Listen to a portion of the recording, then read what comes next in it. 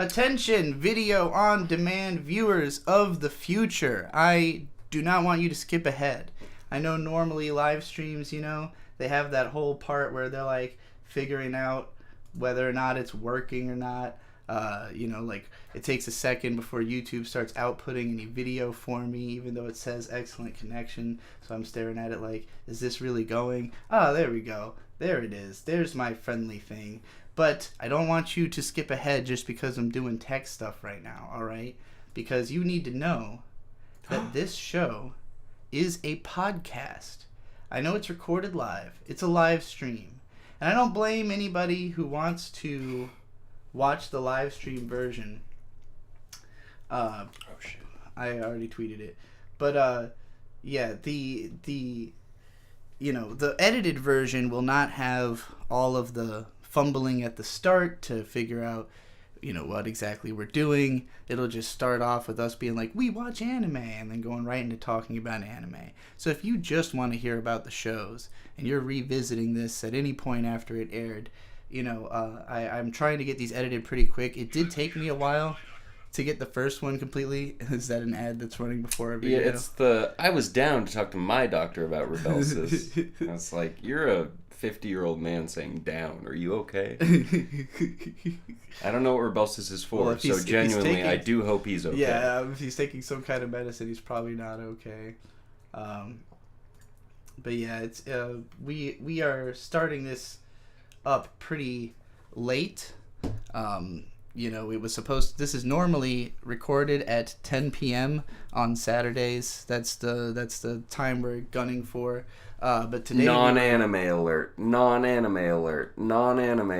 We are about to talk about something we did outside of anime. Well, only briefly. We were James gunning, is what I was going to say. We went to see Guardians of the Galaxy 3, and it was our only chance to see it for free before we go out of town for a job.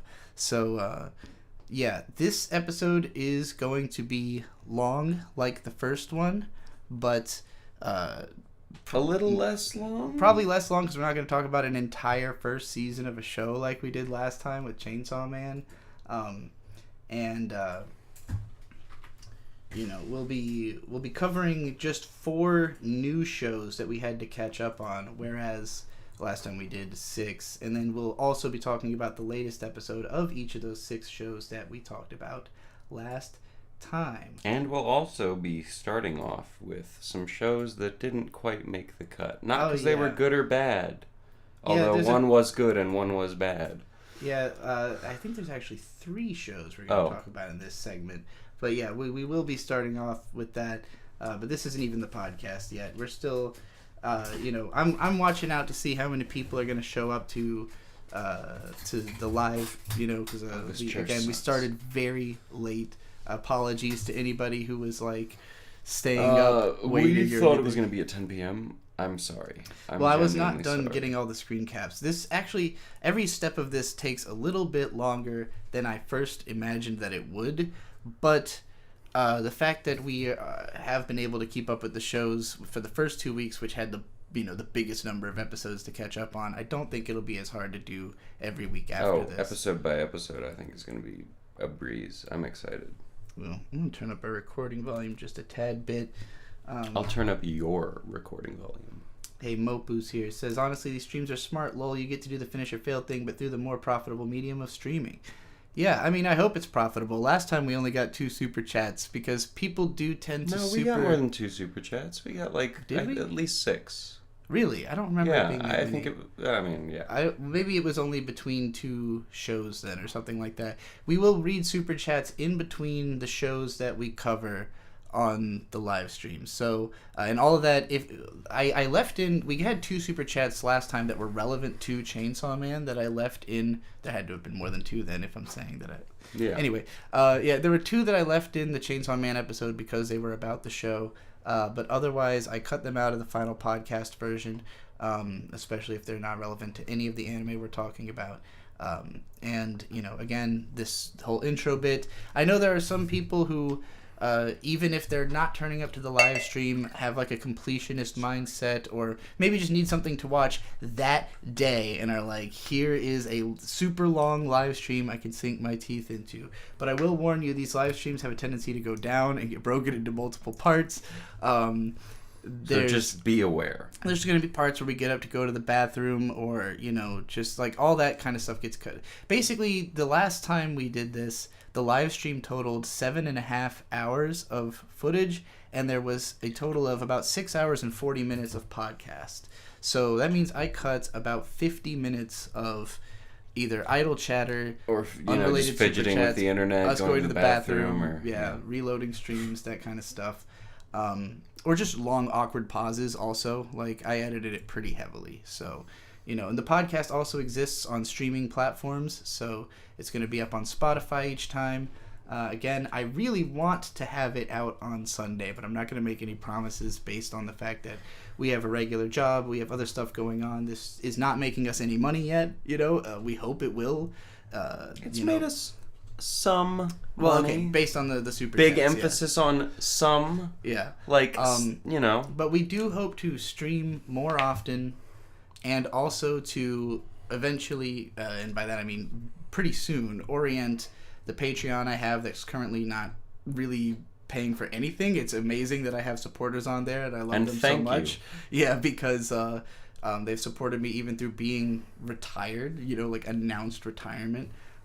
So, I'd like to give... But wait a second. There'd be an actual product. You're doing an anime analysis stream right now. Yeah, well, I'm also going to have to make a video properly announcing all of this. Basically, I don't want to make a big deal out of it until there's a few episodes out, because people know that I have a sort of a reputation for unfinished shows, stuff that gets canceled, stuff I don't end up keeping up with. And I have for years been on a quest to find like the sustainable weekly thing that makes sense, that I could do, that wouldn't take me away from my partner all the time. And, you like watching anime, which is a big help in all of this. It can be questionable sometimes. We'll get into some times where watching anime is not so fun in this podcast. Sure, there are times I enjoy anime when it's good. Yeah, well, I guess we're ready to start talking. I guess we're ready to do the podcast, right? Like, I don't know if there's anything else I need to explain. Are we doing like an intro? I'm sorry. We're going to do an intro. Okay, should I do anything funny? We'll start it like this. I'll say, I'm this far from the mic.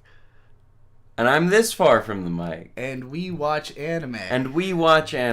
Wow, look at that. We started the podcast. Welcome, everyone. It's great to have you here. My name is Bird Stork, and joining me, as always, I hope, at least, is my beautiful fiancée, soon-to-be wife, Beatrice. Trixie the Golden Witch. We're going by Bird and Bee on this, because it's cute and simple, and everybody will remember it. And it'll fit nicely on a convention flyer. Something I want to talk about. This is episode 2 of this podcast. We watch anime. I can't believe we've made this many episodes. I'm so excited for us. Yeah, it's already full steam ahead. Just a shout out to everyone who's put in so much work to making this happen. It already feels like I've spent a long time with this podcast, because through the course of watching all the shows, gathering all the screen caps, talking about the shows based on the screen caps, and then editing the podcast. Oh, yeah. I basically experienced this whole thing 4 times. I kind of feel bad, because I kind of know how to edit, and so every now and then I'm like, oh, no, should I ask to learn how to edit? One day we'll be able to afford an editor. I've got big ambitions for this show. We want to do it every week.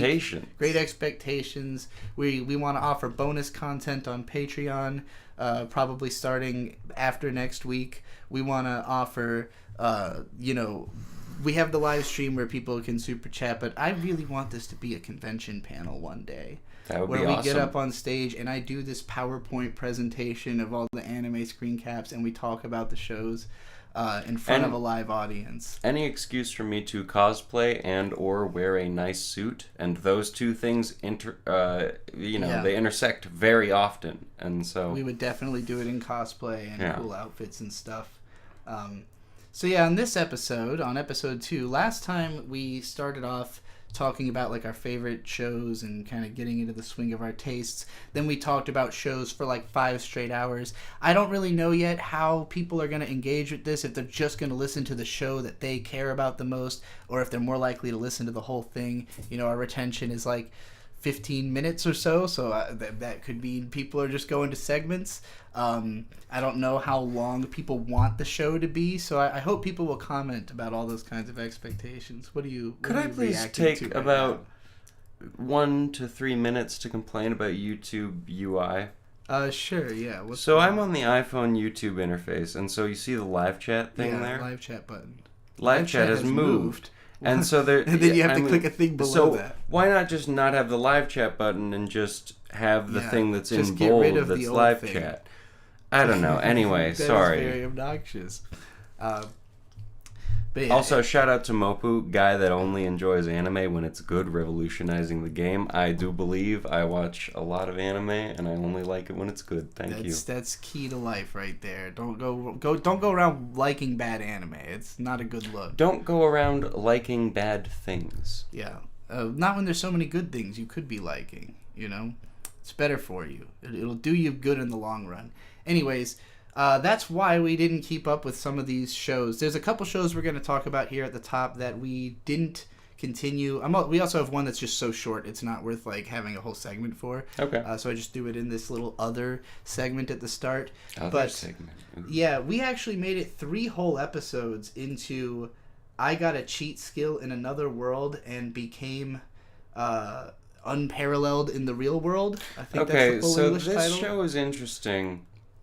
Kind of. Well, not enough for us to talk about it week by week, unfortunately. I really like being able to finish my sentences. So this show is interesting in a way because I think if we had watched this before Dead Mount Death Play, this might have been what sparked my ire to start talking about anime. You would have been mad enough with this show to be like, we need to podcast about I think this is a hair better than Dead Mount Death Play, although we'll get to that later.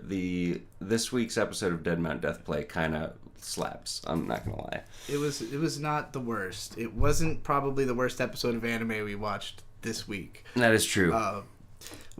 So this show... Can you remind me what happens in this show? Yeah, I'm gonna go through it super briefly because we only watched 3 episodes, and starts with the main character is a fat kid who's getting bullied in high school, and it's really just kind of going through his life and what's going on with him. He finds a door to another world, and in that world he gains like all these skills that totally transform his body and make him into this like super hot stud who's super powerful. Okay. And I totally remember the show now, but you threw me off because you didn't pick any screenshots where the dude's fat. No, I picked basically the last part that we watched. Okay. Because it will let me talk about a little bit of everything I want to touch on. So, because that's the main character there on the right, post transition, if you will. Yeah. I'd like to do a bit of chronological explanation of the show real quick, just to explain how he got to where he is now. So, we start with the main character who is, and I'm not being mean here, grossly fat. Like, he is animated to be disgusting, I think. I mean, everyone treats him as disgusting, and that's sad, you know? So, he has 2 siblings who are beautiful or whatever. I'm turning us down a little bit. Okay. You got a big voice. Sorry. So, he has 2 siblings who are perfectly beautiful, and he just goes through life for a while, kind of just being shit on by everyone around him. And then the only person he has a good relationship with is his grandpa. And then his grandpa dies and leaves him, I think, a house. And the house has basically a Chronicles of Narnia cabinet. But it's not a cabinet, it's kind of just a door.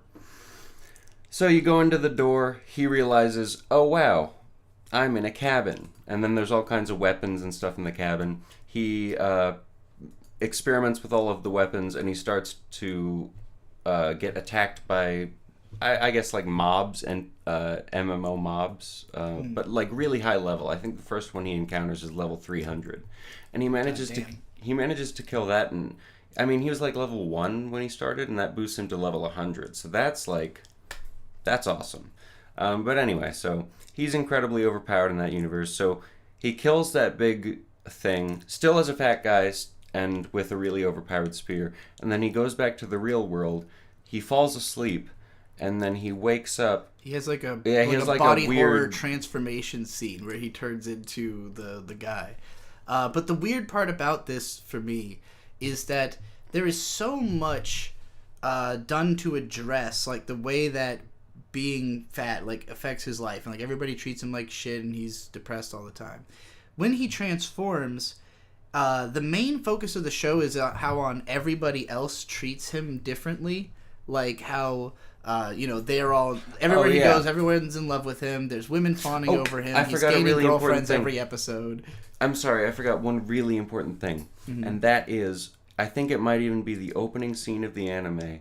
When he's still fat and schlubby, he defends a girl from getting raped by a gang of guys. He's pretty much constantly saving women from rape. That is kind of the main reason that show. Women are always into him is that he's always saving them from sexually aggressive men. So, and every time he does it, another woman is in love with him. There's 3 at this point, including this girl here. There's got to be at least 4 on screen. Yeah, probably more. There's gonna be more for sure. There's a lot of waifus in the art for this show, but what was weird to me about it is that it doesn't address anything about like how he feels being different. Like he doesn't really even notice. It takes him until like an episode later. Because he broke his mirror in anger when he was fat because he never wanted to see himself again. And then he just kind of goes like a whole day without realizing that he's beautiful. He just knows his body has changed somehow. It's just that he doesn't really address how he feels different or talk about that at all. And it kind of made me think, because like, I don't know anything about the author of this, but it goes really in deep, like into the experience of being like a fat bullied person, but it doesn't go in deep on the experience of losing the weight and becoming like a Chad, other than in how people treat you different, which is something you can observe about other people, but you have to experience like, getting fit to really understand like how different it would actually feel. And for me, as somebody who's, lost a lot of weight, gotten physical, like I understand you feel totally fucking different when you're in shape versus when you're out of shape. So to me, like, just the way that it treated the difference, as though it doesn't mean anything other than people are just nicer to him. So he goes to school for the first day as his new, I guess, glow up self. And everyone, I mean, I thought he was going to lie and pretend he was someone else at first. But then he just admits who he is, and everyone's like, No, that you could. It's been a weekend since we saw you. You were huge. How did you get rock hard abs over the weekend? That doesn't make any sense.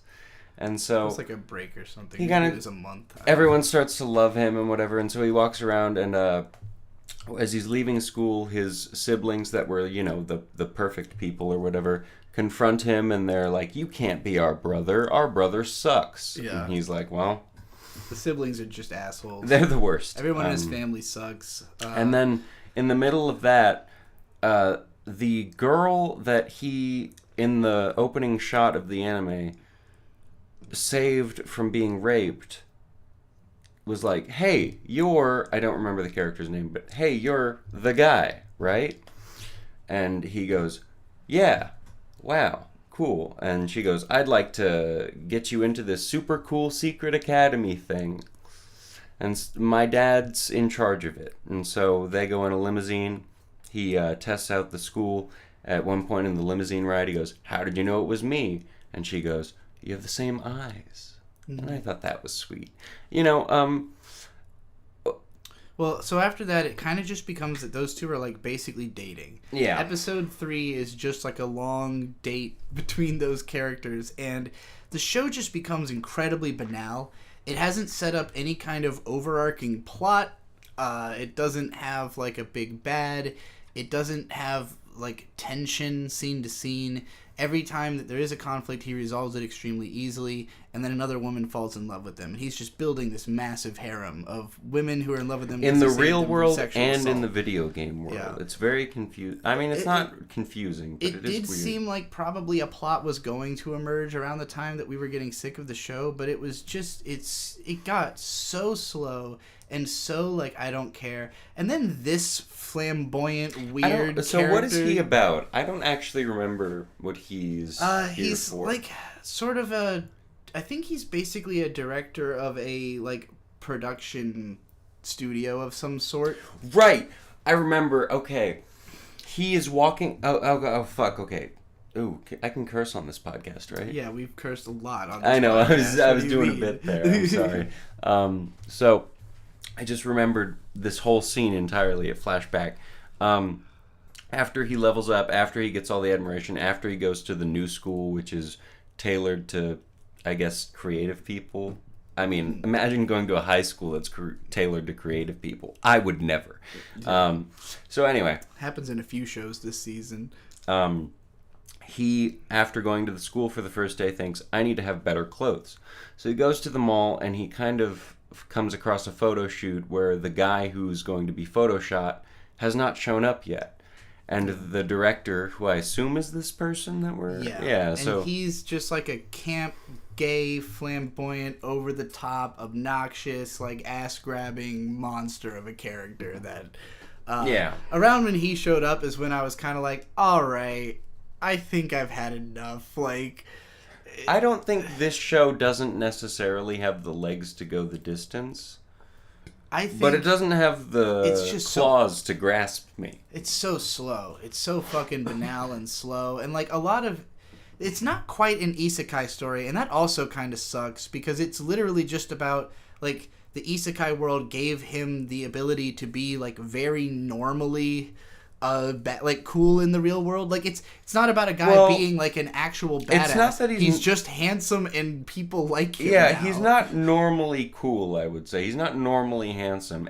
Like this anime takes a lot of time to... That's true. He is like over the top handsome. Like everywhere he goes, people literally stop. The animation doesn't really convey that to me well enough for me to like truly feel it. It's just insisted so much. Like Vampire Hunter D level of... Which in that, there was a magical reason that everyone wanted his dick, but in this vampirism, of course. Yeah. Dampirism, even, because he's a half. Do you have another slide from this show? Can we... No, this is it. Okay. We're pretty much done talking about that. Hang on, real quick, before we switch, let me think if anything else happened. Nope. Right before the third episode, right before the end, he gets another girl because he had saved her in the MMO world previously. It's fun. I wouldn't say don't watch it. I just don't think we have a lot to say. What show is this? It's called I Got a Cheat Skill in Another World and Became Unparalleled in This One, or Unrivaled, whatever. It's not worth watching, in my opinion.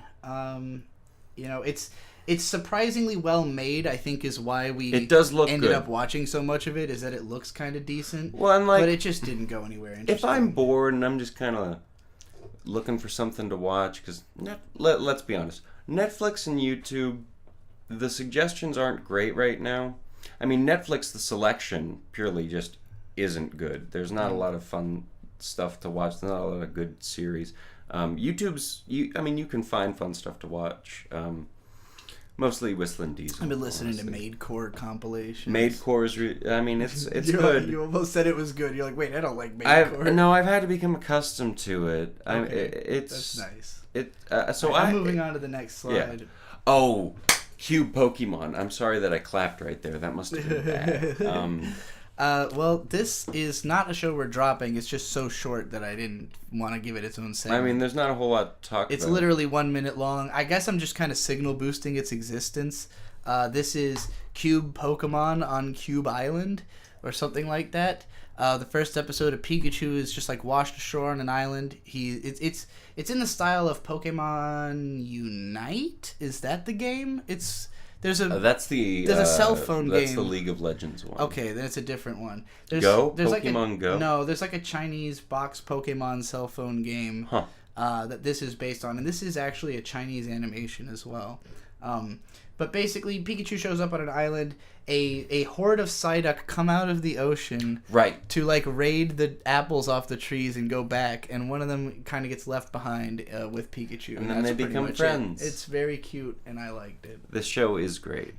It is as spiritually healing as Waka Kozake. I like M&M's comment. If you need to take a breath in the middle of saying the name of the show, it's way too long. I agree. Also, as a Fall Out Boy fan, if you need to take a breath in the middle of saying the song title, my songs know what you do in the dark. Wow, you got that wrong. I'm ashamed in you as a Fall Out Boy fan. It's my songs know what you did in the dark. Whatever. This is, I'm with Yamada-kun till level 99 or something like that.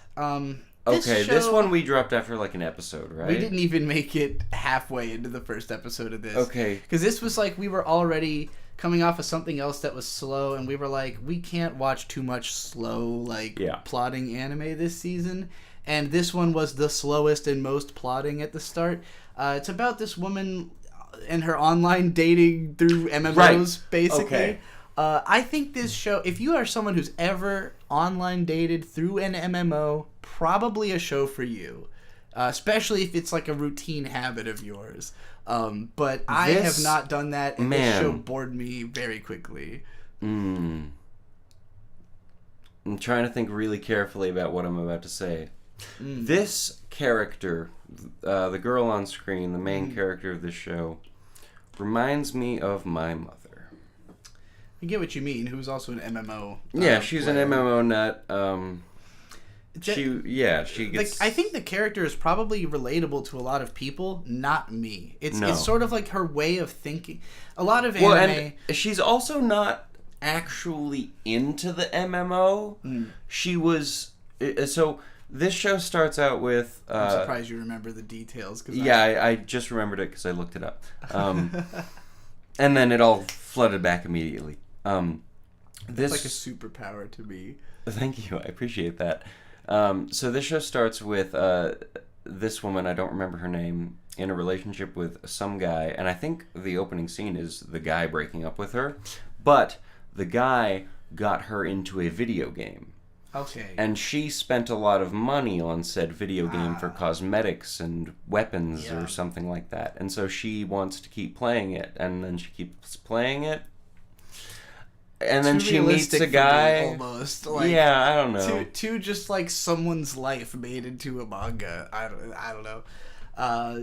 It looks nice. Just looking at this image, I'm struck by the art design and everything. But it's very slow paced and just not enough of something I care about. I guess I have Skip and Loafer for my slice of life this season. Yeah, I have Skip and Loafer, and we'll get to the other one. Yeah. But if you think you'd be into this show, give it a shot. Why not? Yeah. But it's not for me to talk about at great length. There's one more show that we dropped, I think. Yeah. Yes. Oh, right. So I didn't want to drop this show. The problem is there's not really a whole lot to talk about. Yeah. I like this show. I will definitely watch all of this show. So this is Insomniacs After School. It's a very cute, quiet, slice of life, Iyashikei show about two kids who can't sleep. And so, beginning of the show, we open on a ghost story. Back in the day at our school, there was... I'm going to let you recap this while I go pee. Okay, well, I'm going to wait for you to move to wait for all the noise to stop. Anyway. All right. Back in the day, we open on a ghost story. Our school used to have an astronomy club. I don't remember the exact details, but basically, a girl died and then a guy killed himself based on something to do with the astronomy club or in the astronomy club room. And so our school doesn't have an astronomy club anymore. But, the astronomy club room and the telescope and everything still exist. So we open on an insomniac guy. I think he wears glasses, black hair. He's just kind of your average Joe. Lives through his life. He doesn't enjoy not sleeping, but he can't sleep. I've experienced the problem. It's not great. So He goes to school. I'm not sure if he's starting school. I think we just pick up in the maybe right after the beginning of school. Not sure if I remember any entrance ceremonies. But, he's hanging out, he's doing his school stuff, and one of his friends goes, hey, if you need to sleep, go into the astronomy room. No one uses it, no one's going to be in there. And so he goes into the astronomy room, and he tries to find a place to sleep, and then he opens a box, and shocker, there's a girl in there asleep already. And so they're both freaked out, and the girl is like, oh my god, there's a guy in here. I have to get out of here immediately. And so she tries to get out, but the guy closed the door behind him, and the door only opens from the front. Can I let you take over so I may do this? Ads will run shortly for some viewers. So basically, in summary, this is hashtag Nightwalk the anime. The two characters, they both have insomnia. They bond over it. I would say it's a very believable portrayal of insomnia, probably written by somebody familiar with the subject. I'm familiar with the subject, as when I was in high school, it was very difficult for me to get to sleep. Actually, my whole life, pretty much. But I focus on school because that was when it really mattered. It's difficult for me to sleep on a 24-hour cycle. So, I understand. I felt what the characters were feeling, and I like that they bond over just kind of staying up all night, wandering around the town, and talking about stuff. But this is just like a quaint little... it's a moment-to-moment drama where describing what happens really won't give you very much. There's nothing to analyze in particular that the show isn't already analyzing explicitly when it talks about insomnia in direct terms. So, I if you are an insomniac and you think that hashtag Nightwalk the anime with cute high schoolers sounds up your alley, by all means give it a shot. Nightwalk, going on a night walk. Hashtag Nightwalk. Oh, just in general, you're bringing up the concept of going on a night walk? Yeah, that's what this show is. This hashtag Nightwalk. Is that a thing? Yes. Okay. This is very much when there's a scene where they're walking around town, and I was like, they need to be playing the Doomer playlist. The Smiths. If a 10-ton truck that would certainly be interesting.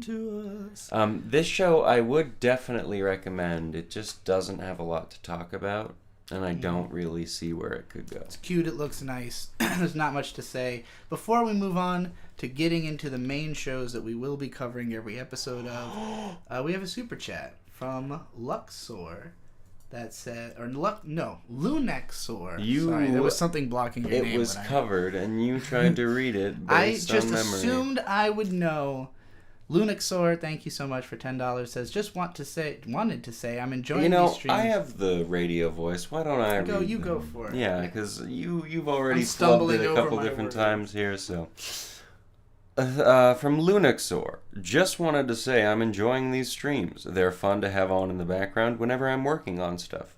I appreciate that. That's exactly what they're for. Yeah, we need those watch hours. That's what determines your worth on YouTube. Well, we go. Even if you're here for the stream, go watch the VODs on We Watch Anime because we need one. This is the VOD. That is the podcast, the edited podcast. I'm so confused. If you go over to the podcast on We Watch Anime, that is the channel that we have newly growing, that once it's monetizable, we will do these streams over there instead of over here, and it'll all be a lot less confusing. Wait, so do we want watch hours here, too? We want them everywhere. Watch hours are all good. The watch hours. Give us as many watch hours as you are comfortable with. We own both channels, either one making anything is good for us. I'm sorry, I'm not used to this YouTube stuff. It's true. This is Bird's first time being a professional YouTuber. Would you say? Amateur professional? Well, we're working our way up there. Well, you're definitely a professional. Not right now. Right now, I have a day job. Sure, but you are a professional YouTuber. In terms of caliber of work. I understand what you mean. Yeah. I have the quality of a professional YouTuber. Absolutely.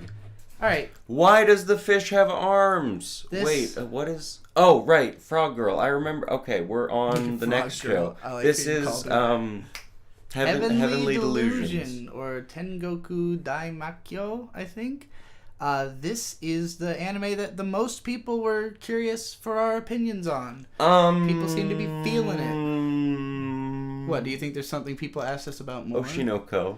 I saw more comments on our channel directly asking about Heavenly Delusion. Okay. So I'll be honest. We're in the first episode here, right? Yeah. Okay. And before we get into the description, just overall thoughts on... We're 6 episodes into this show. We're going to cover all 6 if you're not caught up. We're not going to spoil anything past the episode that we talk about them in order. So, it'll be literally event by event.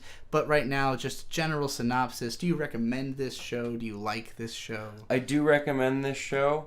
I thought I was not going to like this show because it starts really slow. There's not a whole lot going on.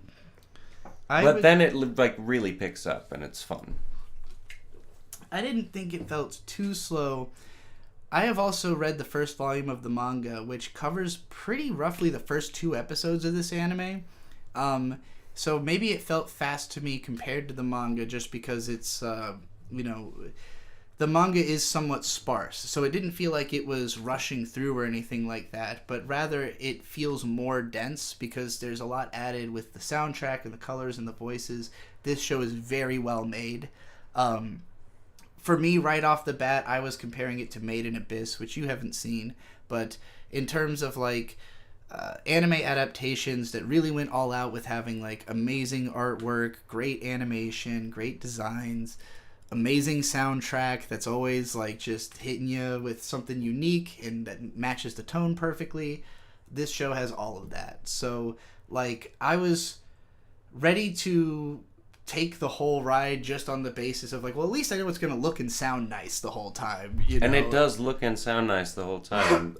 You won't be able to see this if you're listening to the podcast, but the girl we have on screen now is I like when people... I like that My Hero Academia brought Frog Guy in, or Frog Girl in, because now, froggy people are being animated, and I don't know that they necessarily exist, but they sure look adorable. If you haven't looked at the We Watch Anime channel on the YouTube banner, we have Frog Girl there.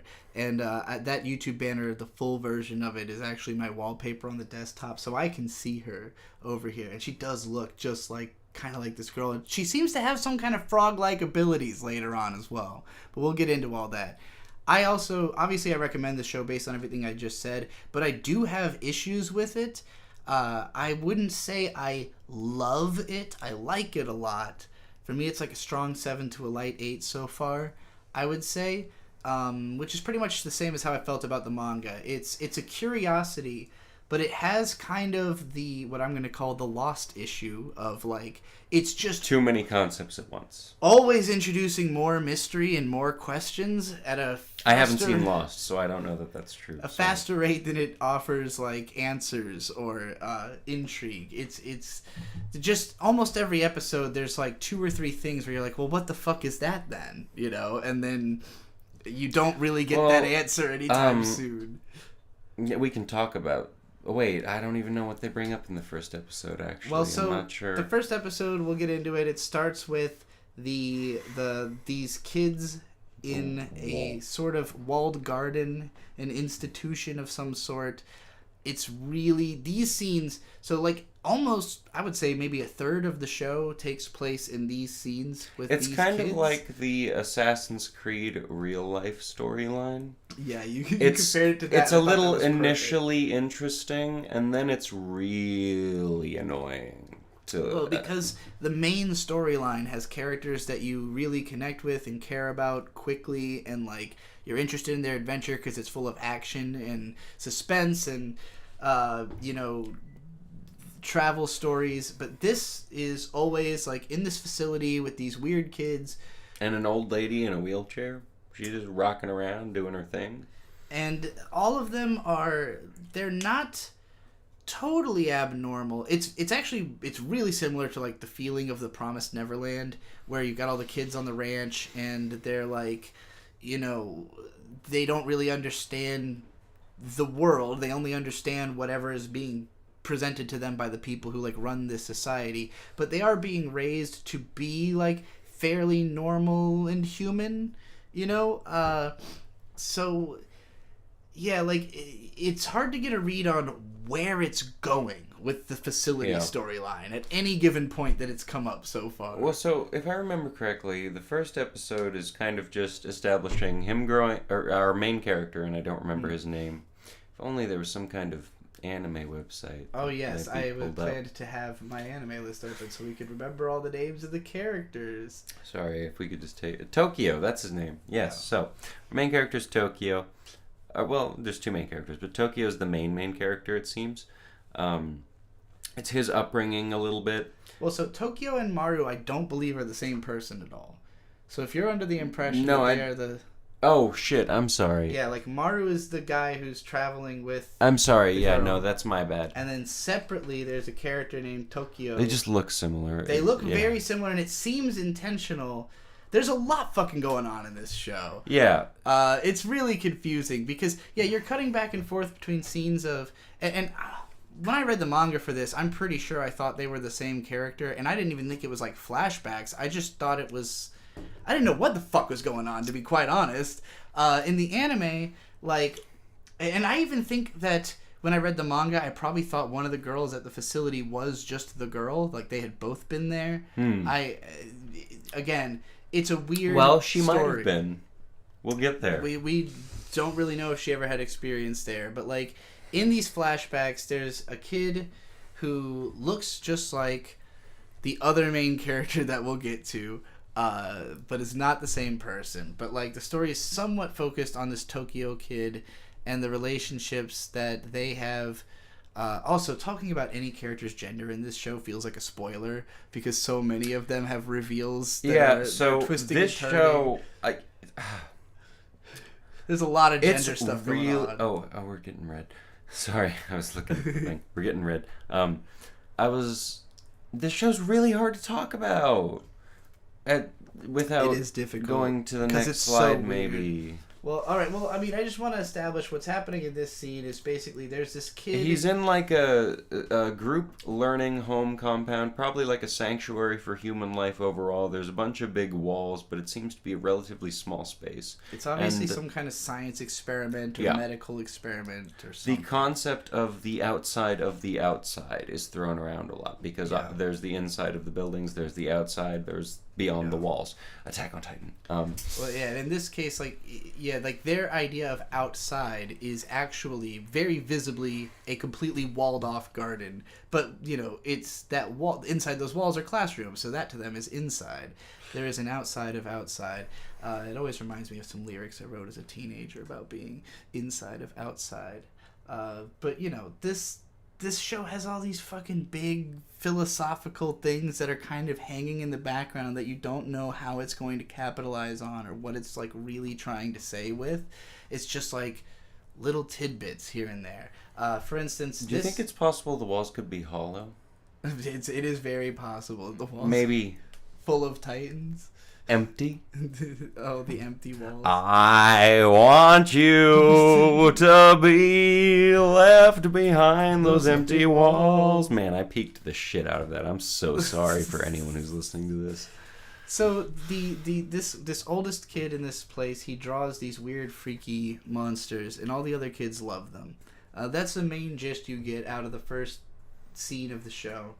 Before we cut to our other two main characters, what would appear at least to be a boy and girl. Wait, so Tokyo is alive, and he's just a character that's still in the... That is not Tokyo. No, I know. Sorry, that's not what I'm saying. That's not what I'm saying. Okay. That's not what I'm saying. Tokyo is alive, and he's just around still, or this is way past that point, and we don't know? Okay, thank you. We have no idea. There's been so little context given to what is going on inside the walled garden.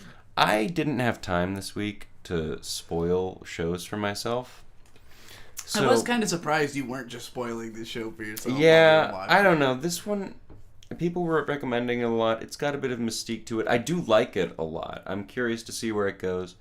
If I can tell I'm really going to like a show or maybe have the inkling of it, I will hold off on spoiling it for myself. But if a big question comes up, I don't know how to phrase what is a big question. I'm just going to find out everything immediately. Right. But we're not there yet. I haven't... So this episode, it cuts to, these two... Oh, it's Death Stranding. They live in Death Stranding. It's a lot of things, all right? I was about to say it's The Last of Us. It's The Road by Cormac McCarthy. It's any story about a post-apocalypse where everybody's kind of, even more untrustworthy than they would normally be. There's sometimes no even more trustworthy than they would normally be. That's true. Because of the apocalypse changes a person. Yeah, there's no Big Brother. Society has collapsed. It's the artwork does such a good job of like immediately communicating like what has happened, what what society is now, which is largely scavenging. These two are trying to find houses that haven't yet been broken into, so they can break into them and take the stuff. So like, I guess it's such a difference. The two different tropes that are being played with here of like walled garden full of secrets and mystery, and the outer world like, full of misery. One that is just nothing but raising questions, and the other one that you understand immediately. You're just like, okay, post-apocalypse, cool, I get it. All the tropes are at play here. Everything that you would expect from this type of story is going to happen. And then a few other things. Having a toilet makes all the difference, even if it doesn't work. Yeah, so... I thought that was a really funny thing, because, if you're traveling through the post-apocalypse and you're just going through house to house, you're not going to come back to that toilet. I'm reading a comment that says, you can tell the Kids in the Dome event takes place in the past by looking at the dates and the camera shots inside the facility. Interesting. I'm not dumb. I figured that took place in the past. I just didn't know if Tokyo was alive or not. I've accepted that they are different people. That was my bad because he was the first blonde person I saw. I think the show wanted you to think that. Well, and there's more to that too. It's going to come up in the next episode, but there's more reason to suspect that there is a connection between those characters. Anyway, the opening scenes are mostly to establish just like they're wandering around trying to loot for stuff. Life kind of isn't that advanced or great. It's a cherished moment to even get a toilet.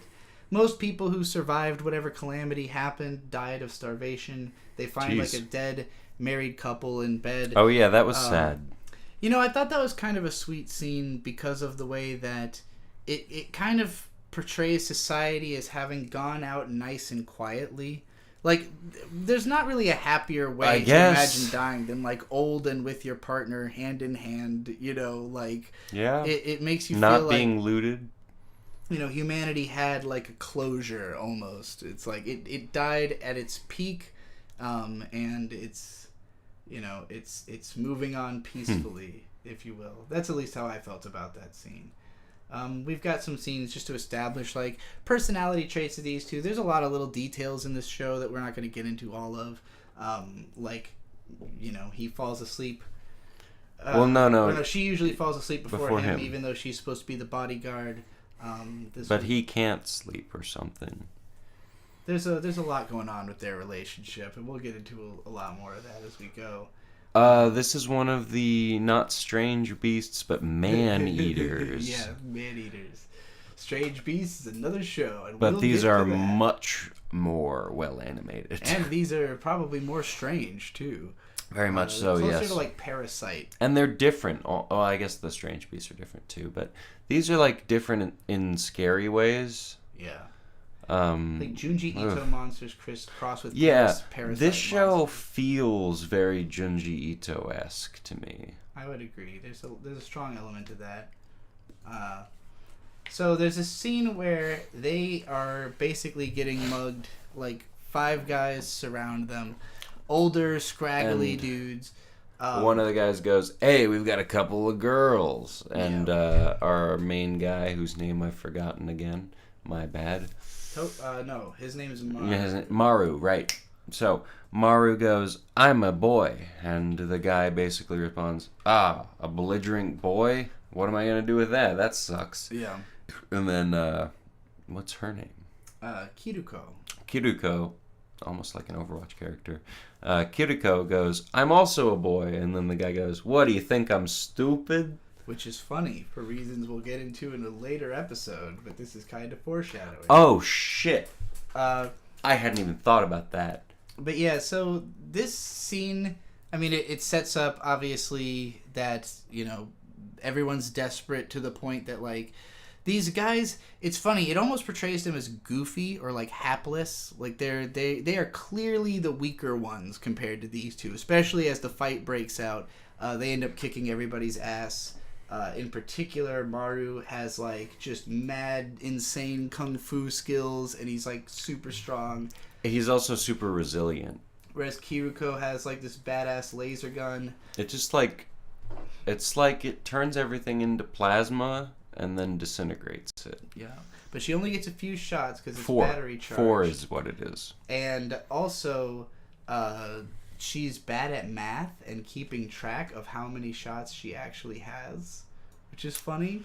Her being bad at math, it's kind of a plot point in that, like, it really could fuck her over. Well, and also sometimes the gun doesn't fire. They mention. That's true. It's finicky, so you're always kind of questioning how things are gonna go with the gun. I'm also curious if that's just their gun thing, but it might just be a battery thing. So could be. I think it's just, the tech's not up to. It's not up to code. Not well taken care of. Yeah.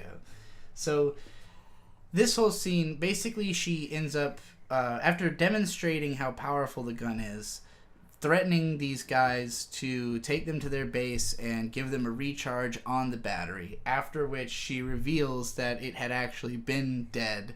They would have totally been fine. No, she just says, she holds them hostage with the gun to charge the battery. Yeah. And then they give her the battery and they go, "What was that for?" She goes, "The gun."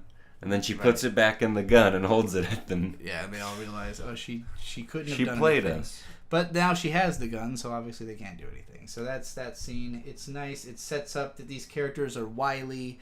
They know what they're doing, and they're on top of shit. They're not going to be fooled by some old people. Having said that, also, Kiruko really, like, grew up in Tokyo, which, like, it's going to be a while before we see her upbringing, but we do see it. And, like, this being a ruined world, obviously there's mostly just sort of small communities around, but Tokyo is still where the most survivors are. It has a little bit more of a city-like atmosphere to it. But do you think that would actually happen in, like, an apocalypse situation for Japan? Would Tokyo be the main place everyone would flock to? There's just so many people there. It's just where the most people would be left. Yeah. But they are sort of, like, literally walking all the way across Japan, which we'll later learn why Maru is kind of, like, used to that. But she's not, so she's like, please make it stop. But eventually they find themselves at sort of an inn. There's a lot of, like, raggedy-ass motels. Yes, there's people who are accommodating travelers in this fucked up world. They ask her if she has seen either of these men. She says, no, I would remember because they are handsome. And then they check her logs. This place also has a hot spring, and there's a scene that we will have a lot to say about a little bit later when we understand why this is happening. But Kiruko sees herself naked in the mirror, and then is getting ready to, like, kiss the mirror. Gets caught. Oh, god damn it! Yeah, this is you keep reminding me, and because I hadn't put. I thought about this stuff later, but well, you also sorry, let me come back. You also have the benefit of having gone back through these, collected all the screen caps. Yeah. But yeah, so this whole scene, she's getting ready to, like, kiss herself. So she's clearly infatuated with herself in, like, an odd way, and very embarrassed about it. We will learn exactly why that is. I will say, I definitely recommend this show. It's got a lot going on. Yeah, and I believe it can carry through on everything it's got going on so far. So the woman at the inn is, like, making them dinner. They're talking boar about stew, if I remember correctly. They're talking about how there's, like, a some kind of man-eater out there, and they're like, we can just kill it, like, we can take care of that. And then it cuts to well, actually no. when they're eating the boar, gripping her knife. When they're eating the boar stew, not Maru, Kiriko notices that the woman has a gun case. And goes, "Hey, is that a gun case?" And the woman like tenses up and goes, "Yeah." She gets so distracted her pot boils over. It's very clear that this woman is intimidated by them wanting. She doesn't want them to kill this thing. Yeah, we'll learn exactly why that is. But for now... Why is she embarrassed here? She thought they were a couple. No. It's even worse than that. She thought that they were brother and sister and a couple. Because he always calls her sis. That's right. That was really funny. She's like, we are neither related nor a couple. And she's like... And also, do you think I would ever date him? What is wrong with you? Do I look like that kind of tramp? You know... I think this woman might have made that assumption because she has a little bit of an obsession with one of her own family members. Maybe that's just her projection. A lot of people have obsessions with their family members. Speaking of, here is the monster shows up at her window. This is pretty much how the first episode ends. So it goes pretty much dovetails right into the second one. Again, right off the bat, it was moody. It felt cool. It looks great. I love the designs. I like the characters, the maturity of the setting, but also I won't call it lighthearted, but maybe somewhat. I wouldn't call it stoic either. Like it's more of like a thriller than like a Girl's Last Tour or something. It's not a slice of life show. It's definitely story driven and full of questions, and it has some fun action scenes in pretty much every episode. So that'll drive us right into episode 2, which cuts us back into the facility. Oh, right. Ladies are kissing. These girls This was a strange way for this episode to begin. So Tokyo just kind of sees this happening. It's Tokyo we're seeing? God damn it. Tokyo is in this world. Maru is in the other world. Maru isn't in... Maru is not Tokyo. They're two Are different you people. sure? Yes. Are you sure? We're going to get to this. This is explained, kind of, in this episode. Anyway, Tokyo sees them making out. That's pretty much. And wait, no. So he sees them making out, and he like talks to his elder or something, and then the elder's like, "Well, eventually you're gonna want to do that too." I see. So back in the regular world, they are like, hey, we can kill that monster. You don't need to be out here with a gun. Whatever you're doing, chill out, lady. But she's like, no. My son went inside this monster and now it is this monster. My son is this monster. I know because he hasn't killed me all this time. And he's been taking care of me. There's a solid 3 minutes where you believe this woman. Because it's not killing her. Yeah. And then... So what they will realize quickly after this is that what this woman has been doing is luring people to her hotel and feeding them to this monster. Yeah, so it wasn't killing she wants her son to be good. Yeah, but in this moment, as it is realizing that she's not doing the thing, it fucking cuts her to pieces and eats her. Which is unfortunate. Brutal. I remember this from the manga being the moment where I really sort of perked up and was like, oh stuff's happening. Yeah, this is the direction. An antagonist has been introduced. Well, and just knowing that it's going to be like violent and dark and sudden and, everything you would probably expect from a post-apocalypse story, but it really hits very quick and like brutal, So yeah, this was a cool scene, and immediately Hiruko's reaction to seeing this is like, the whip only came from one direction. So there's a delay in the attacks. Yeah, so you might be able to do something about it. And he's like, how are you thinking about that when, someone just died? And she's like crying and she's like, look, she has a single tear running down her right cheek. We gotta be fucking cold-blooded. Anyway, they kill the monster. The way they do it is actually that Maru reaches in and grabs its core or heart or something. Yeah, it's not really explained in this episode, but he has some ability that lets him kill the man-eaters. Oh. As long as he can get close to them and touch them and do fatal dive. So they continue along their way. She's drinking or brushing her teeth in water just on the ground. This isn't contaminated. It'll be okay. And then they go on a raft ride down this river. And they're constantly worried about crocodiles. And so actually this shot that you've picked here is after them worrying about crocodiles, and then they see the end they have to go to, and then they decide, oh my god, we have to swim we have to paddle really, really fast so that we can get out of this water. And then they find out it was in fact infested with crocodiles. Oh, they do? Yeah, the guy says, like, there's crocodiles all over that shit once they get there. Yeah, I guess. So back in the facility... Oh, no, this is the facility again. This is what I think... This scene, to me, was, like, almost just kind of spelling out the themes of the show, I think. That's my read on it, because it's otherwise just kind of a pointless scene. But... It cuts to the facility, and this kid has figured out that he can have these robots that sort of like, you know, I guess, how would I describe them? They're like, what are those vacuums? Roombas. They're like these little Roombas that go around the facility, and they can go up the walls. And he figures out if he stands on 2 of them, it will carry him to the top. Sidebar. Did you know they have Roombas for mowing your lawn now? I did. Isn't that neat? Pretty cool. They have like little ones, and they have like full-on like lawnmowers, like lawnmower-sized lawnmowers.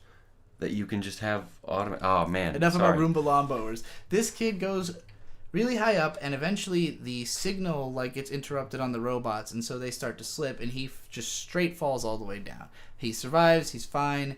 But just the idea of like climbing too close to the sun. Hubris. Like, what might have damned humanity? There's a lot of human experimentation, a lot of playing God going on in this show. So if I had to say what this scene seems to represent to me, it's just that, yeah, this is the theme is, it seems all just like fun and games and having a good time and experimenting, but actually, you are in more danger than you realize, you know, and that's what happens here. Kind of like in Guardians of the Galaxy 3 when the High Evolutionary is training Rocket Raccoon. Sorry. Sure. I believe... So, okay. This is where we get the explanation. Heaven. Well, the reason they're looking for heaven, a place called heaven, is that Maru met someone who has the same face. No, we don't get that yet. We don't get that That yet. is literally this scene. That is this scene. No, okay. It is the dialogue directly before this. He says... Let me rephrase. You are remembering it wrong. What do you mean by that? He did not meet someone with the same face as him. How does he know about them? Thank you for asking. Yeah. I appreciate that. So, it's not that he met someone with the same face as his. He was like given an objective by someone, or it's the only thing he remembers, that someone has the same face as him, and he needs to kill them. So he hasn't met that person? No. Well, he's not trying to kill them. He's trying to give them a medicine he thinks will cure them. And when he cures them, it should help a lot of people. I mean, I don't have a lot of faith in the pharmaceutical industry, so I don't know that cure... Yeah. Look, if this guy is dangerous, I will immediately think cure means poison. There is definitely some...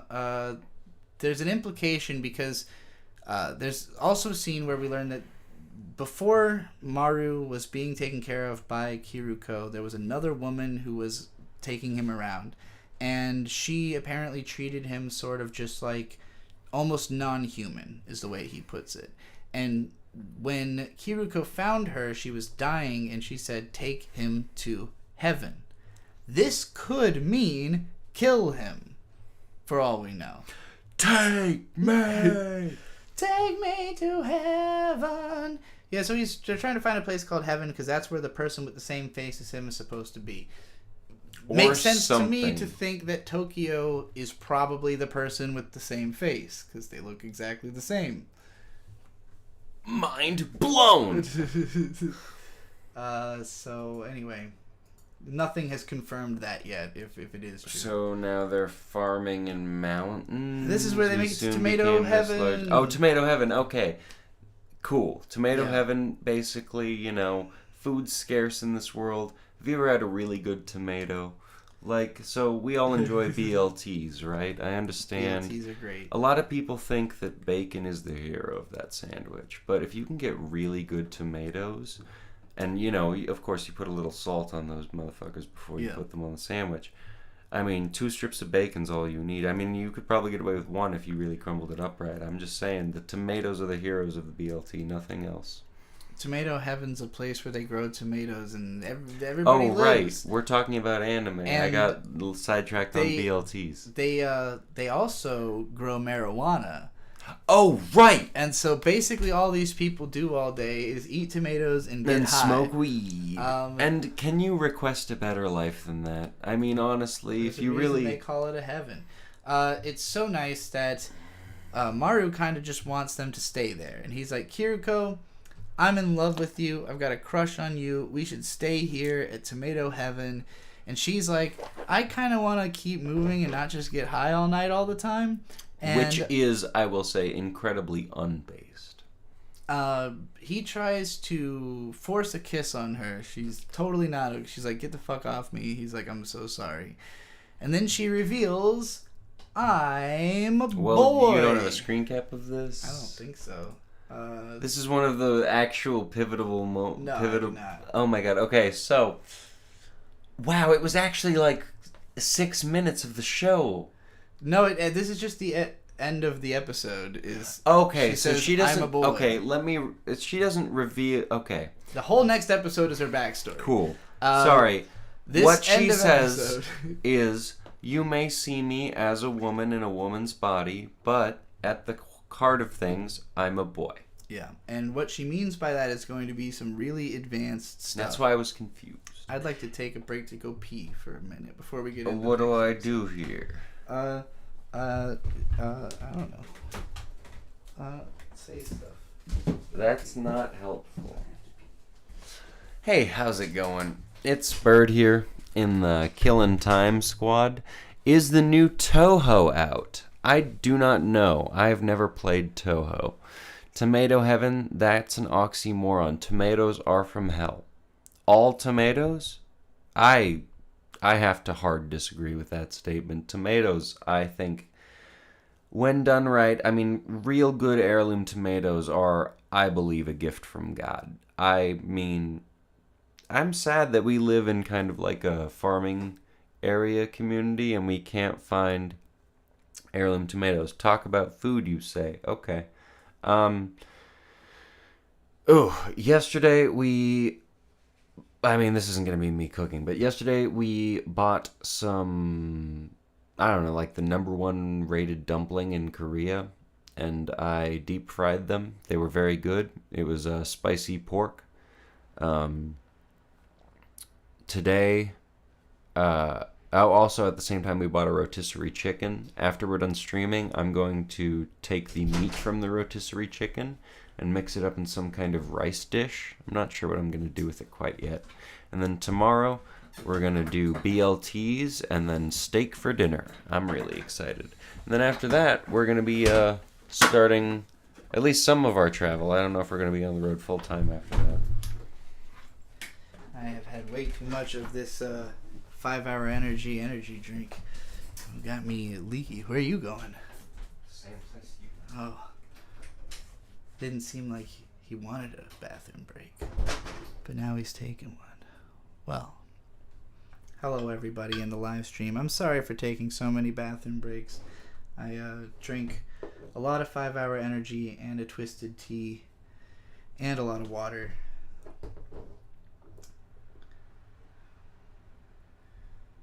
I'll wait for Bird to get back. All of this gets cut from the podcast version. That's the appeal of waiting, you know.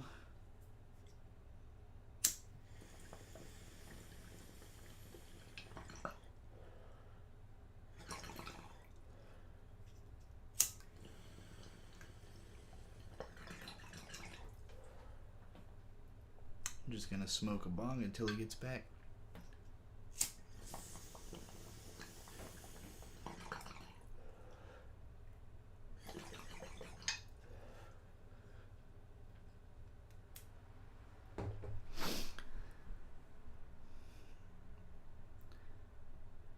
Last Issa said, what do you think of the visuals of this anime? You barely spoke about them, but I think they're the show's biggest strength.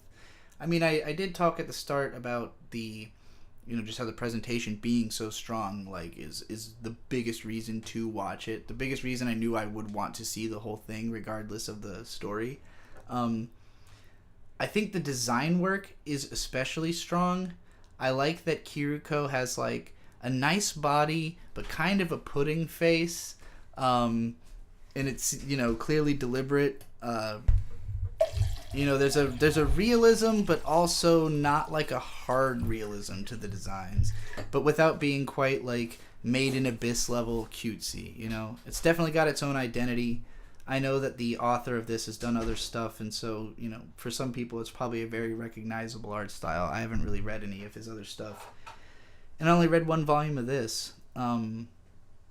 The production really reminds me a lot of Made in Abyss. It feels to me like the same kind of good as that show, if that makes sense. I haven't really looked into the production or anything very much, so I can't really comment on why it is so good. But yeah, it does look extremely nice. And for me, background art is a quick way to win me over, because there's a lot of anime now that really ignore it. And like the potential for great background art is the highest it's ever been, but it's also the easiest it's ever been to make low grade background art that is like passable enough most people won't care. But for me, like, I complained about it with Pokemon Horizons, which we'll talk about more later in this episode, but just those very generic backgrounds bother me a lot. This show, immediately you feel like you're in post-apocalyptic Japan. Like it takes so few images to engross you into the setting. It's amazing. And every step on the journey, every stop rather, like I wouldn't say that the places are like visually that distinctive from one another. It's just kind of ruined Japan overall, but like the story beats make it memorable, that you'll remember like what happened at each step. Maybe not exactly where they were, but what happened where they were, in order. And I like that. So yeah, the visuals contribute a lot to the adventure feeling of the story, for sure. My apologies. Welcome back. Alright, so we finished episode 2. We're going to move right into episode 3 now. There is a very, very lengthy backstory given to Kiruko and the how do I describe it? Soul inhabiting her body. Her brother. Brother. I'm trying to find the brother's Robin, name. Isn't it? Sure. Yeah. Well, wait. So, it doesn't say her last name. I don't know. She has a little brother. Kiriko has a little brother. That's what we're getting at. Yeah. So, in this very lengthy backstory segment, we learn about what it's like for these slum kids in Tokyo. They basically live in like an orphanage run, or at least headed by, this very violent psychopath of a man who's sort of like a father figure to the little brother, and like teaching him how to kick people's asses and beat them to death and shit and be merciless. And there's a part where there's like a man-eater attack, and all the guys like go off to go fight it, and he runs in with this little like weird fucking crossbow slingshot thing that apparently works. No, it doesn't work. Well, he did at one point kill a man-eater with it. Oh, he did? Yeah, in the like early part of the episode. We also learned that Kiruko was originally a boxcar racer. Is that what those are? Kart racer? It's like a go-kart, kind of. It's like a futuristic go-kart. It's like a go-kart if you rode it with Tron control, like Tron motorbike controls, where you're like laying on your belly. It's hard to... Being one of these racers seems to be like one of the biggest forms of celebrity that you could be in this society. It's like one of the highest level events that transpires, and she's really good at it, so she's kind of like a famous kart racer. It also, I don't know if I'm being a hater here, seems like a terrible idea. Oh, like doing the kart racing? Yeah, just at all. It's presented kind of similarly to pod racing in Star Wars as like a dangerous, somewhat violent, thing. Not nearly as like high tech or fast or whatever. But yeah, so she's a kart racer. She's having success. Everyone in the orphanage is doing fine. Until one day during one of the races, the Fire Nation attacks. Well, a big fucked up monster attacks. A man-eater. They're called man-eaters. And so This is where it first kind of... I'm sorry, not it. The show first kind of establishes that the man-eaters can be different, as opposed to just kind of the weird whippy guys we've seen before. So this man-eater is kind of like a big... I guess it's most comparable to like a six-legged ox, but without ox See if head. it's in the next screen cap I've got. Oh, yeah, that's it. Yeah. So, basically, the little brother hears reports of a man-eater at the arcade, and he thinks, oh, I can stop it, because he stopped one before. And so he goes... Yeah, well, he sees it, like, he sees it coming in the distance, and then he goes and tries to tell everybody at the race, but he's piss poor attempt. He's like across the street trying to yell at a crowd of this screaming kid didn't people need to die at all. that like there's a monster, and they don't hear him right away. So he's like, "Fuck it, I'm gonna take care of it myself." Dumb move. So he finds the monster. So he goes out. It's kind of in stealth mode when he finds it. Yeah. But he sees like a glimmer. He shoots his crossbow at it. Not Spoiler effective. alert. It does not kill the man-eater. No. And so, I don't know what made him think this, but his next action is, what if I charge it and punch it? Or something like that. And so he does that, and then, uh-oh, you're getting eaten. So he starts getting eaten. So that's by where the we're monster. at now. Kiruko comes riding in, and she sees the monster because it's in the middle She of the immediately trail. says, cancel the race, there's a man-eater. Cancel the race, go warn people. She drives her cart into the thing's head. Well, there's something that gives away that her brother is there, and then she sees her brother in this state, and then she drives it into the thing's head. She pulls her brother out of the monster or whatever. Yeah, she pulls it out of its mouth, and that's about all that's left of the brother. Yeah, like what you see on screen here. now, and if you can't see it, The torso. not all of his arms, most of his torso. So he's been mostly eaten by Pretty this much, monster. okay, It's so like horrifying. 25%, but like from the head down. Yeah. Yeah, that's pretty much what he got. She manages to, I guess, sort of scare off She pulls the him out. monster. She pulls him out, and then... Yeah, maybe it's just done, like it's fine. Well, I It's just eaten think enough and this monster, it's big. I don't think it's going to be fighting people. I think it's big because it just kind of like eats what it can. And so it got half a kid, whatever. I mean, this was a really haunting scene. It's a well done sequence, and it leads us into where stuff gets particularly weird and the questions really start ramping up because the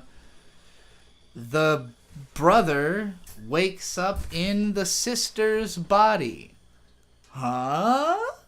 All that they know is that they were found on the scene. The brother is, by all appearances, dead. You know, there's no reason, but he still seems to have a little bit of life in him when Kiruko is like cradling him in her arms. Well, and it's not the life that's expressed. It's not like through speaking or anything. I think it's just thoughts, and it's him just going like, she's so close. I think that's what it is. But then it's sort of implied, and we don't really see anything that transpires between that and the hospital other than like images, quick flashes of them being worked on in the hospital. And there's dialogue implying that she was also found near death and was also being operated on, which doesn't make any sense to him. No, her go-kart exploded, and so she got a bunch of shrapnel. Oh, is that what it is? Yeah.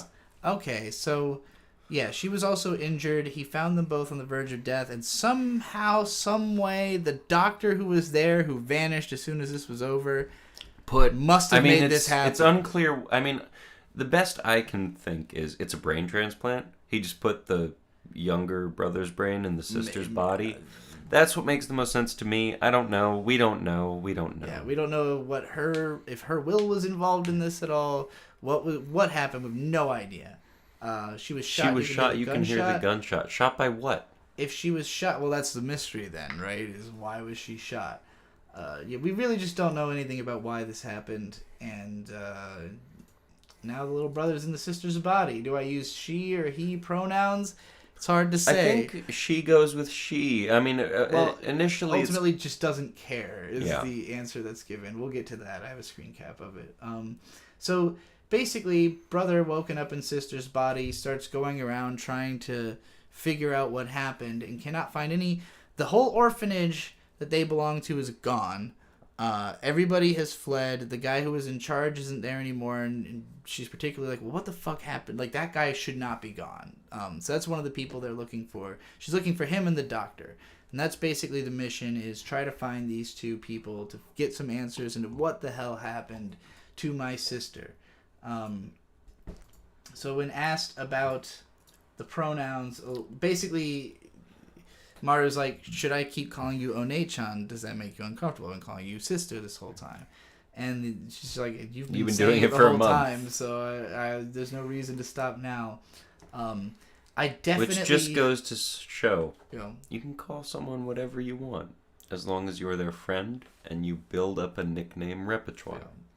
Well, I think build up good nicknames. We don't have enough of them. I'd just like to say that. I think for sure this character's relationship with their body and gender is a theme that is coming up throughout the show, where this is why it's so hard for me to like pick a pronoun or whatever, because like the character, it's difficult, is saying like, oh, I am a boy, I am the younger brother, I am in the sister's body, and I don't know why, and that's how I feel. But they flip-flop on it a lot. There's not a sense of gender dysphoria, and there's a lot of very like natural inclination towards feminine behavior that gets explored through this character. So yeah, I think I will say it's very interesting that we chose to start reviewing anime this season, because this season seems to have the most trans stuff of most anime that I've ever seen. I think it's just more blatant. I mean, to me, sure. I guess that's what I mean. More blatant trans stuff where it's very obvious. Yeah. Gender discourse is a big part of anime. Oh, big fish with the arms. Yeah, so this episode ends with the monster that's attacking them is very explicitly that same fish with arms that we saw the kid drawing at the facility. This is attacking while they're on a boat. Why does the fish have arms? I don't know. It looks like a Junji Ito monster from Gyo. Gyo. Alright, moving on to episode 4. We're just back at they're on a submarine and they're being invaded, right? That's Possible. Not this. Okay. Is in the hospital place, oh, right. The walled garden. His friend is dying. Yeah, so inside of the walled garden, we've mostly watched these kids just kind of hanging out, taking tests, but there starts to be this undercurrent of, like, I won't call it perversion, but sexual curiosity. There's a lot of... as you would expect in, like, 12 to 16-year-olds. We don't know how old these kids are supposed to be, but... You're right, I don't know, but, like, adolescents, puberty, I guess, is what... Pubescent kids. So they're, you got the two girls who keep kissing. You've got one kid who's like obsessively like collecting porn of the other girls, and like he asks one of them to take her shirt off at one point for him. There's like, and there's a lot of what at least appear to be homosexual inclinations going on. Very much so, yes. But some of that is not true. And again, there's a lot of gender change reveals and stuff, interplay in this show. But yeah, in this... Oh, you fuck. In this facility, this, one of the kids, the, like, younger frail boy, is dying of some kind of strange disease. I would assume it's not a disease, it's a result of some experiment that was done on him. Yeah. Meanwhile, in the way that they beat that fish on the boat is that the boat has a room that's full of marijuana. Right. So they run out of charges on the gun. It's a whole thing. I'm smoking to this one. Absolutely. And so the girl is like, well, I don't know how to beat it, and get Maru there so he can have an opportunity to do Fatal Dive, which is his special move where he crushes their heart, or I don't know, it's not really explained. And so she doesn't have the gun. That yet. I know, I just like calling it that. It's the Maru touch. Maru touch right now. Touchy. Maru touchy. Fatal Dive! Anyway, so then it's kind of like a challenge issue to the girl. How are you going to beat him without the gun? And so it's explained at some point that the fish needs moisture. I don't think Japanese people know fucking shit about marijuana. For one thing... Well, it would be dry. It's being kept in cardboard boxes. Who keeps weed in cardboard boxes? Yeah, it would at least be in a bag, right? It would at least be in a bag in the boxes. Is weed so absorbent that it would suck all the water out of a I mean, it would certainly be creature? dry. It would definitely be dry. It was pretty funny. It was marijuana and something else also. It's also really sad to think about all this weed getting ruined by water. That's that good shit. That's that AI Joe Biden stuff. The AI Joe Biden stuff. The stuff he's always talking about. The stuff you want to be smoking on. So meanwhile in the facility, a lot of the interplay between the kids that we've seen has been about the kid who draws the freaky monsters. All the other kids want those drawings, especially Tokyo and this frog girl. And so Frog Girl and Tokyo have been kind of arguing about the drawings for the last couple episodes. But now Frog Girl is like, hey, Tokyo, that new drawing is of a weird baby. So the guy draws like a baby, like a human baby in the womb. And she's like, that's not what babies are like. I've seen babies. You want to come see them? And so they sneak through the air ducts and go into a weird part of the facility. It's the teachers only room, I believe. They find these fucking things. Just another scene that had me based on what we've seen in the show so far, are obviously baby man-eaters. That's what I would assume, yeah. But it was another scene that just had me like, okay, another thing. Like, another thing on the table, another thing in play. I don't know if it's another thing, because I'm assuming Maru is, like, fused with one of these things or something like that. That would make sense. I don't know if I'd count it as another thing quite yet. Okay. But yeah, the babies exist. There's a whole escape scene. The frog girl just jumps through the vents, and the guy is caught, but he's not caught. There's no repercussions from it for some reason. Well, and I don't think they found out yet. It's late because he leaves a footprint on the wall, and then in a later episode, and that comes back later, and then the footprint thing made me remember. Wait, he didn't actually get caught or anything from that. What happened? No, they just escaped. And he also bonds with one of the babies. That happens. Oh yeah, the baby hears his name being said a few times, and then it goes Tokyo. Yeah. So, meanwhile, back with our other main characters, Maru and Kiruko, they took this boat ride. They defended the boat. The guys who ran the boat were like, "You should be our bodyguard," and she's like, "Sorry, you got to continue our mission." I already have someone bodyguarding. But they show them, like, this symbol on her gun, and they're like, do you know anything about this? And the one guy's like, well, it's not the symbol. It's someone shows a picture and goes, do you know anything about this legendary racer? And it's a picture of the girl. No. I'm talking about this, the bird symbol. When she shows them the bird symbol.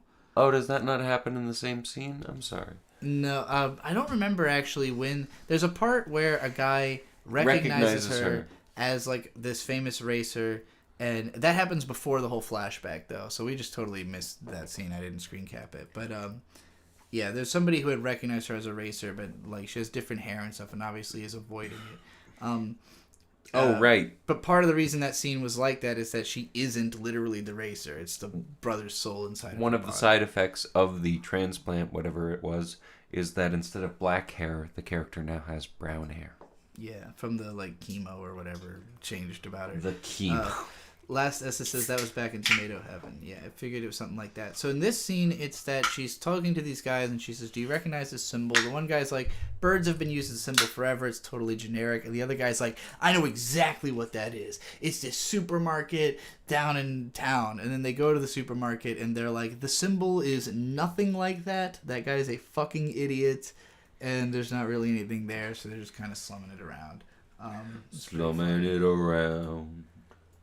So then we get to back in the facility. The one kid is dying, and Tokyo is sort of visiting through the window. Oh, yeah, he visits through the window, and then they have, like, almost a gay kiss, but... The kid is going in for a kiss, but Tokyo's freaked out by it.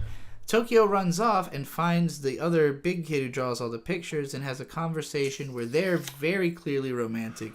And they both say, I want to be you to one another, which I thought was interesting. Huh. In the wake of that, Tokyo goes back and has like a whole giddy in the And then at one point he learns that the guy's condition has deteriorated and he wants to so he goes back and visits that kid again, and he's just kind of being like, cagey. Being a homie.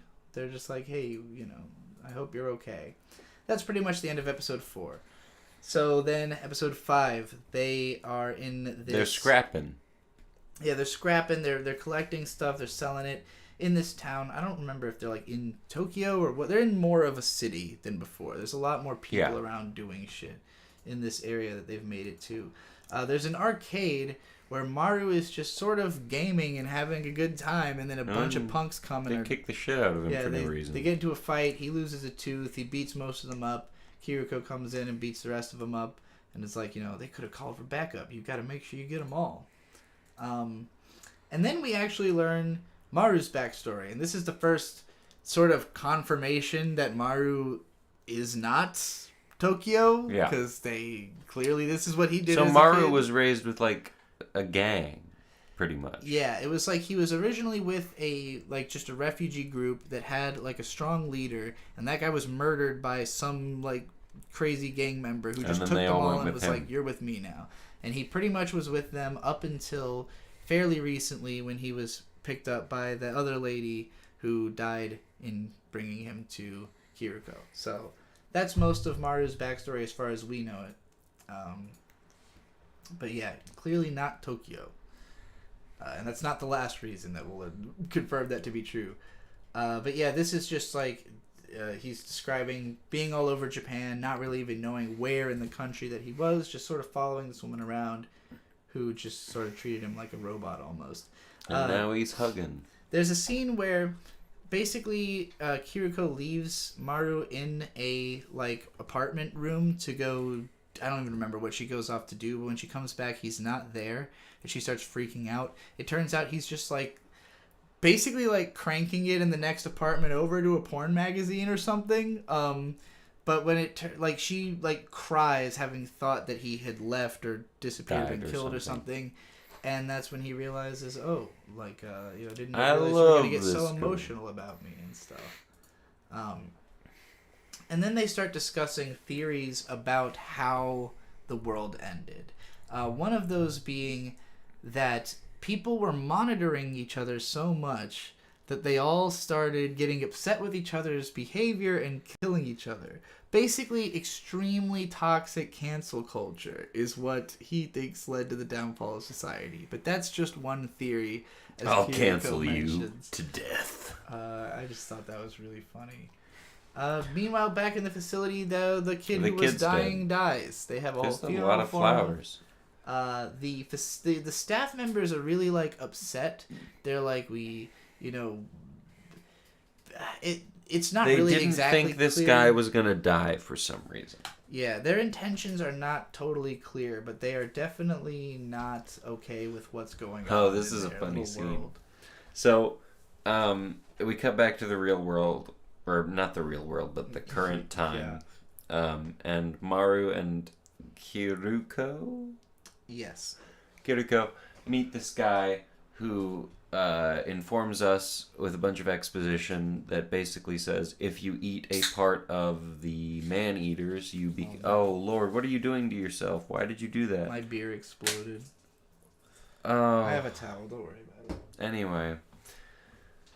So basically, Maru and Kiriko go to this guy, and the guy lets them know in exposition dumps, if you eat a part of a man-eater, you become superpowered. I don't know how superpowered, I don't know the context, but he has part of a man-eater in a bottle, and then they go, isn't that rotting? It's all sloppy. And then he immediately opens it up and just like throws it onto the ground.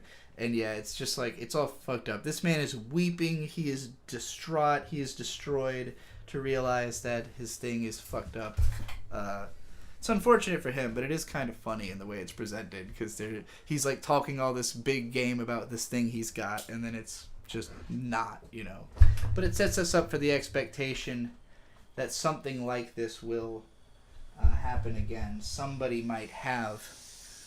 a complete one of what he has. And that moves us into episode 6. And the first screen cap I have is kind of into the episode, so I'll explain what happens at the start. They meet a woman who offers them a room and board at her inn. And their inn's just sort of like a sketchy part of town. Well, they're just kind of passing through at first. They're looking for a water source. And they heard there's a place with 100% drinkable water, which is like 100% pure water, clean water, or something like that. So they're walking through town, and this woman comes up and goes, "Hey, come stay at my inn." And they go, "Hey, we're just passing through for water." Yeah. And she goes, "Well, leave your stuff with me." And so they do. Then they go to the water place, and spoiler alert, there's a bear. Yeah.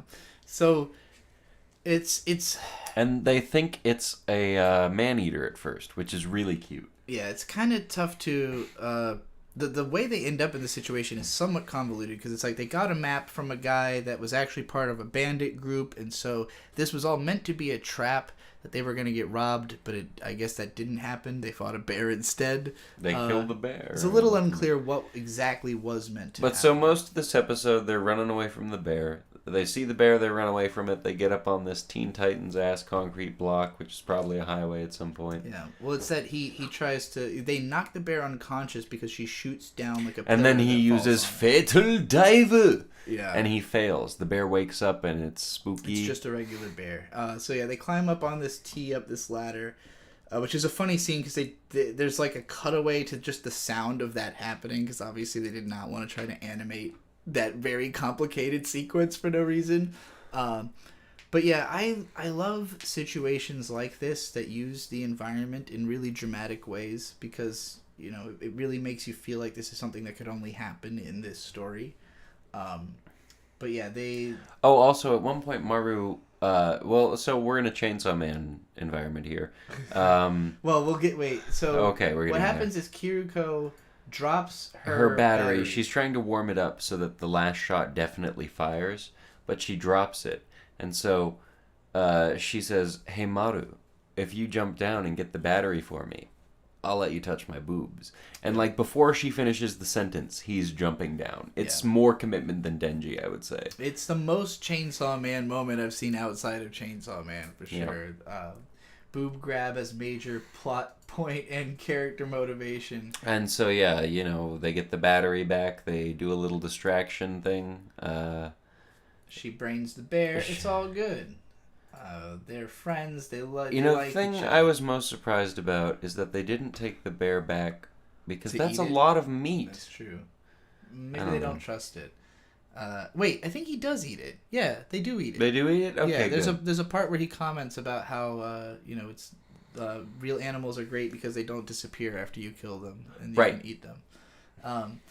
But yeah, so they go back to that hotel, and basically he's getting like, ready to "I'm grab gonna touch your titty." boobs, and she's like, "Wait, no, I'm a guy. Come on, look at this picture of me when I was a guy. You're grabbing this guy's boobs." But then she ends up letting out this really girly yelp when he like opens up the... And then the innkeeper shows up, and there's like a scene that shows, "Keep the rooms clean," and she points to it with a pipe, and then she points to another sign that says... on the wall. And then she says, "Don't dirty the futons," is the other one. Yeah. And so basically she rushes him into the other room, and then immediately goes, "Well, I know what you were trying to do with her. Why don't you do it with me?" Yeah. And immediately strips down and just bang. She's like, "Bang me. Come on. Give me your solar light. Give me 800,000, whatever." Yeah. Or She's something. like, "There's a few things I want. If you give me one of those, we can fuck right now." And then coming on really strong. And then he grabs her titty and feels her soul. And he can only do that with like, we're here at this scene. So wait, before we get to this, what's happening here? I don't even know if I could show this on YouTube. Yeah, you go back to the original one. The other one. Come in. So yeah, she strips down. She's trying to make a bargain for sex. He accidentally realizes that for some reason he could reach into her core if he wanted to. This freaks him out. He yells for... It also freaks her out. Yeah, he yells for Kiriko to come into the room, and she comes Kiruko. You called her the Overwatch character. That's why. Kiriko. Yeah, she comes into the room, and he's got her in that position I showed in the other screen cap, and it looks all wrong. And then he explains himself. Everything's water under the bridge and hunky-dory and fine. And then he has a weird, trippy dream. Yeah, well, back inside the facility, this is like, I think Tokyo having a fucking weird dream about their legs getting fucked up. This is just one of those scenes where I was like, okay, I don't know what that was about, but there's another thing that's weird and kind of out of nowhere happening in this show. So I was a little bit annoyed with that, actually. And then, so this girl the next day is sad because someone died. Their like leader died. So yeah, they found a guy who was dying in the bear pit, and they rescued him, and then he ended up dying, and so they're all sad about it. Yeah. She's particularly sad. They offer her to come with. She says no. But previously, the night before, she had expressed interest in becoming the king of hotels. Yes. Which is basically having the best hotel and then sleeping with the guests she likes. Yeah. Which I think is a pretty admirable thing. She's a very hot character. You know, yeah. She lives a sexy lifestyle. I like her. I think...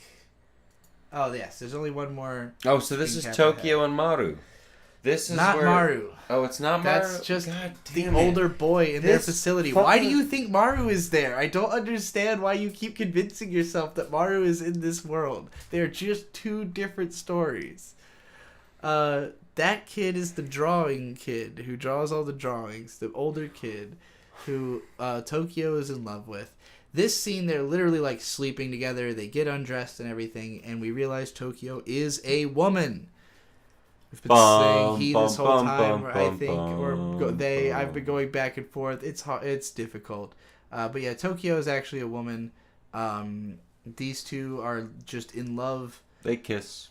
Yeah, that's the end of that episode. So, what are our feelings about Heavenly Delusion after 6 episodes? I really want the Assassin's Creed real life plotline to resolve itself by the next episode. Or my feelings about the show are going to start to become very bitter. It's difficult to go back and forth for me, for sure, when I care so much more about the main characters who we're constantly watching do things.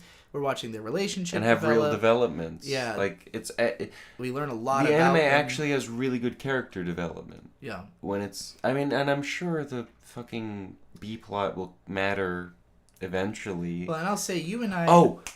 Maru's gonna be these two fused together. That's my bet. And like these two fused together mixed with a man-eater or something. That's what's gonna happen. That's my bet. I think... I don't really want to try to make any predictions because the show is obviously trying to fuck with expectations and be twisting and turning. That's why it's fun. Everything. I'm gonna make a prediction every episode. I think you and I are uniquely, compared to a lot of people, like annoyed when we get presented with more questions than answers. There's a lot of people who like to sort of be strung through a fun mystery and always be like, like, oh, what's this about? What's going on? To speculate. Again, I don't like to speculate because I'm going to find out the answer, when the show continues.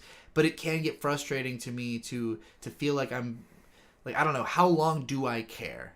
We just caught up on the show all at once. Would I have cared for 6 weeks consistently? We're going to find out in the next 6 or 7 weeks of watching this show.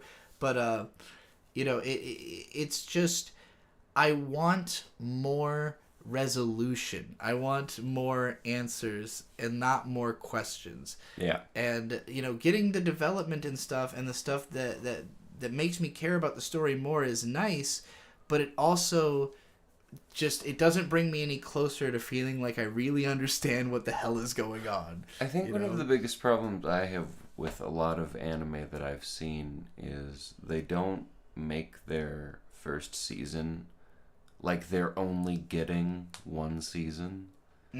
Yeah. And I think that's a lot more present in the American TV market.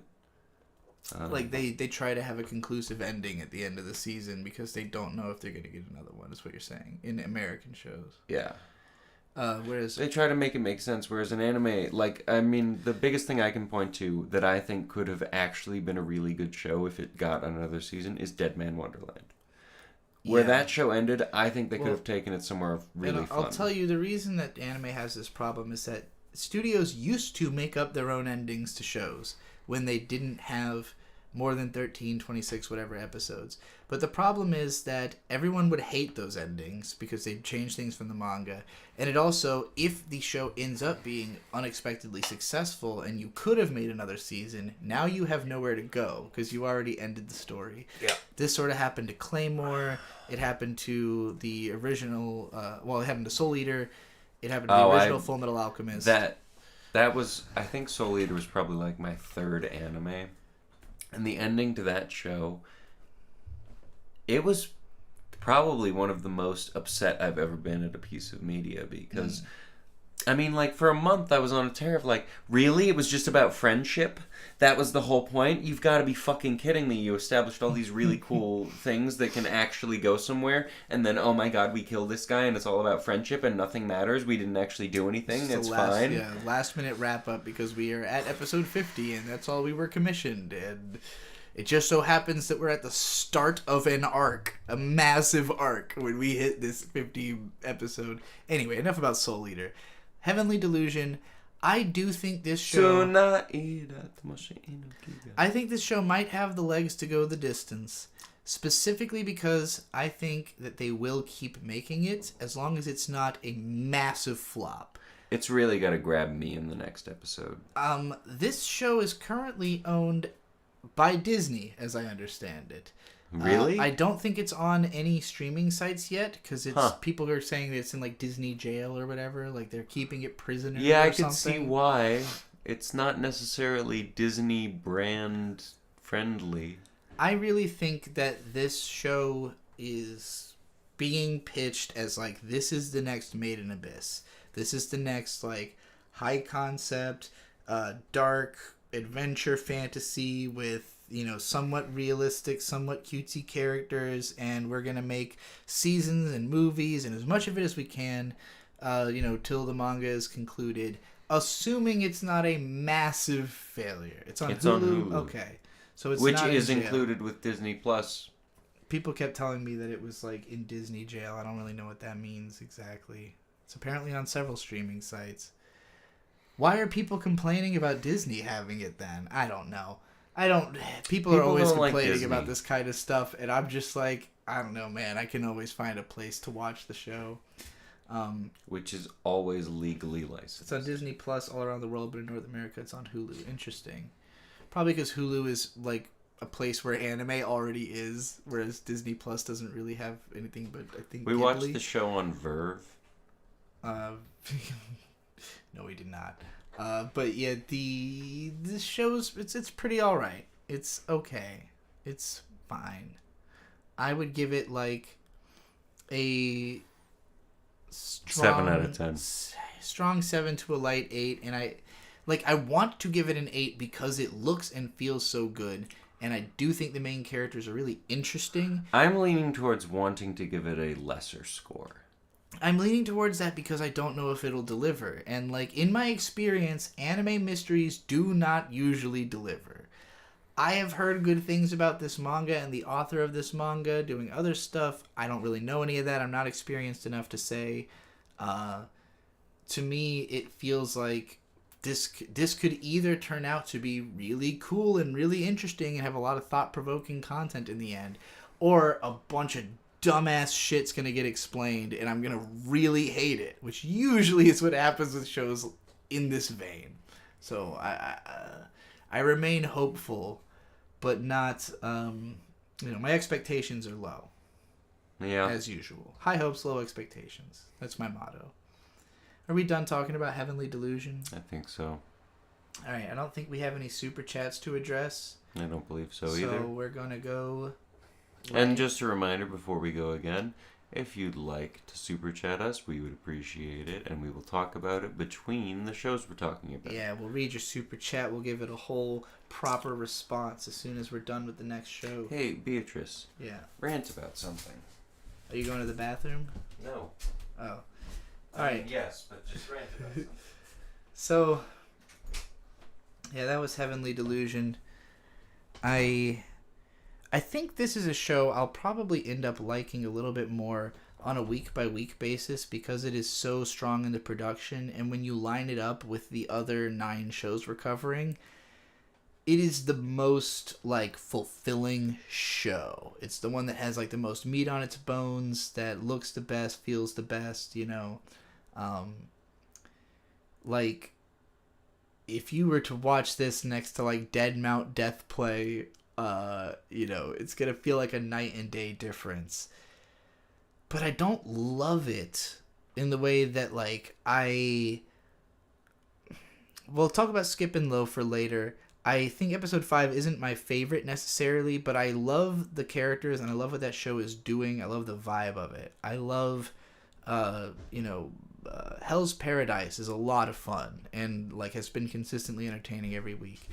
I don't know if I like this show as much as those because those ones they've already proven themselves in a way that like this show, again, every time it sets something up, that's like, okay, well, prove to me later that was worth you having set up or worth me being intrigued in, before I can feel good about that experience, I need more of those payoffs, whereas something like Hell's Paradise is just like payoffs all the time. Yeah. There's pretty much constant. There's not a lot of there is a central mystery. It's not that interesting. You're mostly concerned about the moment to moment action, What's next? Oh, this is from the same author as And Yet the Town Moves, which as far as I know is just a slice of life series. I don't know if it ever even developed. I've never heard of it before. Now I understand why the characters look the way they do, but yeah, I never finished that show. All right, the next thing we're going to talk about is Mashle. Oh, so I had said about at least 2 of the shows last week that they were what I was most excited to see where it went, and nope, it's Mashle now. This is the one you're most excited. Mashle's so fun. Interesting.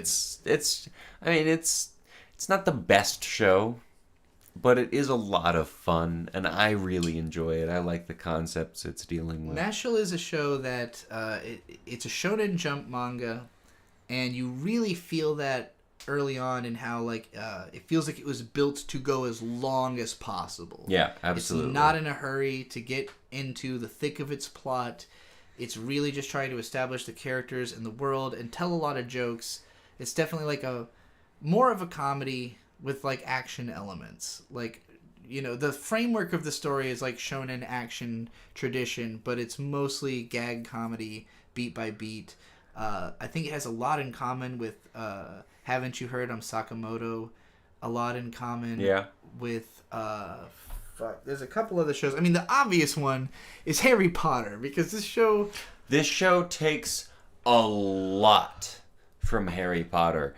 At least 4 separate times, I was like, oh, this is like in Harry Potter. This is like just constantly she just goes, well, most wizard things are an adaptation of Harry Potter at this point, and so, you really can't... This one is literally taking scenes from Harry Potter. I would describe this as almost a, like, deconstructive parody of Harry Potter specifically, but also everything that's come from it. The fact that there's been, like, now 20 fucking years of magical high school shit that's all riffing off the same plots.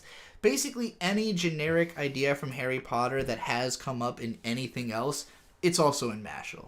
Absolutely. So it is... And I love it, because... So, we haven't really mentioned anything about what the show actually is.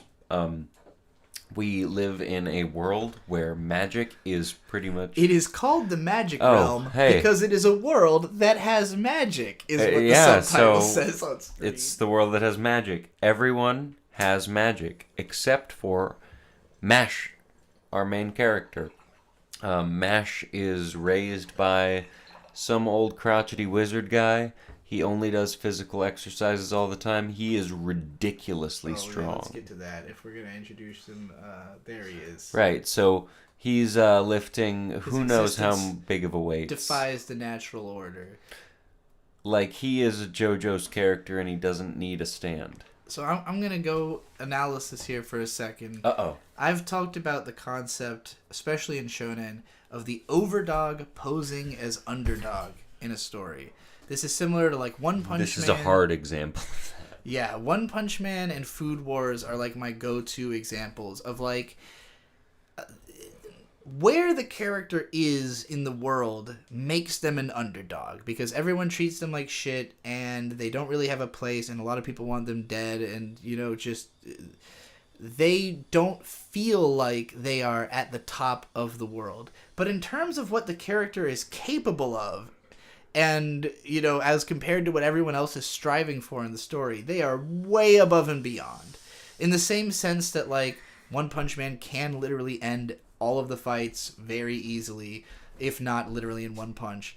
And you know, in Food Wars, like, he could conceivably cook anything. It's just a matter of the supplies he has. Yeah, and like coming up with something on the spot. I only got into Food Wars to the point where he had the battle with the A5 Wagyu girl. Yeah. And her advantage was, well, I'm from a butcher's family, so I can get the best beef. And he was like, well, I can make good things out of gas station ingredients or something. Yeah. I don't know, like... He's broke. Yeah. So this story... Mash is so ridiculously overpowered that I would say that all the episodes we've had so far are mostly to establish how overpowered he is. We have not introduced a character that comes anywhere close to competing or posing a threat. Yeah, well, a little bit. I wouldn't say so. There's moments where he kind of isn't trying to fight someone, and so lets them, you know, showcase their powers a little bit. But every fight he's actually been in, he overwhelmingly destroys the person. So yeah, the conflict is less of Everyone also calls him Mushroom Head because of his silly bowl cut, and I like that. I think that's cute. Sorry to cut you off. It's less about like can he win and more about how will he win, given his unique power set. This is another reason of why I compare it to JoJo's, is because everyone in this world has some kind of fucking magical ability. And so, how does he, with strength, beat that magical ability? And I mean, so I had mentioned there's Harry Potter scenes. There's a Quidditch scene later on, and I really love how he reacts to that. We'll get there. I know we'll get there.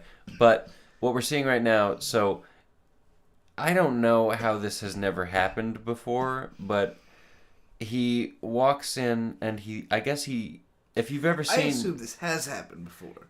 I guess, yeah, because I assume this is normal behavior. The dad seems really upset about it. But if you've ever seen the I Think You Should Leave sketch of like... No, I was here yesterday. It goes both ways. It's a push door. And then he breaks the door. I think Mash just, like, misunderstood which way the door went that day. He is not good at remembering... anything. Well, it's not just... Because it's not quite that he's stupid. He's muscle-brained. He's a good person, but he's clumsy, and he forgets things easily. I think... So, I've noticed... You are what I would consider a very... Raggy. I would consider you a very intelligent person. You can confuse left and right all the time. And I have to assume that the reason is that there's one, and then there's the one that's not the one. And that's not necessarily easy to remember. It's like, well, one of them's left and one of them's right. Well, what do you mean by I confuse left and right? You will just say, like, go left when you mean go right, and then I have to correct yourself, like, all the time. Okay. That is a flub in my verbal... I don't know. Well, in the case of Mashle, that flub is happening all the time. He's like, wait, open... Is it push or pull? I can't remember, so I'm just gonna try the door. Yeah. And when he tries to fix the door, he's just kind of smashing it into the It is funny sideways, too. Hoping that it will go back. And then it breaks. He just doesn't really understand how things work. Well-meaning, though. And that's something that keeps coming up, is that every time he fucks something up, he feels really bad about it. And that's why his granddad is not incensed by the behavior. Also, something that we forgot to mention that has been established by this point in the anime... Our man Mash loves cream puffs.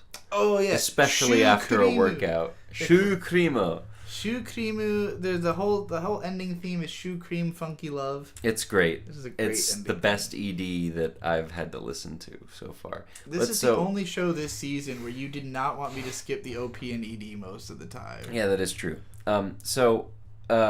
Pop's old wizard man goes out somewhere and says, "Hey, Mash, don't leave. Do not leave." They live in like a cabin in the middle of the woods in the middle of nowhere. And normally Mash is not allowed to go into town. And what we will learn is the reason for that is that almost everybody in this world has some kind of... Yeah, they have like a black line on their face, or two, depending on how powerful they are. We learn about that a couple episodes later. But Mash doesn't have a mark because he doesn't have magic. And that is super forbidden in this society. They are killed if they don't have magic. Because it's a weird fascist thing. Mash's father figure, granddad man, however you want to call him. But so we're going to learn how he found him. So. Mash goes into town to get cream puffs. Yeah. And so that's what I'm saying. He didn't leave him with any cream. He didn't leave him with any fucking cream puffs. He didn't leave him with cream puffs. That is a fault on the dad's part. So Mash, after the dad leaves, like 5 seconds after he says, hey, don't go into town, goes like, I'm going to go into town. Yeah. And he goes into town. He's going to get some cream puffs. And he gives the coins to the baker, but he has crushed them in his hand on accident. Yeah. By accident. And then he uncrushes them in front of the baker, which freaks him out even more. And when he draws attention to himself, everybody notices that he doesn't have because he takes his hood off. Up until that point, he'd been wearing a hood. So everybody's freaking out about it. And then we are introduced to this character, sort of just like, I don't know he's if like he's a government person, sort of. We were introduced to him like in a jail. Where Bureau of Magic. I think that's what is the governing body in this show. He's just kind of bored of life. He wants a promotion. Yeah.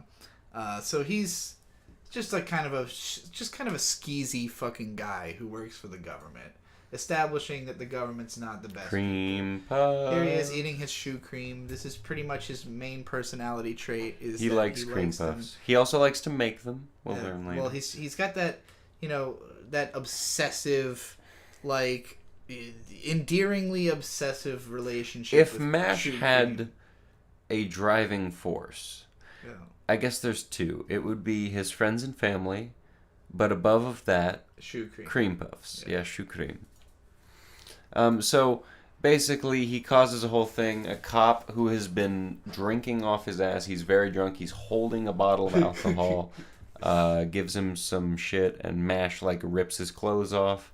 And then in the middle of all that, the dad shows up and very quickly steals him away and says, I'm so sorry, please forgive me. And they go back into their hand with the woods. Lightning speed absconds to get him away from the cops. But then the cop, the guy that's bored, he sends like a tracking bird or something.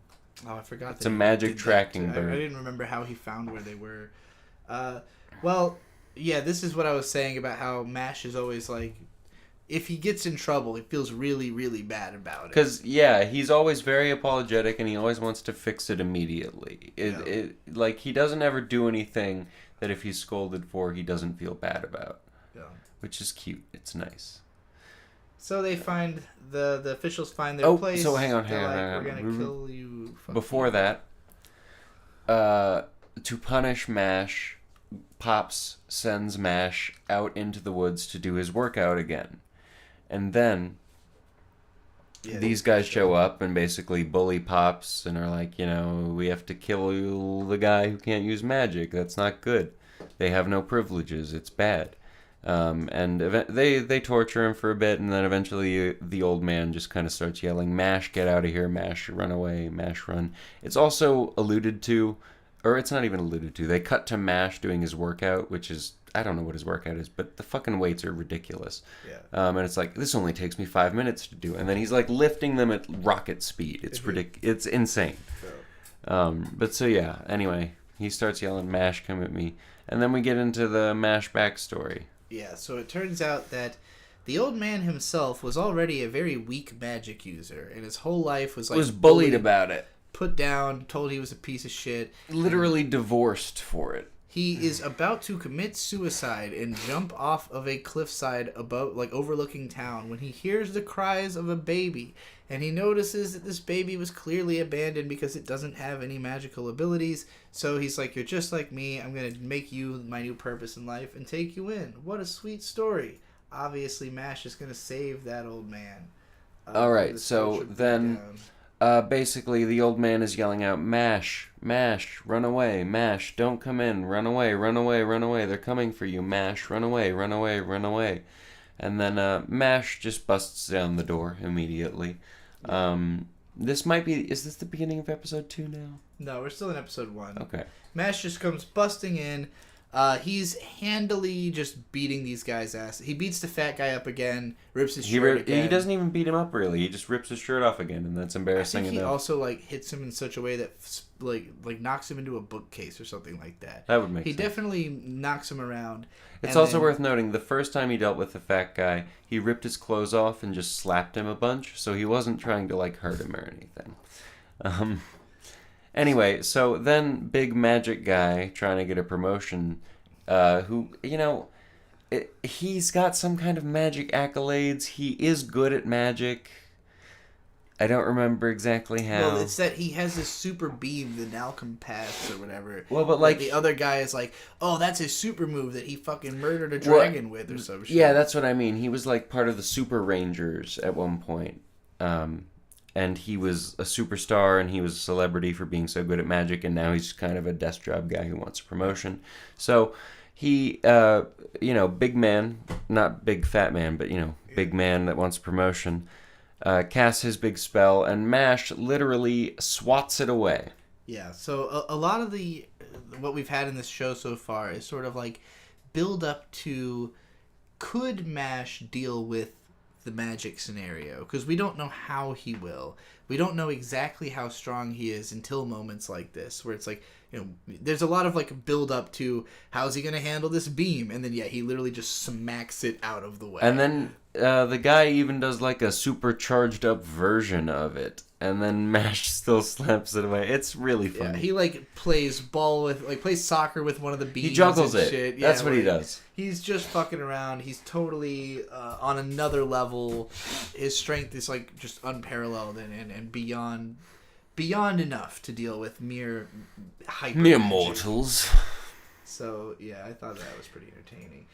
So basically it comes down to the guy who wants promotion puts his career on the line and tells Mash and his dad, do you want to be hunted for life, or the country has this thing where if you enroll in a magic school and you're the number one in the magic school, you'll be like the divine visionary or something like that. Yeah, you join like the people who make all the rules for Magic Society. And more importantly, being that means you were chosen by God. And so the guy who wants promotion says, Mash, you can be hunted for your whole life, or you can join a magic school and become the divine visionary, and that way you'll be chosen by God. No one will be able to argue with you. Yeah. And then you'll have rights or something. And he decides to do that. With his fist. Well, specifically, he decides to do that so that he can crush society with his fist. That's pretty cool. Yeah. So this is a classic man versus society John Henry story. John Henry? Oh, fucking... That's his name, John Henry? I have no idea what you're talking about. The guy who went against the steam engine? I don't know. Let me make sure that John Henry's the right name. I mean, you're probably right. I don't know about a guy who went against the steam engine. I just want to make sure I have the right name before I talk about it. Anyway, so John Henry. So John Henry, it's an old American folklore tale where it kind of began right after the steam engine was initially introduced, and John Henry was basically a really strong guy who raced against a steam engine. And I think ultimately he won the race against... Like on foot? Like digging. Like mining, basically. Oh, okay. And so I think ultimately he did win the race, but then he died. Oh, damn. Yeah. Well... It's something like that. I don't quite remember. He also had a big blue bull named Bessie, I think? So episode 2 of Mashle. This is the Magic Academy. The fact that it's up on rocks like this kind of reminds me of Raya Lucaria from Elden Ring. Absolutely, I know what you mean. It could be more up on rocks, but yeah, it's a historic and prestigious school that has produced something. A lot of cool magic users. So we get to the opening we get to the entrance exams, and this guy shows up. I don't remember his name, but he's very established in magic. Like, he's one of the top mages in the country or something. He's popular, he's a celebrity, everyone loves him, he's hot shit. And he's running the open initial test.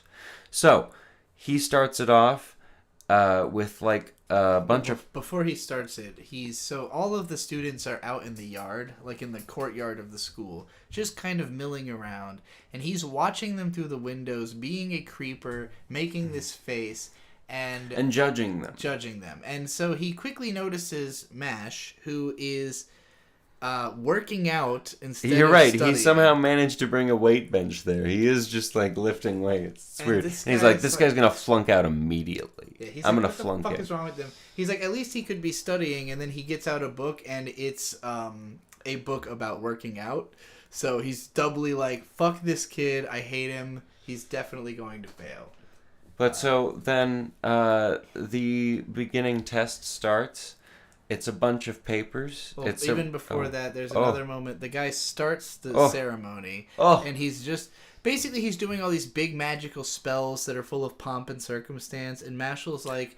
Hey, couldn't you just, like, take us to a room that was prepared for all this? Why do you have to do all this bullshit? Like, couldn't we just, like, have a regular time? He's very not impressed with the magic, and so the teacher is really singling him out as somebody he's gonna fuck with. And so then the teacher sends out the tests, and the words are all jumbled up. You have to do some kind of combination of hexes. They're, like, moving. The words are, like, moving all around the page and being all fucky. You have to do some kind of magic. And basically, Mash just scares them.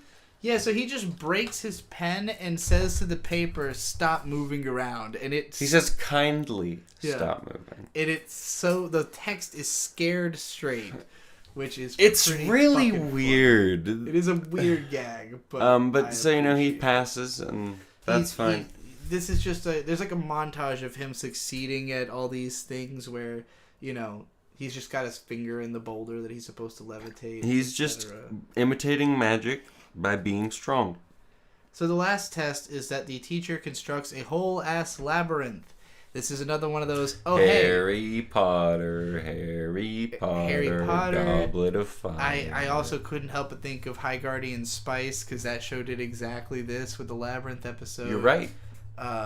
There's also a manga called Stray Little Devil that is also takes a lot from Harry Potter and did this exact gimmick. So I've seen a lot of fucking labyrinths in especially magic school anime. But anyway, so they're in the labyrinth, and that's when Mash meets this girl. I don't remember her name, and I forgot to open the Mal page, so I'm going to do that real quick. So this girl, she's adorable. We'll learn she's a fucking snake. It's not so much that she's a snake. She's a snake. She's a burden. Her name is Lemon Irvine. So in this episode, basically she decides to team up with Mash because she is kind of just pathetic, and it'd be more efficient if they worked together. She falls into every trap. She's just taking up his time. Always on the verge of tears. So basically she gets into trouble. He ends up having to save her. And he becomes inspired to just bust through the labyrinth. Just break through all the walls, whatever. He has to save her, and there's time constraints. It's like, well, I can't save her and go through the maze at the same time. Then he decides, well, walls? What are those? Why bother? Everyone is upset with this. The students, the teachers, they're all like, what do you think a labyrinth is? This isn't how you're supposed to solve a labyrinth. It's really funny that they're so upset that he just didn't find his way through the maze instead of just busting his way through. Also, a lot of them are kind of upset, like, why didn't you just do that from the beginning? My favorite running gag in this show is there are these moments where everybody gets upset with him, and they all start throwing shit at him and saying, why don't you just go home? And he's like, I want to go home. I want to go home. Like, he doesn't want to have to be here. He doesn't want to have to put up with all this bullshit. He's just trying to... This whole show reminds me, you mentioned I Think You Should Leave earlier, which is a hilarious Netflix show. But one of my favorite sketches is the one where this guy goes to a haunted house tour, and the whole big fat load of cum. Yeah, he's told it's an adult tour where they're allowed to swear. Where we can say whatever the hell we want. Yeah, so he keeps just saying, like, one of these fuckers ever just shoot out of the wall and spray a big load of cum everywhere, and like... The skit is everyone getting, like, madder and madder with him. You can't change the rules just because you don't like the way I'm doing things. Exactly. And that's what this whole show boils down to, that quote. Is, like, They keep presenting him with tests. He finds a way to conquer it. They don't like the way that he conquered it, and he's like, I'm just doing what I can, so it just makes him sad. I love those bits. They're hilarious. Also, I think you should leave season 3 May 30th. So the moment when he saved her, she says to him that she's a burden.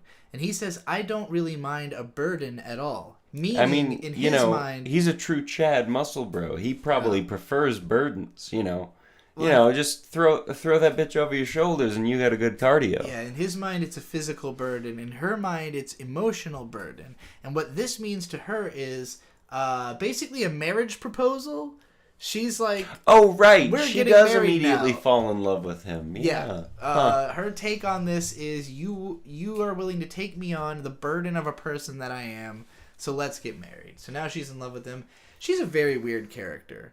Yeah, she doesn't make a lot of sense. She's kind of the Ron Weasley of this. The weird thing about her is that they don't do anything to really try to make her likable.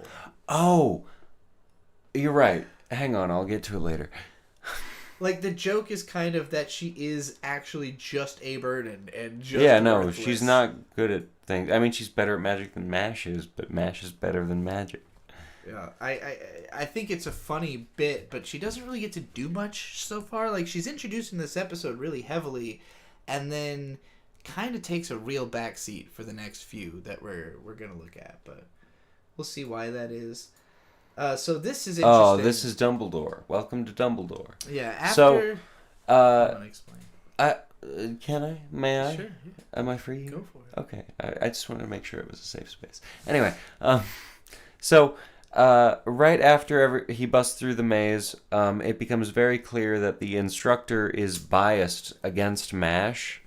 And, I mean, I think they even get in a confrontation and they fight, and Mash just kicks his ass or something. But, Dumbledore shows up. I don't actually remember his name. He's just called the headmaster. The headmaster shows up, and he goes, hey, you guy that's been running these trials up until now, get out. You're bad at this.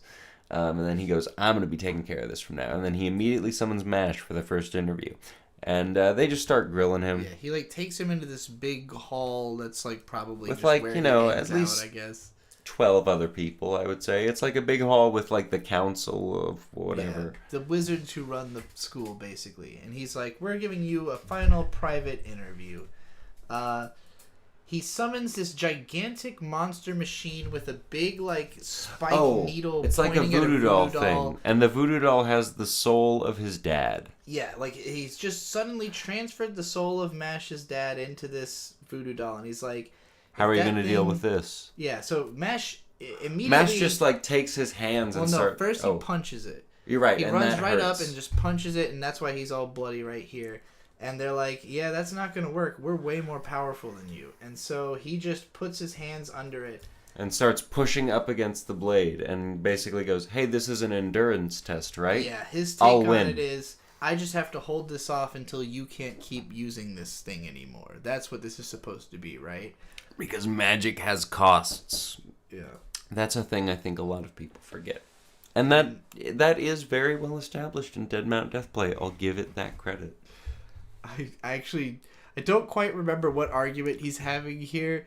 Mashle's having another disagreement with the teacher, and it ends with him just saying, God is dead. Hang on. That's creepy. Let me try and remember what's going on. But I pulled the screen cap because of the fact that there's multiple moments where he says things that I think can be taken as Nietzsche quotes. Sure. And right. He is so kind of the he has just started Ubermensch. school. I don't remember what exact class it was, but he had taken a class with her. And he just, he did it in a strength way instead of a magic way, and she was pissed off at him, and so she took him aside, and then... That's kind of the rhythm of the show. That's usually the reason of why people are upset with him, and why he's sad at society. Because also, we do live in one. We learned that he names all of his muscles. You're right, I had forgotten about this. Yeah, that's this kid who sits poor next to him kid. in class is...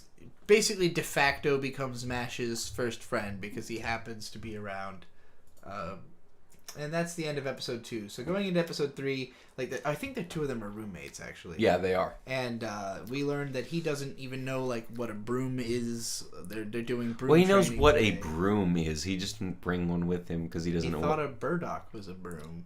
What's a burdock? I don't know. Somebody explain to us what a burdock is. I assume it's a stick. I'm not entirely sure. That scene, I was a little lost. And did I look it up like Bird's doing now? I couldn't even figure it out. Anyway, he needs to borrow a broom from his roommate. He ends up getting a broom. They go to the training, and basically, he can't fly. So what is he going to do? He throws the broom as hard as possible, jumps after it, and falls onto it at such a speed that nobody can tell that he didn't just set a new record for speed on a broom. So this again, it's not just that he's overpowered, it's that he's comically better than Magic using his super strength. As established in a scene like this, and it's going to get a lot worse by the end of the episode. Oh, right. So, hey, welcome, Draco Malfoy. Yeah. So, in this scene, I think the kid that's being bullied right now by the blonde kid. So, before this bullying happens, a different bullying happens. While Mash is doing all his broom stuff, some brown-haired kid comes up and starts giving Mash shit. And Mash just, shows him up entirely. He might even kick his ass. I don't remember. No, he just did that thing that we just talked about. Yeah, so he showed him up. He just showed him up. He made a new world record. And so, blonde Draco Malfoy looking ass motherfucker shows up and just starts punching him in the face for failing over and over and over. You were supposed to make a fool of that guy, and instead you made a fool of yourself, you idiot. Now I'm going to beat you up. So basically, this guy is a controlling bully. He's like the son of a superintendent or something. Well, he's the son of the Bureau of Magic that oversees the school or something. Yeah. So he's important in that. He's got ties with the vice principal or something. Oh, he's making cream puffs. Our guy's making cream puffs. He's in the kitchen making cream puffs. Yeah, of course, Mash is there is some utility to this magic school. They have a kitchen that I could use to make shoe cream.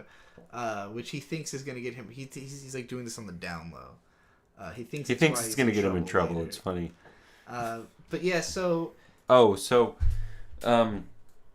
Because Mash embarrassed Draco Malfoy's underlings. I'm just going to call him Draco Malfoy because I don't remember his name. Go for it. Draco Malfoy starts having Mash just do all kinds of menial tasks like carrying their bags and books and brooms. Well, what he's telling him is, I'm hot shit. I can get you in with the Bureau of Magic. I can make you the visionary, whatever. Yeah, I can help you Divine get what visionary. you're trying to get. You just gotta be my little bitch boy for a while. Yeah. And Mash just kind of takes this on the face of it. He's not really questioning it. He's kind for of a really long time. He just does it. Yeah, but we get to a moment where the guy pours a drink out and is clean that off the floor, and he's kind of hesitant, but he ends up cleaning the floor so much that it sparkles, which I thought was funny. I like that it sort of reveals deliberately that the artwork in the show is presenting the floor as dirty and grungy, such that when he cleans it, it would be presented as a marble sparkling floor. It is funny. And then immediately after this, Mash's roommate is getting the shit kicked out of him. Yeah. So because you didn't grab any screen caps of this, but this whole time Mash's textbooks have been burning up. Yeah. And his clothes and stuff like that. His shit keeps getting destroyed. He doesn't really know why. And it turns out it was the kid who's his friend was being bullied and forced to do it. He can't take it anymore, so that's why they're kicking the shit out of him, because he's I'm not going to be a part of this. Mash, of course, learning all of this is well, I'm going to resolve this right away. And slams Draco Malfoy into the fucking ground. Yeah, I don't think he intended to quite do this much damage to him. I think he did. But I just think he didn't process the ramifications. So the best part is a teacher comes. No, it's the vice principal. Oh, the vice principal. It's the vice principal that Draco Malfoy has connections with. He sees he's hey, I saw all that, and you're definitely getting expelled. So Mash immediately knees him in the face. Mash knees him in the face and starts burying him. And yeah, because he's well, the guy seemed unreasonable, so I beat his ass. So what am I going to do with him? And then, so as he's burying the vice principal's like, how do you think this is going to end well for you? What could possibly happen? Can you imagine what's going to happen to you? And Mash just kind of goes like, well, you mentioned you could expel me at any time. Think about this. I can bury you at any time. Yeah. He's just fucking stone cold threatening to these little pompous assholes. So basically, the school receives an order to expel Mash, and Dumbledore, in very Harry Potter fashion, just pretty much goes, nah. Yeah, he's like, fuck that. I think you'd be a great leader of society. I want you to keep at it. And the way you are going to do that is every time you do something cool, you'll collect coins. There's bronze, silver, and gold coins, and you need to collect the most gold coins to become the Divine Visionary. I hope that's what it's called. We haven't had a slide. So yeah, he explains the coin system. Mash passes out during that explanation. He falls asleep because it's too complicated. Yeah, his brain can't handle it. And then this guy shows up basically as he's wandering the halls. Right, so this is I don't remember his name, but in Harry Potter, this is the guy that shows up and recruits Harry Potter for Quidditch. What's his name? He's not a Weasley. Who cares? Anyway. So this guy shows up and is like, hey, you broke a record riding a broom. His name is Tom Noels. Tom Noels. So Tom Noels shows up and he goes, hey, you broke a record for riding a broom. I'm the broom sports team captain. Join my Quidditch team. Duello. It'll be awesome. It's called Duello. You're so badass. And he's basically just so overbearingly insistent that even though Mash keeps insisting, like, I can't fly a broom. I don't know how to fly. Doesn't matter. He's on the field at the end of the episode like, well, I said I can't fly. Once again, everyone boos him, throws trash at him, says, go home. If you don't want to be here, go home. And he goes, I want to go home. So that's the end of episode 3, and I have to pee again. All right. If you want to share some of your impressions so far. About Mashle? All right. I've been enjoying this show a lot. I think it's a fun parody of Harry Potter. I really like the idea of, just absolute might in the face of magic, because you'd normally think magic would win against that. But I don't know. I think it's really a fun concept. It's really cute. Mash is a great character. I really enjoy this show. We're about to get into my favorite part of the show where Mash can't ride brooms, but we'll get into that in a second. Other than that, what we've seen so far, just like Mash absolutely kicks ass. He slams people into the ground. He slaps away magic. I can't ask for a better protagonist that is, it's the overdog pretending to be the underdog, as Beatrice said earlier. It's very obvious. It's very... I don't know. I normally don't like shows like that, but this one, I would say, does it very well. I'm very happy with it. God, I'm just kind of sucking the show's dick. I don't like I don't remember her name. Lemon Irvine? Is that what it is? Lemon Irvine? She could be developed more, or, not be around anymore. But, basically, if we're going for the Harry Potter comparison, I think Mash is Harry Potter, Lemon Irvine is Ron Weasley, and then Beatrice had mentioned there's characters with 2 lines. There's going to be a character with 2 lines later we'll meet that I think is very comparable to Hermione. And I don't know, this show also starts to tackle some pretty heavy concepts. It's kind of tackling heavy concepts from the beginning, because it's literally a euthanasia okay society. I don't know. Anyway, I also have to pee, and Beatrice is back, so... Dango, dango, dang. What was he saying about euthanasia?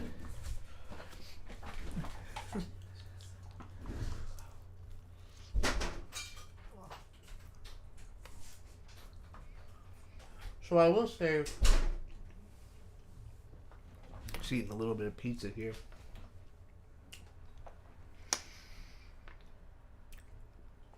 This show is definitely a slow grower for me. I would say probably episode 4 was when it finally had enough funny moments that I was like, all right, I'll remember this. It starts off... I appreciate the humor. I like that it's always just kind of taking a generic magic school thing and then being like, how would super strength just trump this, It always sets it up well enough that it feels good to watch the thing happen. And Mash is a fun character. But he's also a very deliberately, like, two-dimensional character. He's a gag manga protagonist. And... this show's not as, like, elaborate or dense as, like, a Gintama, where it would be, like, just the funniest thing I've ever seen. It is, if anything, almost deliberately thin.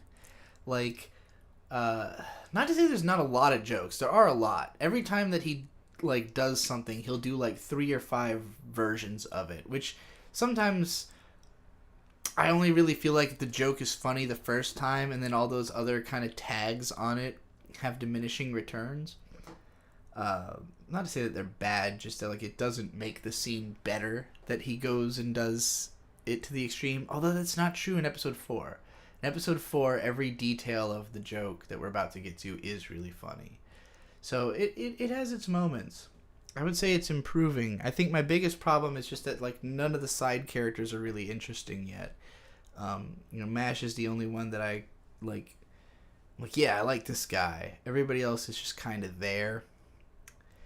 But I expect that if this goes on for a super long time, being a long-running shonen manga, that, like, we'll get a lot more of those characters, and eventually they'll be fleshed out and maybe have arcs or something. There's a lot of promise in this show. I'm going to keep eating this slice of pizza until Bird gets back.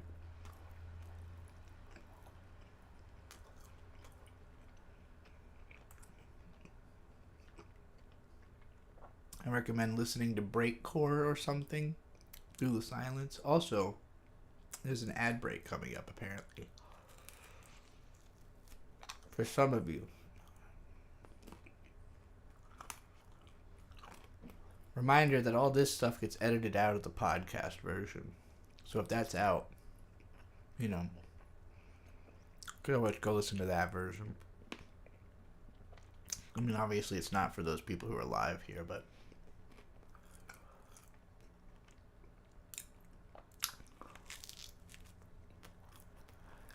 eating a pizza. 3:30 in the morning.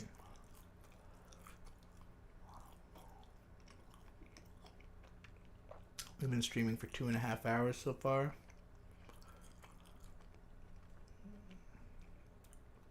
So this will definitely be shorter than our last stream.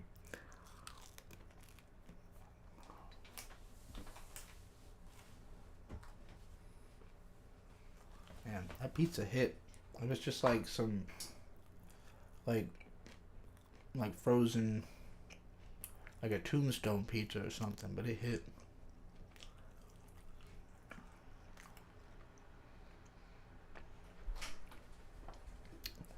Welcome back. Thank you. I had to vacate my bowels. Oh no. Alright. Mashle. Episode 4. What you are lacking is bamboo! Right. It's not that he's lacking... Well, you're right. He says literally he's does say bamboo. He needs to be like bamboo, though. It's not that he's lacking bamboo. This guy just likes screaming bamboo a lot. I appreciate it. It's pretty fun. I like this his guy voice is a really performance. fun character. He's, like, second best in terms of the show's characters. Mash being first, of course. Yeah. But yeah, he just goes, you need to be bamboo, you need to be strong and resilient, and you need to not bend. Because he's just gotten hurt in the game. Yeah, well, that actually happens right after. He gets hurt, and Mash is, like, taking care of him. And the other team says sportsmanship is nonsense. So, now That's Mash very Draco Malfoy. I know it's not literally Draco Malfoy, but this... So we're at the Quidditch scene now. Yeah. Pretty much the only difference between Harry Potter Quidditch and this show's Duello is Quidditch has, like, I think it's, like, 3 or 5 goals or something like that. And then this only has 1. So the main question of the scene has been, like, how is he going to do it if he can't fly? Let's find out. He figures out how to fly. So what he does is it has been previously established that Mash can jump incredibly high and or far. Yeah. So Mash jumps up really high, up to where everyone else is flying, and then he starts like paddling or kicking in the air like he's swimming, and it keeps him up. That's how he's flying on his broom. He's a human helicopter. He's literally kicking his legs. So this is where, like, I mean, already obviously the stuff he's been doing has been beyond reality, but this is so far, insane, so insane, but in a fun way. It definitely, again, reminds me of Haven't You Heard of Sakamoto? Because usually the joke with that show is that, like, how he solves the problem is, like, reality-breakingly, I think perfect. That could be a fun bonus episode for us to do, is you and I watching that. I'd like to understand the context of that show. Or we could just watch it for no reason. Or that. Funny. But I like making money when I waste my time. I think we have other shows that would be more popular bonus episodes. But anyways, yeah, he's kicking his legs so fast that he can fly. Demon Slayer. Sorry. And then this is the reaction from the crowd. Wow, it's amazing. I don't know who this girl is. They just cut to her and this Wait, so I'm sorry, what is this reaction to again? This is just them seeing him doing, like, all the crazy shit he's doing. It's just like someone in the crowd goes, wow, it's amazing! Go to the previous slide again. Right, okay. And then... And so then he gets possession of the ball. Mash's team is like 30 points down. And there's not a lot of time left. And so the announcer goes, how are they going to win this? And then Mash gets possession of the ball. And he throws the ball so hard that it disrupts the people around it.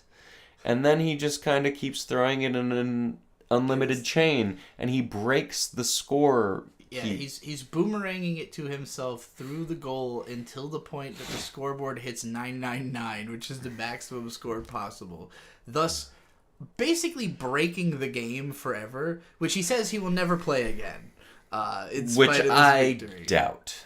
I can't blame him. He's ruined the spirit of the game. Everyone's excited to see this. Everybody loves seeing this happen and apologizes to him for throwing shit at him. But... I doubt this will ever be seen again in the sport. I don't know about that. Sport might just have to die after that moment. So anyways, this scene... Right. Okay. So now we're in the library type or study room or something like that. And now that Mash has won a duello game and he's a big sports guy and he's cool, he's standing next to the sportsman, as you can see in this shot if you're watching. All the girls want to like carry around his books and everything and help him study and blah blah blah. So we see Lemon Irvine or Irvine Lemon or whatever her name is carrying all of Mash's books, and then we have Hermione Granger, blue-haired guy, show up. Interesting choice that you think. I had mentioned this while you were gone, but I think the Harry Potter like trifecta of this show is Mash is Harry Potter, yeah. She Irvine is Ronald Weasley, and I don't remember blue-haired guy's name is Hermione Granger. His name is John Cena. No, it's Lance Crown. And so, yeah, Lance shows up, and everybody's like, "Oh, this guy is a badass." He's like, because he has 2 marks. Yeah, he's got 2 marks. He's one of the top of the class. They all know about him. He was number 1 in the entrance exams. And then he traps them in a bottle. Yeah, he traps everyone but Mash. All of Mash's friends in a bottle so he can challenge him to a personal fucking one-on-one duel out in the woods. That's just them talking about how he's got 2 marks, and that means he's super strong. He uses this crazy, massive gravity spell that it just like forces people and things straight into the ground. Yeah, and I think so. Mashle gets Mash gets slammed into the ground. I know, it's hard not to call him Mashle, isn't it? I believe that he claims shortly afterwards that he just likes rolling around on the ground and like allowed this to happen. Funny. Or something. Yeah, because he overpowers it shortly after this first time. But the Lance is like giving this big rant about how he's basically scum because he doesn't think that Mash has any ambition. He sees him as mocking all of this stuff because he doesn't think that he's like trying to do anything. Because he's not doing things the traditional way. Yeah, Mash is like, that's absolutely not true. So he breaks through the spell, makes it very clear he can kick this guy's ass. And then the guy threatens to throw all of his friends in a jar off a cliff and says, I'm going to throw this jar off a cliff. We're not quite there yet, though, because Mash finds a locket that this guy carries. Oh, right. He finds a locket and he sees a little girl and he goes, Lolicon. He's a lolicon. And I'd like to say, we here at We Watch Anime, not a fan of lolicons. Well, the guy corrects him and says, I'm not a lolicon. That's my sister. I have a sister complex. I'm obsessed with my sister. She's perfect, and she is the only meaning in this world. So he's threatening to drop their friends off of a cliff. And then we get his backstory. This is his adorable little sister. She's, like, healing him because he got into a fight with some people. Right, because she's good at healing magic. Dying. But she has she's not dying. She's losing her magic. Her mark is going away. And if she does lose her magic, they will kill her. So in a weird why is she, like, bedridden if she's just losing her magic? I assume it's a painful process. Like, in this kind of world, it would be like losing a part of yourself. I guess so. Anyway, so in a weird kind of fucked up way, Mash and Lance... Yeah. have pretty much the same goal, which is to justify that people without marks, without magic, have a purpose to live, because Lance wants to save his sister and Mash wants to live. Yeah, so they both are trying to, like, change society so that the rules are different. This is after he's... So, basically, what Lance's plan is to drop them off the cliff. He drops it off the cliff. He accelerates it with a gravity spell, and then Mash, like, disappears for a second. Well, his plan is that Mash is going to jump off the cliff to save them, and then he will attack while Mash is doing that. Yeah. But Mash manages to jump off the cliff and come back so fast. Hang on. Like, no, wrong. No? So, I don't remember what it is Mash does when he disappears, but I'm pretty sure that the glass bottle he drops was a decoy. Oh, yeah. Mash is like, you can't be that bad of a person because that wasn't actually the real glass bottle. Yeah, and so Mash just kind of disappears for a second. He probably does something important. I believe that it is explained that he just literally ran down and back so fast the guy could not perceive it. Like, he thought he was going to be able to attack him while he was down there, but he gets back instantly, and he's just like, oh, well, fuck. And then Mash is like, that give me the real bottle, bitch. So if you just give me my friends back, we can be okay with this. And that's what's happening here. The friends are all free and screaming about bamboo. That's it for Mashle. So what are your thoughts? Where do you think this show is going to go? Where do you think it is now? Wait, didn't we watch 5 episodes of Mashle? Is there a 5th one? Did you not clip episodes from the episode we watched of Mashle today? Let's see. It says it only says I've seen 4 on Mal. Are you sure one didn't come out today and we didn't watch it? Maybe. If we didn't see episode 5 of Mashle, I'm sorry. We'll catch up to it on the next episode if it's out. But I'm not sure. We have 4 episodes. I don't remember anything after this, so I don't think we watched an episode 5 if there is one. I'm just double checking. Like, really straining my mind. It says on my anime list that I've only seen 4, so it's hard for me to imagine that. In any case, yeah, my take on Mashle so far, it is very traditional Shonen Jump in the way that it's going about things, and also very traditional to, like, the tropes of the genre it's parodying. I do think it is funny. Like, initially, it put me off a little bit that it's so Harry Potter, it's so, like, deliberately generic, but that is why it works so well as a parody. And I can tell it's going to eventually muddy the waters and become more of like a shonen action thing, and that's probably when it will really get interesting or uninteresting. It's when it will really show its true worth, because like every Shonen Jump manga is designed to go on forever, and this one like, it's taking its sweet-ass time to establish everything so that it can, like, endear us to the characters before it starts using up its bigger ideas. And so that's kind of what I'm curious about, is what are the bigger ideas? What is it going to turn into? How long? I know this manga's been running for a few years now, so I assume that it is a, fairly girthy story. I don't think we watched Mashle episode 5. It seems like it came out today or, like, right now. Okay, so we're not too far behind, having not seen episode 5. Whatever. That's all for Mashle. We both seem to enjoy it. I would give it like a 7 out of 10. A 7 out of 10. Where do you think it could go? What are your predictions for the series? What's going on with it? I know this is supposed to be not bad. What are you signaling for? Nothing. The love? Is that enough?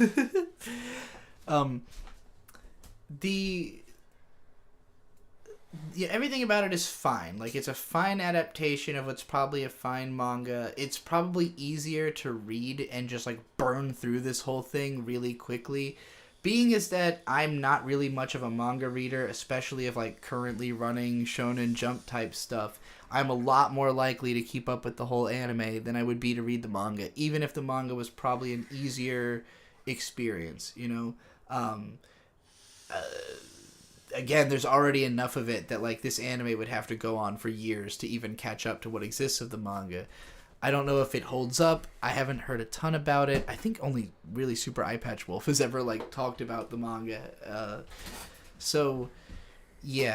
I'm curious. I think it could either become an 8 or a 6, or it could totally go to shit, but I don't think it's ever going to do that. I think fine. I would say it could become a 9 or a 6. That would be hopeful. I would like to see that. For now, it's just a solid 7 out of 10 for me. Alright, time to talk about the next show. This is... I need to look up the Japanese title for this, actually, because it's a joke. So, the Japanese name of this show is Boku no Kokoro no Yabai Yatsu, which in English has been translated to The Dangers in My Heart. I think they should have called it The Badness in My Heart, because the word yabai means bad, and it's similar to the English word bad, and then it means both bad and good. There's a lot of puns about it. It comes up a lot in Japanese, like, youth culture fiction, I guess. This is the badness in my heart, if you will. But it's... in brief, the Bundiness in what my I'm heart. I'm gonna call this a neurodivergent rom-com. It's a cute romantic comedy about a couple of very weird characters, and it's mostly kind of about how these characters are weird. I think there are certain audience members that are gonna connect with this show extremely hard. I wouldn't say that I'm one of them. I like it. I don't think I connect with it, but I think it's cute. I agree. I like it in sort of a... I guess if I was going to compare it to other anime, there's stuff like Mysterious Girlfriend X or... Mirai Nikki. I could see a small shade of that. It's a very low-key, like, Yashike slice of life, high school comedy. Love is War. But it's on the raunchy side, but not really forwardly sexual in, like, the imagery so much as the dialogue and conceptually. Yeah. It's much more fetishistic than it is pornographic. And most of it isn't even the main characters being fetishistic. There's just this group of 3 guys that are constantly, like, talking about weird fetishes because they're clearly just discovering them. The opening scene here, the main character... he's got a weird fetish, which is that he wants to murder. He particularly wants to kill the hottest girl in class. Who is an idol, I believe. She's like the school idol, but she is an actual model.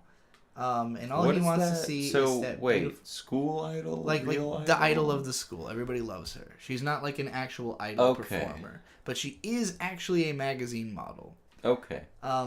All I want to see is that beautiful face writhing with pain.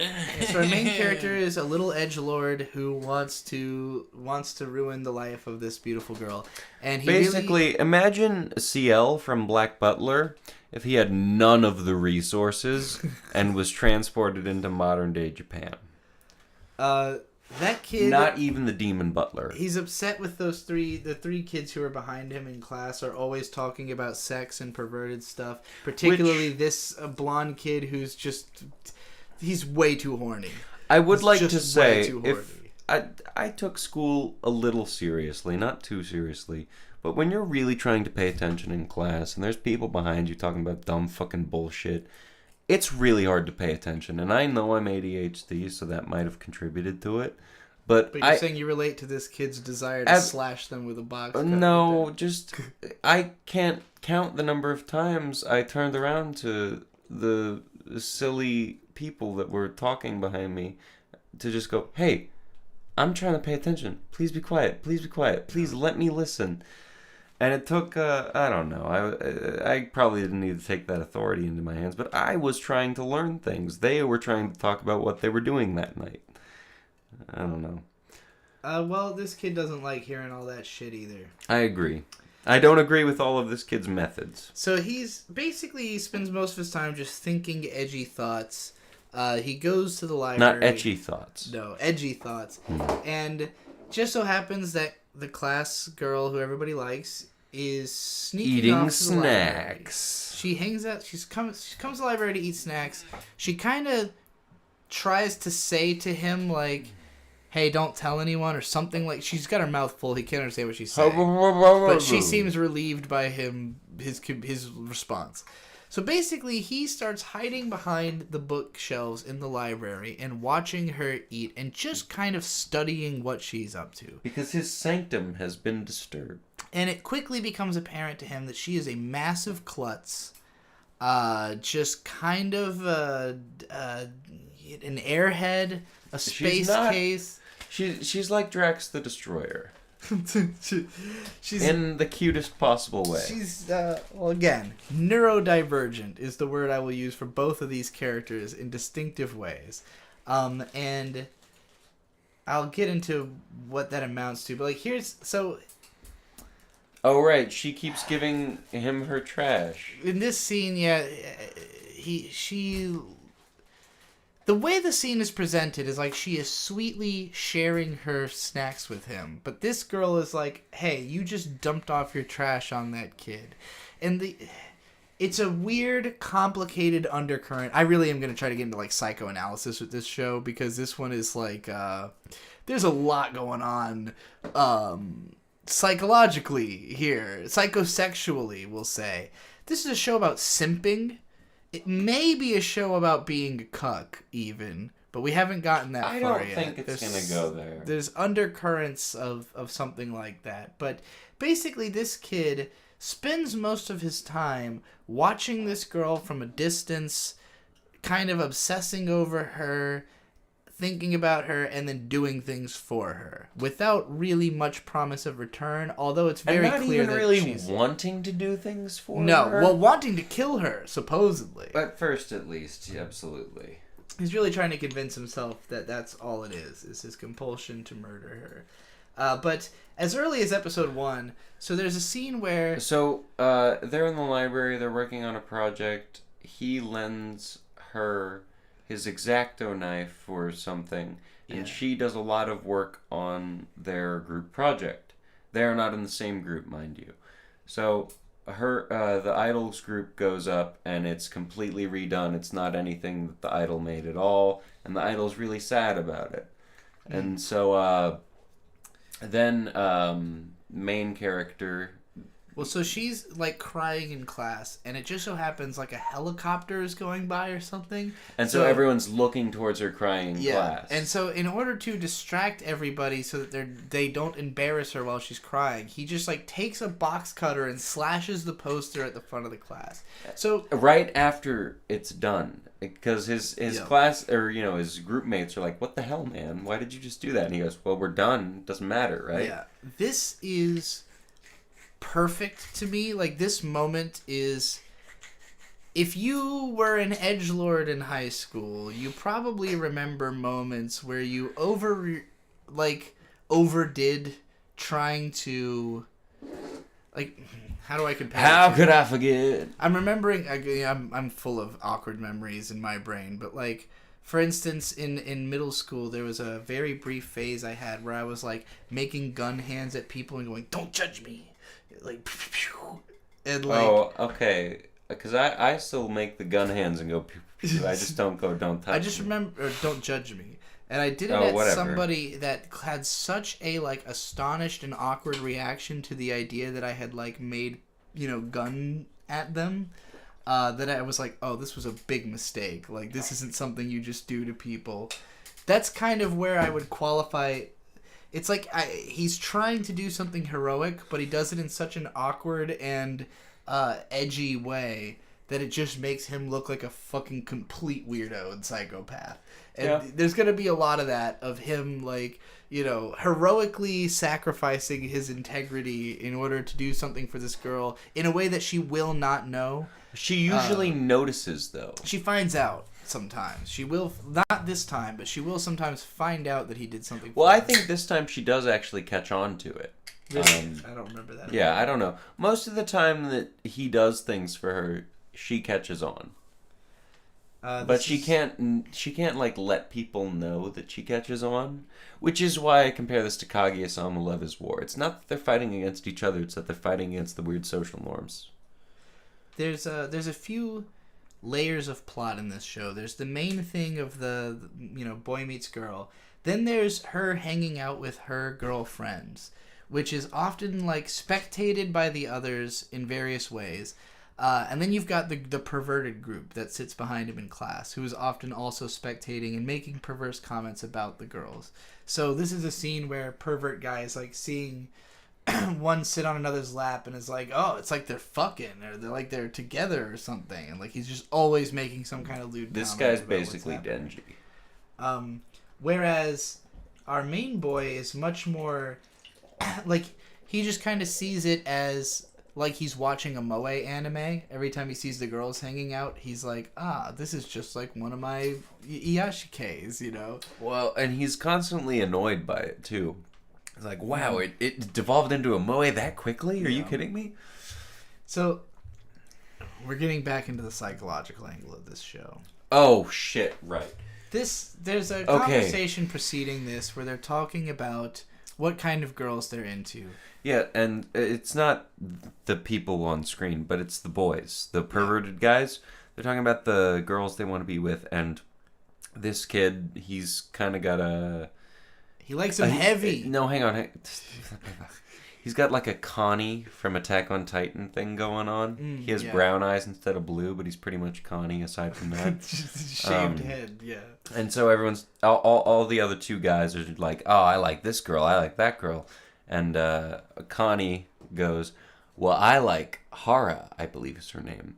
And both the guys are like, what? You like Hara? Because Hara's overweight. They all determine that he is a disgusting pervert. He's a chubby chaser. Like, he is the most perverse, most disgusting of them all because he likes the fat girls.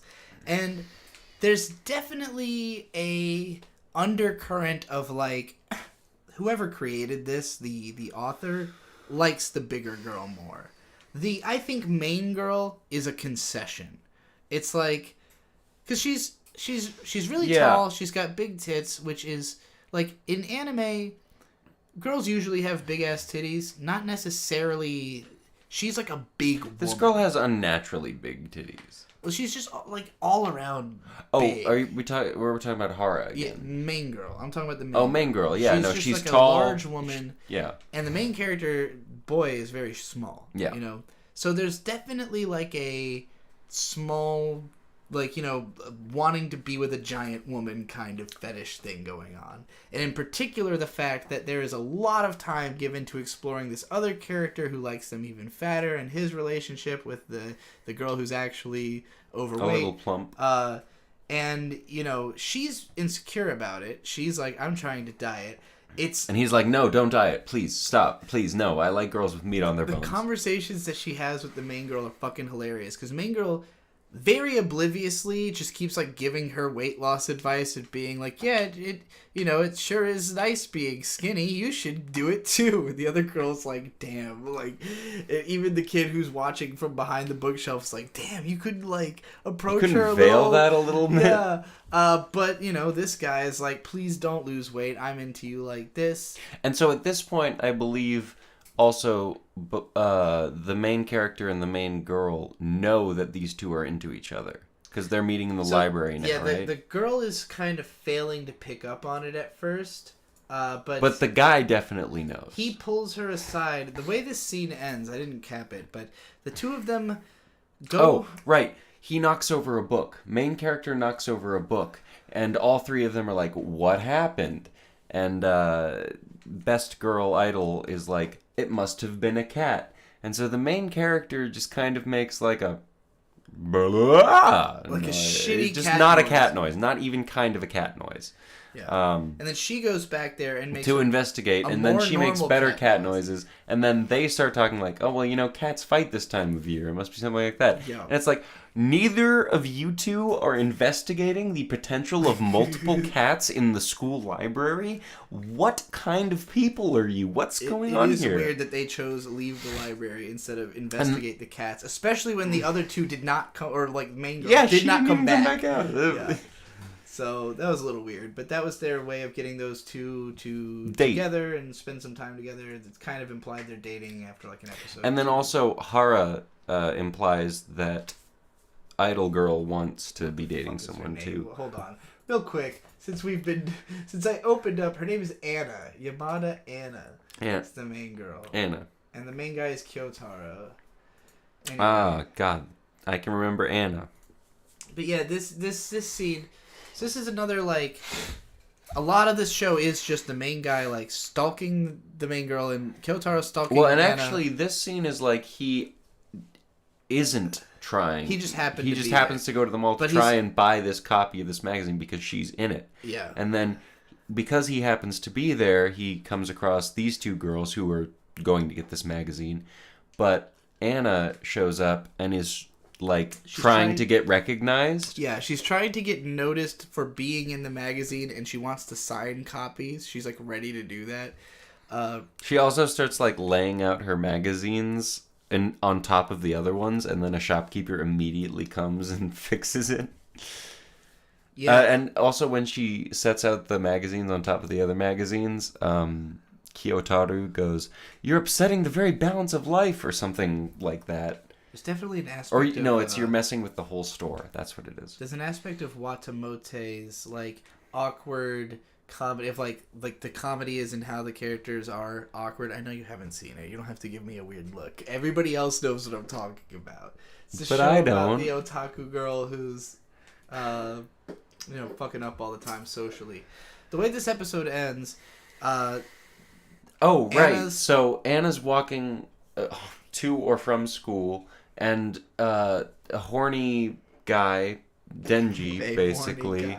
It's just the guy who's trying to pick her up. Yeah, a horny guy is just trying to pick her up, and Kyotaro is witnessing the whole thing, and it gets to the point where she's obviously very uncomfortable. She keeps lying that she doesn't use social media, and he almost gets her to give him her social media, but then Kyotaro sends his bike forward and into the river to distract everyone. Yeah, he literally just throws his bike down this hill so that it will go over a fence and into a river. Away. But this is the time where she does notice that he's done this, because this girl points out, like, hey, that was totally Kyotaro. Yeah, because this girl was watching the whole time also. She was behind Kyotaro when he was doing it. But yeah, that's pretty much how the first episode ends. He did something nice for her. That was all the first episode? Yeah, that was all the first episode. But we have less screen caps from each one after that.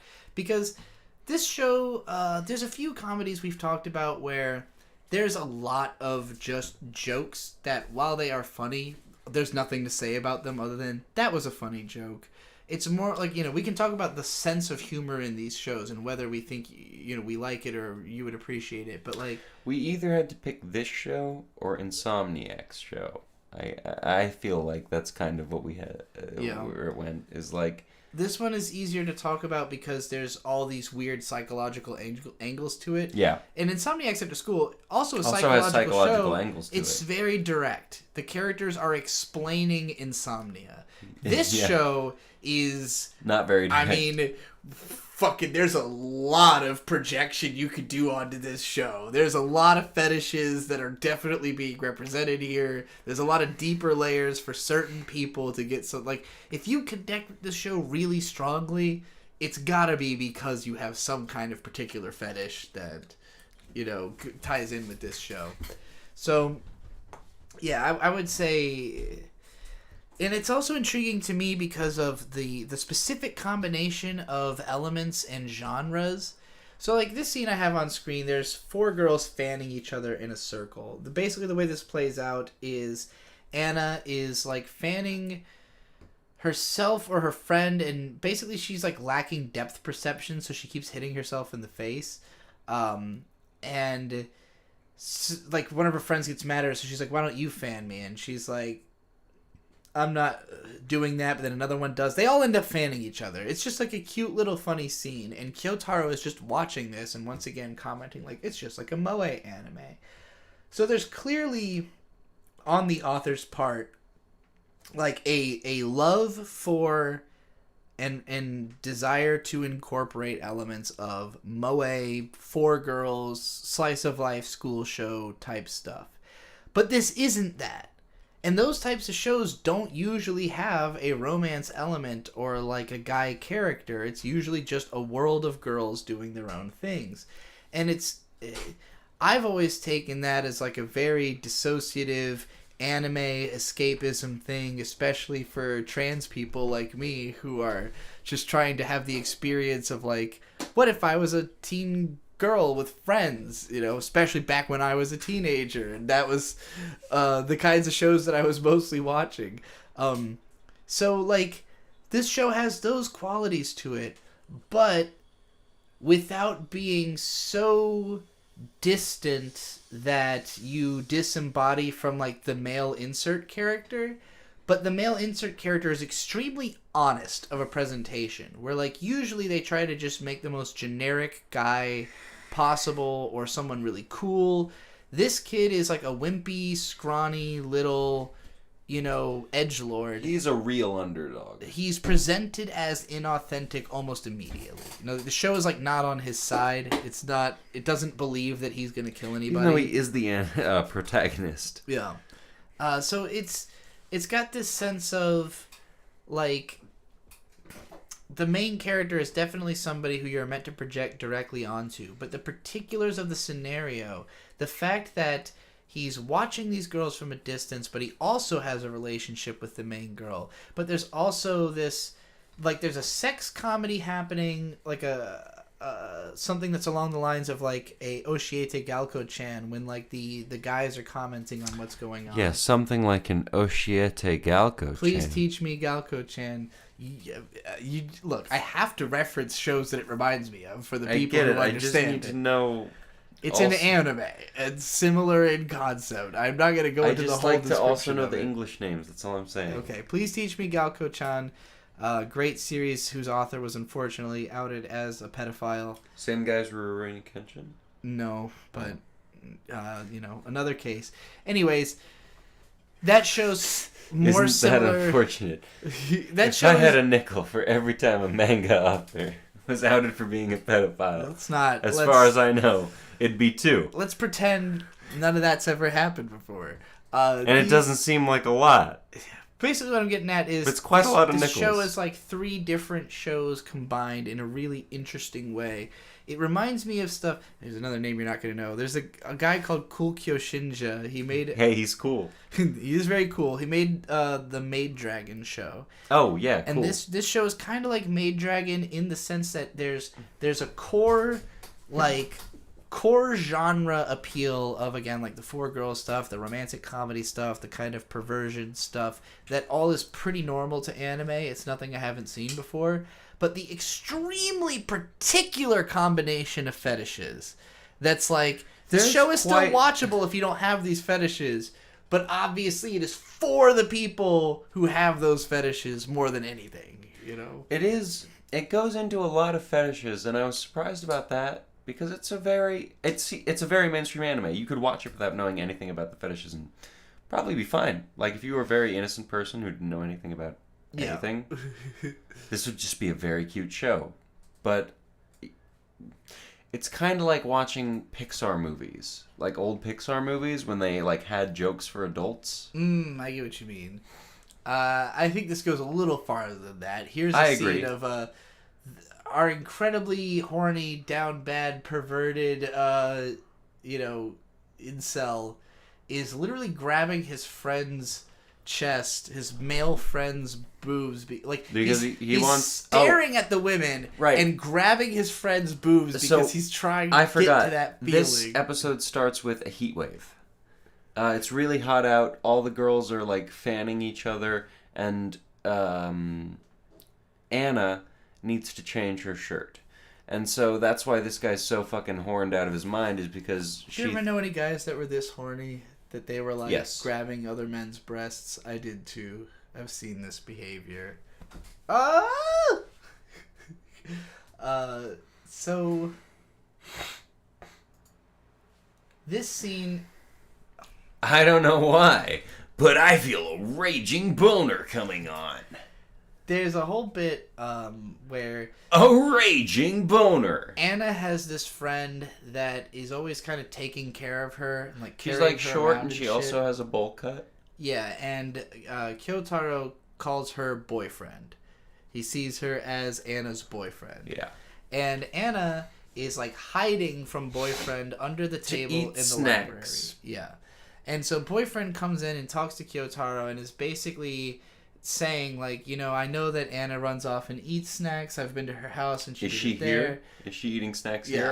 Are these? Well, she compliments Well, her because to she lure left her a out. bunch of snacks out, and so yes. Kyotaro's pretending they're his. Yeah. And then basically it's revealed she knew she was there. I mean, she's Anna's hiding under the table, messing around with Kyotaro, and then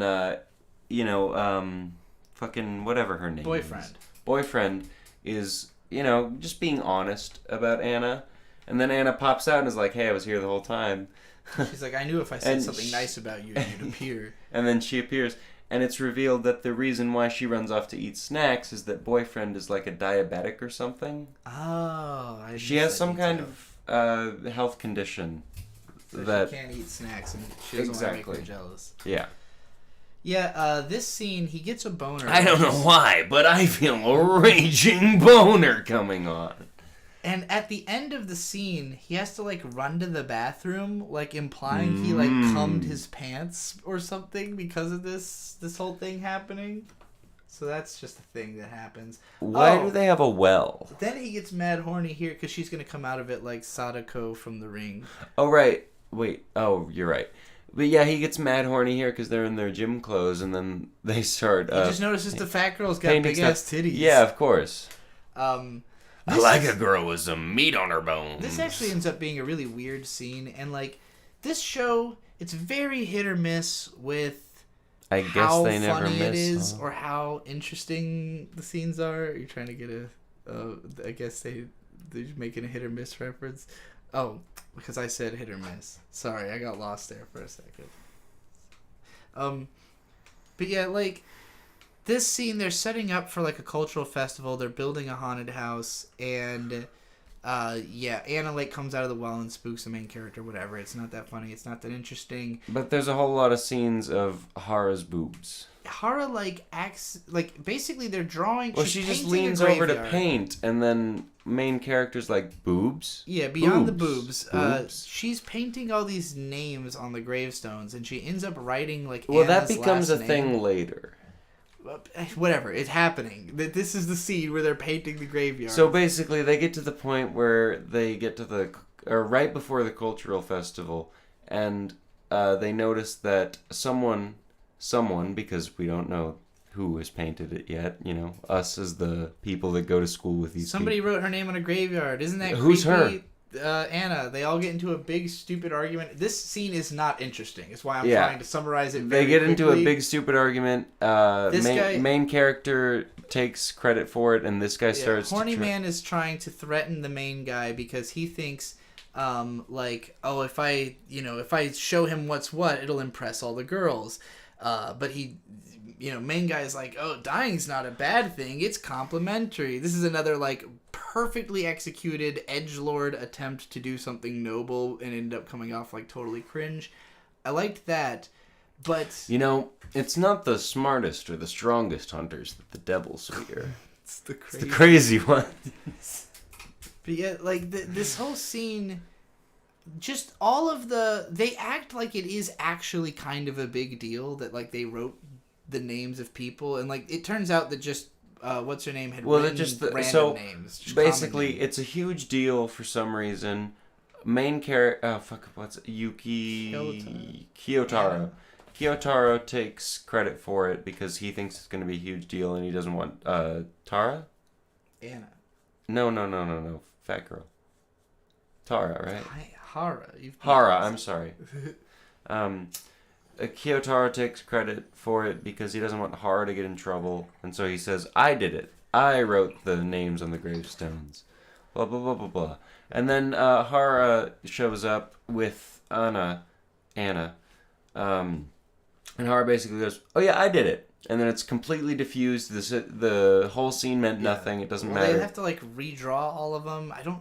I just didn't get why anybody thought it was a big deal once they knew that it wasn't delicious. Why did they have to redraw it all? The whole point of that was to have this scene where Anna is like, oh, I forget his name again. Kyotaro. She's like, paint me Kyotaro. bloody so I'll be scary. But that's his fetish because he wants to see her bloody and he can't handle bloodying her to his fetish, so he just puts a speck of blood on her. Cuck. That's all I have to say. Yeah, I mean... He really lost his opportunity there. Moving into episode... they take a picture together. Right, because they make a project that's called Our Town 80 Years Ago or something like that. And it's well, no, it's not. They don't make it. So they're at the art fair. Mm-hmm. Remember they were setting up for the big art fair or whatever? Yeah. They're walking around... School festival.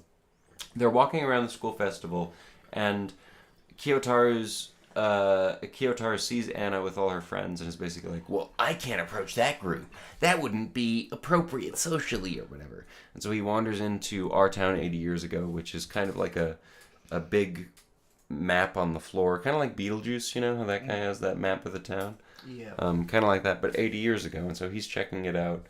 And then Anna shows up and is like, isn't this neat? And then, let's take a picture together. And so they take a picture together. And Kyotaro is... So was it relevant to them that it won Best Thing or whatever? Other than what won Best Thing? The town. It won, the... Oh, I mean, I'm sure them being there got a bunch of people to be there. Maybe that's what it is. I don't know. This episode was a little weird. The next one starts with he's, writing an isekai light novel. Right. And he draws her as, an isekai character. Yeah, and this is another scene where, there's... something about the way the scenes are written in this show. They're more complicated than they need to be. I guess just to fill time or set up a situation. Writing scenes more complicated than they need to be. This whole scene is the pervy guy is trying to pass a note to the girl, and main character is well, I don't know if that's going to say something weird, so I'm going to pass her my drawing instead. And then he passes her the drawing. Then he reads She thinks the note. It's really cute. Well, because she sees it first. She thinks it's really cute. He reads the note, and it's just something like, send me your or not IP address, your, I am address. Yeah. And then he's like, well, it wasn't even dirty. Now I have to redraw that character. Right. The point is that he gave her the character, and she really likes it. He ends up later seeing that it's on her. It's her cell phone background. He goes to the nurse's office. She's already there. They're both sleeping in beds next to each other. He's just kind of staring at her and thinking about her and obsessing over her. So they're not both sleeping. No, she's sleeping and he's laying there like, hey, girl. She goes back to the class, forgets her uniform. He's like... The nurse the nurse just kind of throws the uniform. The nurse tells him to bring her the uniform and then throws it on top of him. And it seems as though the reason for that is to show that well, he probably wouldn't have just picked up the uniform because he would have been too nervous. But since she threw it on him, now he's got to do it. Again, just unnecessarily complicated for the sake of communicating something so specific that it almost starts losing meaning in the process. There's this whole scene where the pervert kid leads the boys in testing the girls, where basically they all hold out their fists and tell the girls to touch their fist. And depending on what approach they take, will say how they like to have sex. And it's a whole just, comedy scene. They have all their assumptions about what different things will mean. The girls end up doing totally different things, so they make up their own reasoning of what that means. It's whatever. It's fine. It's cute. It's... And then eventually the girls find out what they're doing. Later they're playing basketball in the gym, and Anna gets hit in the fucking face with a basketball. And she's bleeding all over herself, and Kyotaro's like, uh-oh, my fetish. So, I wore glasses as a child. And by as a child, I mean like from 8 to 12. And I also happened to play soccer at this time. Mm. And in one of our competitive matches...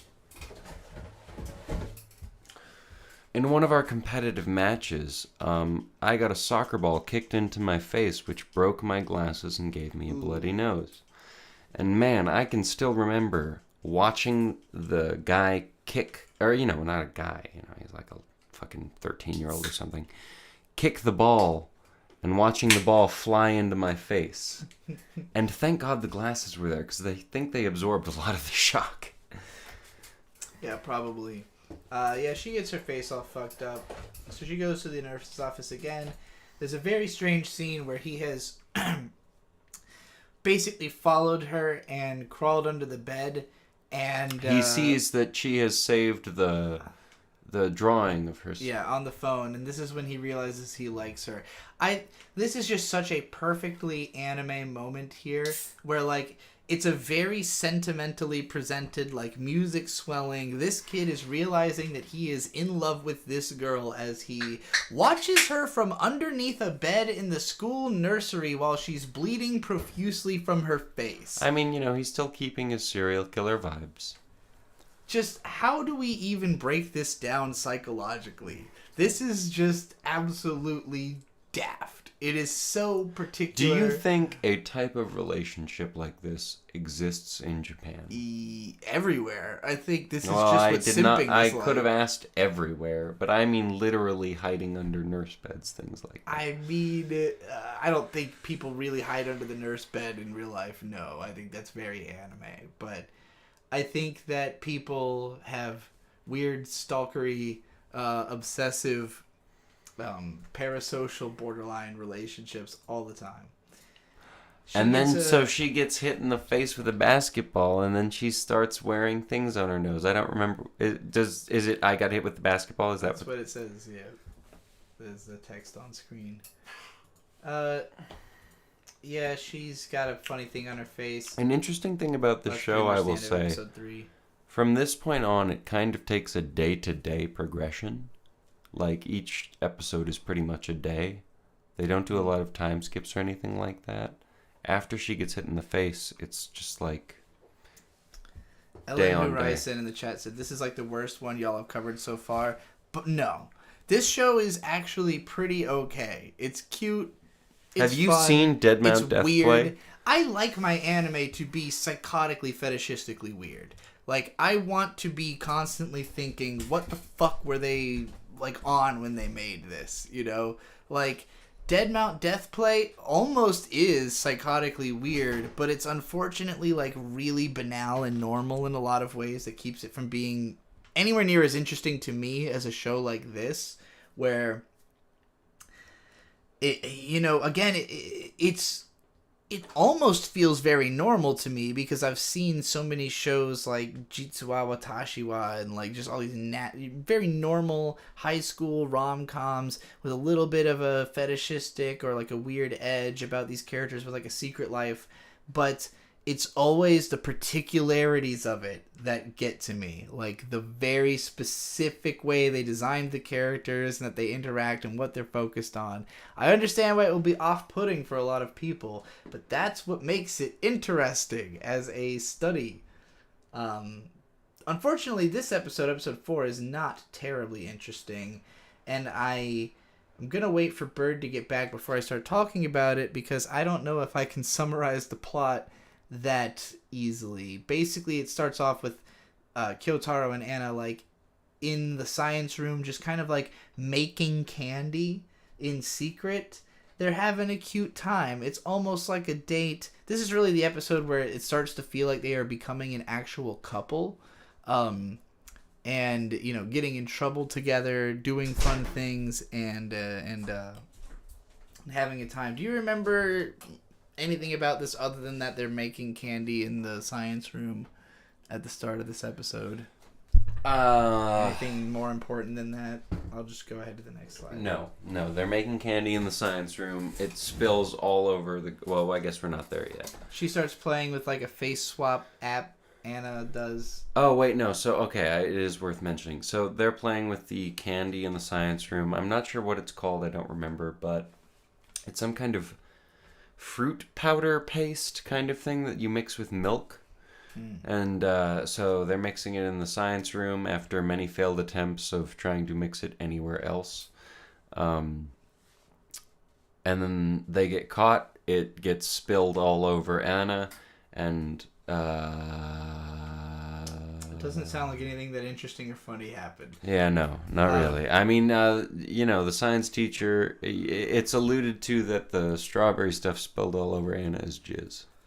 I think, but that's not funny. I like that Kyotaro's in a data processing club, which hasn't been mentioned up until this point. Boring. I mean, they only meet once a week, so station in life to be in.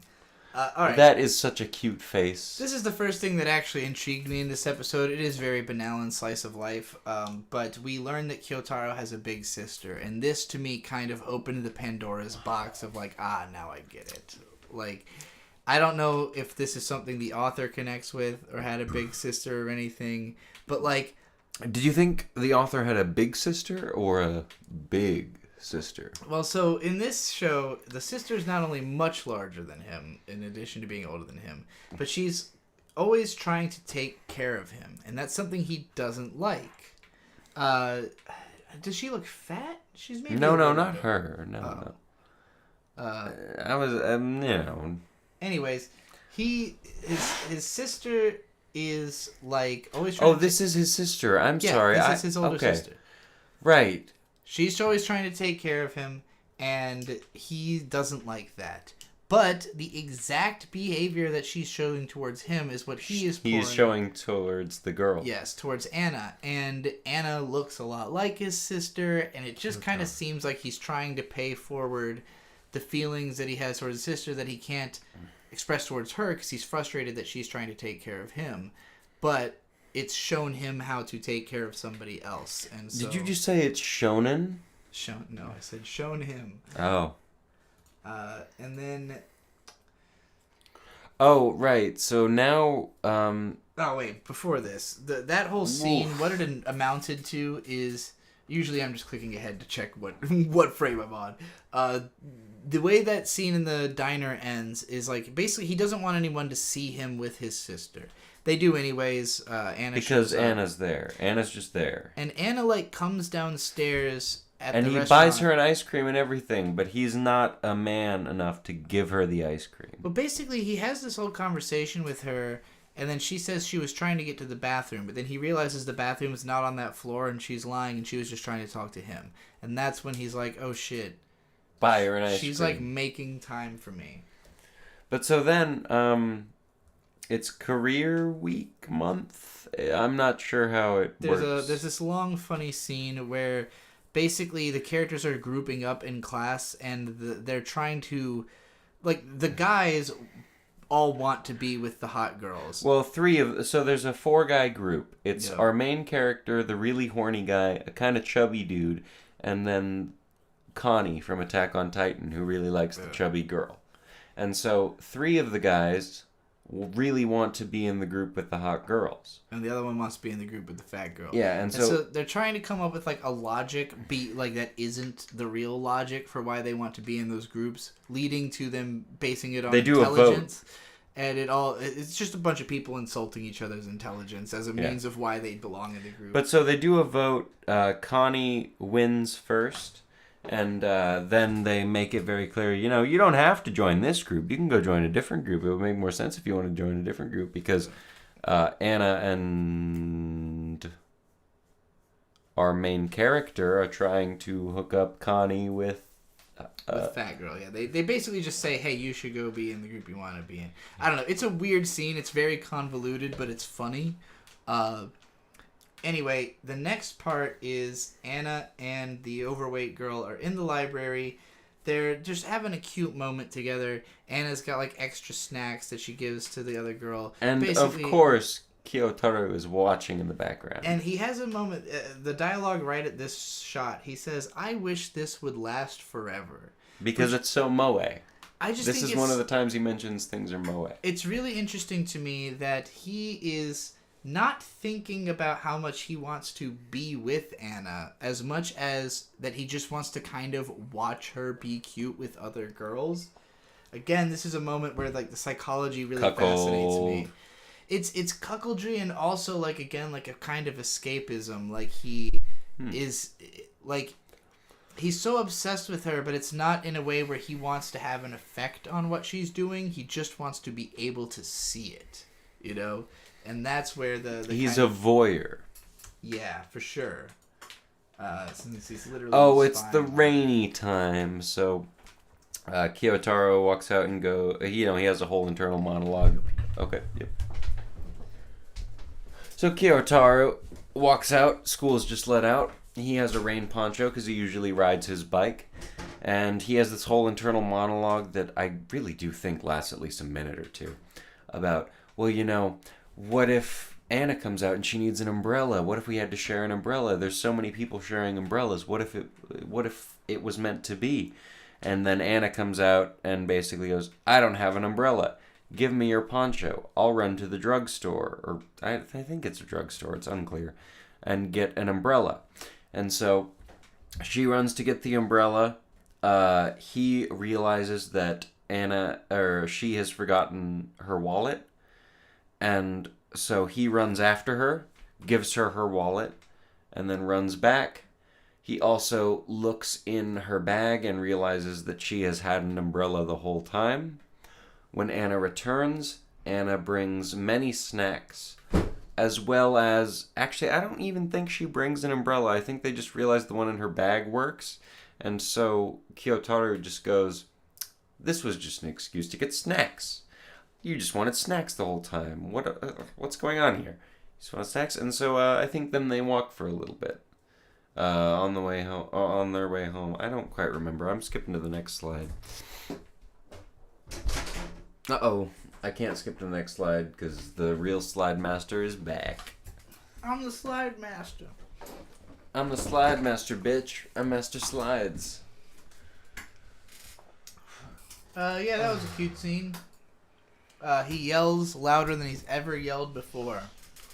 What does he yell? I don't remember.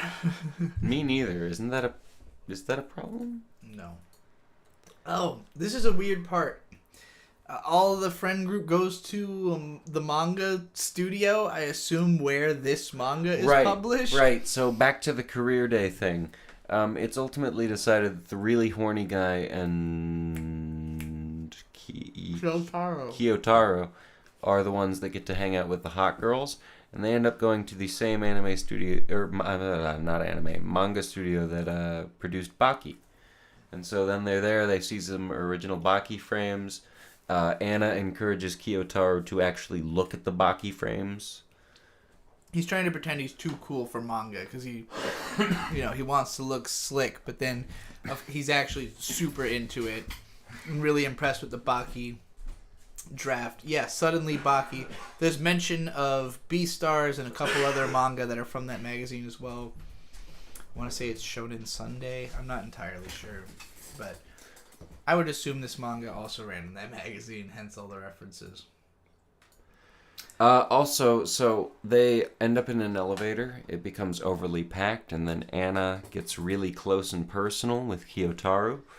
And then even after the elevator's opened and everybody's left, she's still lingering on him. Like, and he's like, "What's the matter?" And she's like, "Oh shit!" And she kind of like leaves the elevator, and it's like she was totally horny.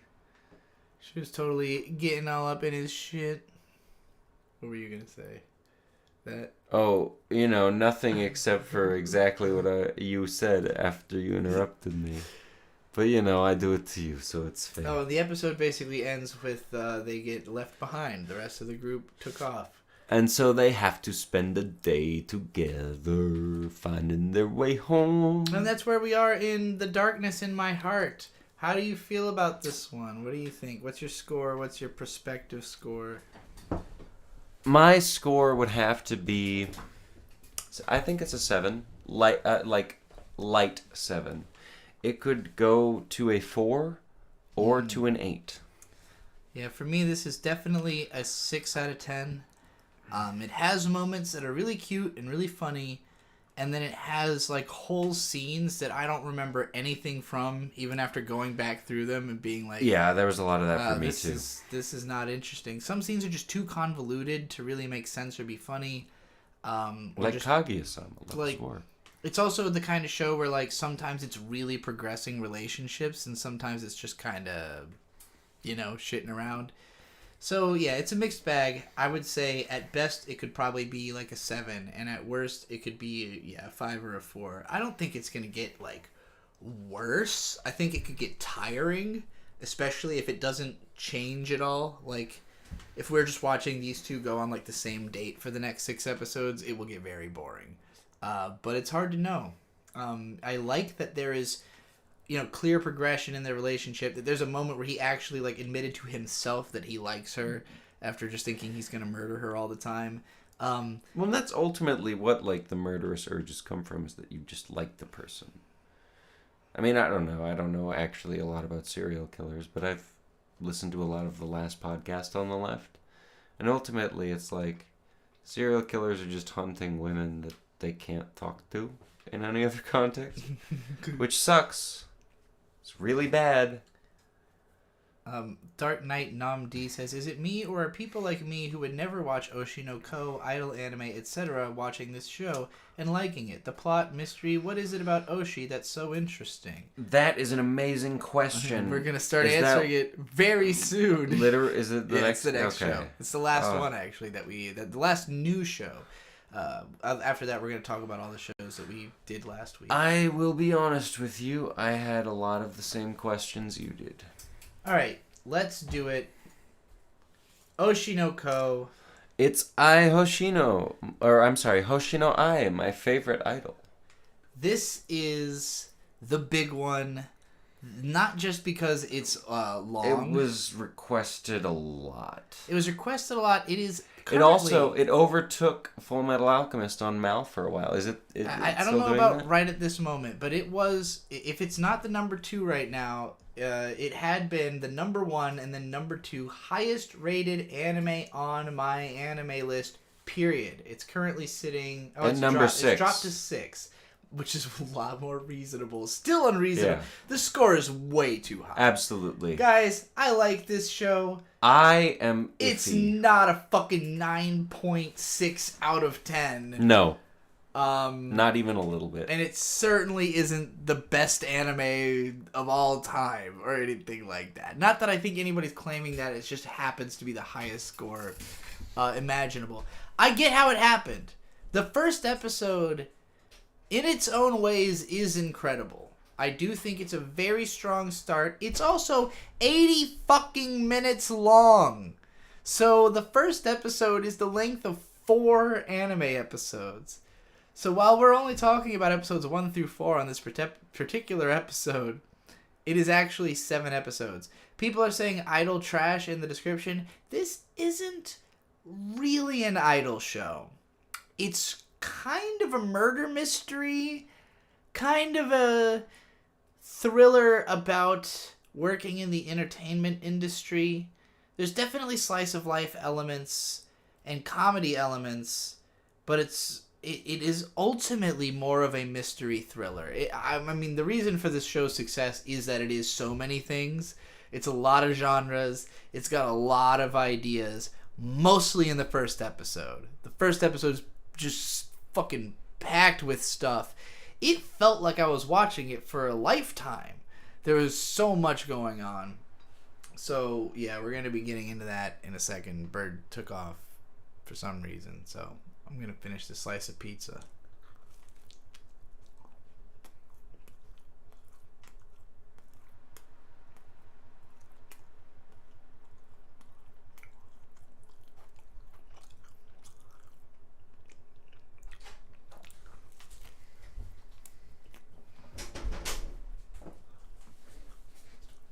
Fee, fi, fo, fum.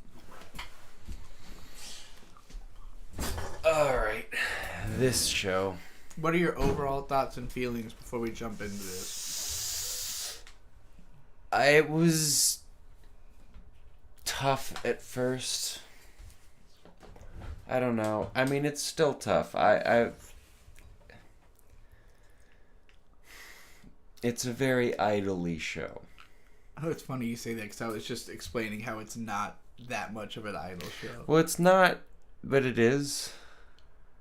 It's more about the realistic life of an idol, but it's still really girly. This comes from the same original author as Kaguya-sama Love is War, which is a show that we enjoyed watching together. I do think towards the last episode we watched, it reaches the level of that. But to have a movie and then 2 to 3 episodes in between, it was a lot to take in all at once. I have more screen caps, obviously, from this episode than any other episode of any anime because it is 80 minutes long. I think, again, the plot is so convoluted. This show to me is, I kept saying as we were watching it, Reddit incarnate. Yeah. This is the most Reddit anime that's ever existed, and it's hard to explain what that means to people who have never been on Reddit or understand the culture of it, but what if you were a gynecologist in the 2000s and a huge fan of Britney Spears? You know, or a Britney Spears equivalent. I don't mean to name her specifically. I don't mean to cast any aspersions. This is all purely hypothetical. And then, being a fan of this pop idol, Britney Spears or we're gonna go through the whole plot. You don't need to be coy about trying to describe the plot. How do you feel about it? They show up and they're like, "Hey, I'm pregnant." And you go, oh my god, that's why she's been gone for so long. Holy crap, what do I do about that? And so eventually, the babies, they're getting born. But right before that, a stalker finds you and murders you. You sound like you're speaking complete nonsense right now. It sounds like you're describing absolute nonsense. Isn't it a great show? Isn't this an awesome show that makes a lot of sense? Well, guys, fucking back. Hold on. I'm getting really hot.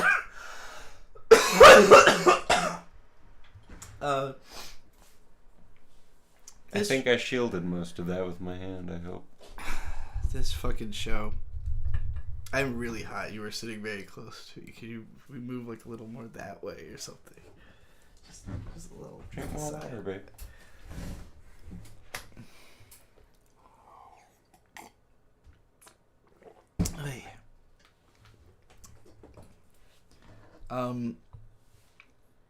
Persona Jared 5, you call me Digi again, I will ban you.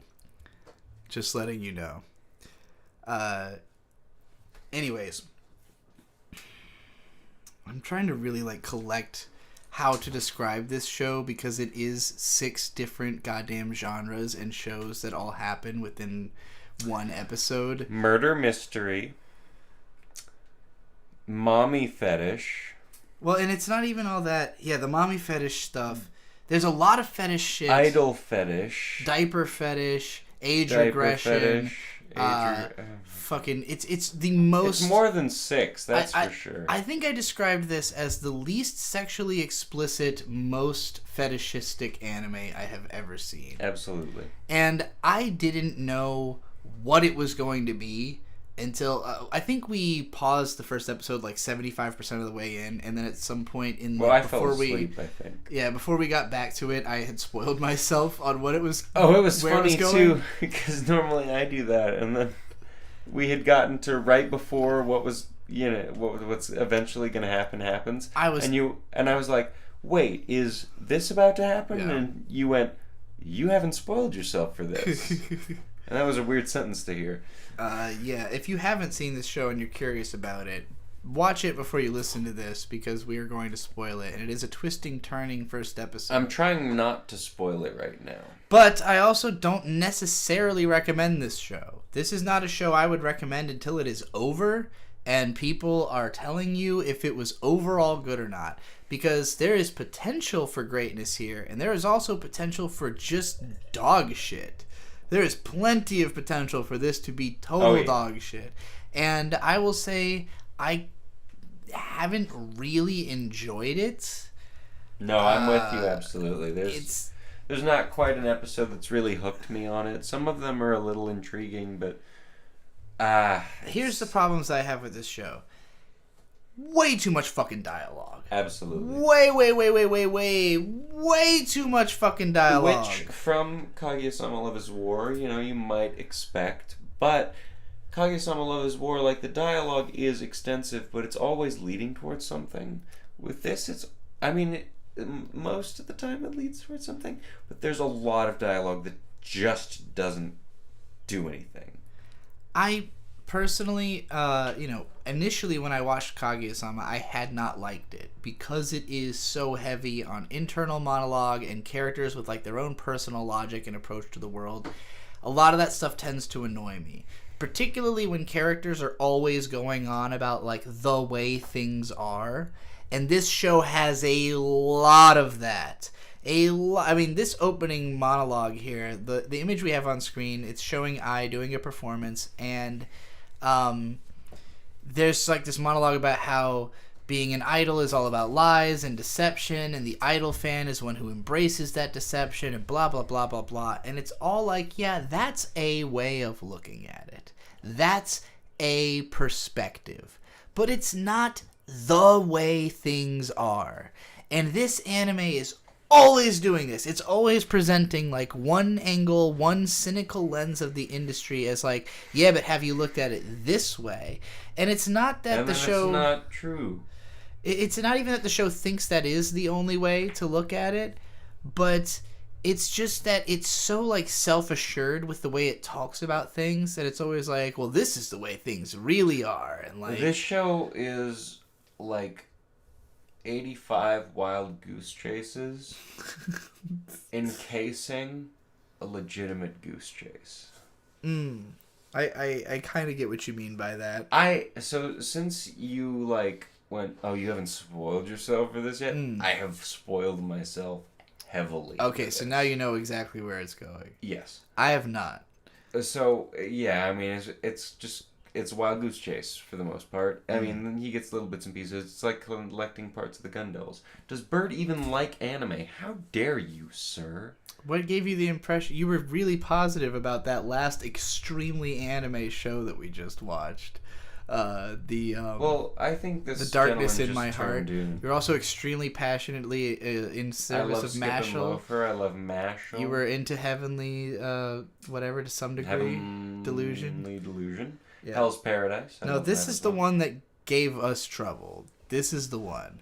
And it's not that I think this is a good show. I think it's actually, the first episode I think is very good. Do I like it? Not really. Yeah, I'm with you. It's the kind of thing where I look at it and I go, I understand exactly why the show is popular. I totally get the appeal. I do not it all understand makes sense to for me. a second how it unseated Full Metal Alchemist. That's where it gets... Well, and so here's the thing, right? Like with Mal's scores, you got to remember, every anime's score drops dramatically once it's over. Because you have to think about what kind of person scores an anime they have. It's dropped from number 1 to number 6. I'm saying it's going to drop about 200 slots when it's over. I'm thinking a lot of people saw this first anime, or a fucking... episode. The episode movie, or whatever you want to call it. I don't know what... The first episode is literally 90 minutes long. It's a movie. Yeah. And thought, wow, there's so many places for this to go. And there are... If you want to make anime fans care about a show, kill the mom. Yeah. You ever seen Attack on Titan? I didn't know that was going to happen. I was not jazzed about it. Well, I think it's the only reason that this is as popular as it is. Like, it is a one-stop destination for making your show extremely popular. Just kill the mom. Anime fans, they kind of have mommy complexes, I guess, especially the ones who like this show, because oh boy, does it get into it. All right, we should start going through clips. start describing what the fuck is going on. So yeah, our main character is a gynecologist. She's the leader. Well, oh right, he is a guy. I forgot that's who that was. In the countryside, he's. I don't think he's in the countryside. He is. They live in the middle of like a nowhere town. Oh, okay. So he's in the countryside, and he's a big fan of idols, for reasons why we'll learn later. Specifically, I's group, this idol group that he's obsessed with, particularly the girl I. He's in love with them. The woman he works with is like, you're a pedophile, right? And he's like, no, I'm not. I'm not thinking about it like that. And she's like, well, if you met I, would you date her even though she's 16? And he's like, no comment. She's like, pedophile. See, that's the problem with Japan. You don't have the Fifth Amendment. She's only 16, isn't she? I guess that makes you a predator. Yeah, absolutely. So then he talks about how... And welcome to the reason why he likes I so much, is because he has this patient. I forget her name, though. She's a pretty pivotal character. Yeah, there's this sick girl that he spent a lot of time with who was obsessed with I and constantly watching her performances and studying them. And she basically was wishing to be reborn as an idol's child. Wouldn't it be amazing if right from birth you had all of the looks and abilities of an idol? This is mentioned at least 5 times in this episode. Foreshadowing, maybe. Or is it?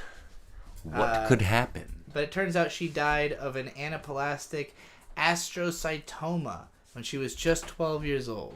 Could you please find out what that means? Anaplastic astrocytoma. I'm not going to find out what it means. I asked you to, though. I thought you were asking the internet that's listening to find out. Anyways, so very predictably, like, we find out on the news that there is a pregnant idol, and of course it's I, and of course she has come to this doctor, and of course he doesn't recognize her right away, but as soon as she takes her like hat off and he sees, oh my god, it's the girl I'm obsessed with, what the fuck, why is she here, how is she pregnant when she's 16, what is going on? And out in the lobby where, like, there's some other popular entertainers having a marriage announcement, these guys are like, wait, so if I die right now, there's a chance I'll be reborn as an idol's kid, right? Why is this such a widely held belief in this show's universe? It's a weird thing to just mention so casually all of the time. For 2 people in the same hospital to be very specifically like, wouldn't it be awesome? It's gonna be mentioned again. Also, I know I said 4 to 5 times, but it's gonna be at least 3 times. I know that. To the person asking who nutted in her in the chat, that's the whole show, buddy. That is the plot. And by we don't know, I mean I know and I can't say. Yeah, that is. Because it wouldn't make any sense. The main thrust of the mystery in the show. So basically, what happens is there's a long sequence. And I will say, I think that this first episode being 80 minutes long was ingenious. I don't know how this was broken up in the manga, like how many chapters this was, but it's very clearly like a opening arc that is establishing everything leading up to like what the actual story is. And it's a long time of you wondering like, what is actually this going to be about? Because it twists and turns so much getting there. But in that process, it does a pretty good job of establishing a lot about its main characters and the world that they inhabit. Like, this episode is really dense. And again, there's way too much fucking dialogue. It's denser than it needs to be. It introduces too many concepts. But it really wants you to understand I and her situation by the end of the episode. So there's a lot of, like, her coming to the hospital, working with the doctor. They have conversations together. They develop a bond. She's really determined that he's going to be the one to deliver the children. Like, they have talks about why she wants to keep the kids and all this kind of stuff. Someone said this is the first 10 chapters. So yeah, that makes sense. It's a lengthy fucking segment. But yeah, after he's talked to her for a long time, on the day that she's supposed to like deliver the kids, a guy like turns up at the hospital asking about her, and doctor's like, what the fuck? Who are you? This is suspicious. The guy leads him into the woods and pushes him off a cliff. So our homie is dead. And then while he's dying, he has the whole thought of, what if I was reborn as an idol's child? Yeah, I mean, it's something I never had really thought about because... Until, 2 or 3 people had mentioned it to me suspiciously in the past week or months or so. It's a little weird. What do you know? He was born as one of Ai's twins. Cute baby named Aquamarine. So, at this point in the show, I thought this was going to be a show about just being an idol's baby. So did I. It goes on for a little while, and I really thought, this is the most demented fucking show I've ever seen. Yeah. That was my first impression, was middle-aged man who's obsessed with this girl becomes her baby so that he can be... But he refuses to be breastfed by her. Yeah, I think I have a screen cap of that. But, yeah, it's just... I mean, I've known, some ABDL... fetishists, adult baby diaper lovers. I know what it means. I'm curious I've, to know who you've known who are those. I've known a few of them. And, we will talk later. And, it's not my scene. But who doesn't love pissing their pants every now and then? Well, and a big part of it is age regression specifically. So I'm looking at this and I'm like, this is an age regression, baby diaper, mommy fetish. It's just a list of fetishes. And it's like this for about 10 minutes. And it's funny because when I revisited it, knowing what the show is, I was nowhere near as disgusted is I guess the word I didn't think it was as perverse as I initially did, because I really thought the whole show was going to be this, and it leans into this bit we're getting to the breastfeeding stuff. I saw someone comparing this show to Mushoku Tensei, being well, everyone loves a little bit like that, but I saw it well, everyone loves this show and everyone hated Mushoku Tensei. It's well, I disliked Mushoku Tensei, but it was very well received. Yeah, that show was beloved by tons of people. It was the most successful show of the last couple of years. So anyone trying to be well, why'd you all complain about that one, not this one? They're complaining about both. I think there's literally people complaining about it right now. So basically, they're trying to keep these babies a secret. Ai wants to keep her babies around, but they cannot be publicly known about. So her manager and the manager's wife adopt them. Essentially, yeah, they're taking care of them. They will actually adopt them later. But this is the scene where it's revealed after a couple minutes of just the main guy being with the mom, that the daughter is also a reincarnated person who had been obsessed with Ai. It's very obvious to us watching the show that it's the sick girl, but there are reasons that will be obfuscated to the guy. It was obvious to me because I knew. It's pretty obfuscated until the second or third episode of this show. Really? No? It's I mean, aside from the fact that it's obvious, because who else would it be? It is kind of revealed in this episode. Okay. But yeah, they love their mom. They're both big fans of Ai. They also... Yeah, the way Ai has the 2 star eyes. They have one star eye. Yeah. And whenever Aquamarine is plotting some dastardly bullshit, his eye goes spooky. So, yeah, this is how he finds out that she is a fan of Ai, is that the daughter is just going on social media and defending her very ardently, getting into full on flame Twitter fights. It was great.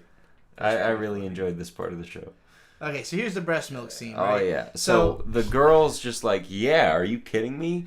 We're her children. Are you not going to breastfeed? It's our God-given right to have our mother's milk, is the way she puts it. And titties, titties, titties. It's just a really funny scene of her giving a smug look to him after sucking the boobs and being I don't know why you cocked yourself. But yeah, he won't suck the boobs even though he's a baby. They had to go into depth about all of it, I guess. You're going to ask questions otherwise. Okay. So, in the midsection here of this episode, there's a lot of little, character building tidbits. But basically... The mom is left... Or, not the mom, I'm sorry, that would be Hoshino Ai. Ai's manager's The manager's wife is left to look over the kids, and the kids Yes, the babies are smart. The babies have all of their knowledge from their previous lives. Yeah, the boy is literally the doctor who is delivering Ai's children. He has all of his memories. He was killed right at that moment of birth. The girl is the sick girl who's obsessed with Ai. She also has all of her memories. But so, the wife is looking after these kids, and she's kind of going through like a weird midlife crisis type deal thing, where she's like, well, I could expose everything right now. I could say that these are Hoshino Ai's kids, and all of my...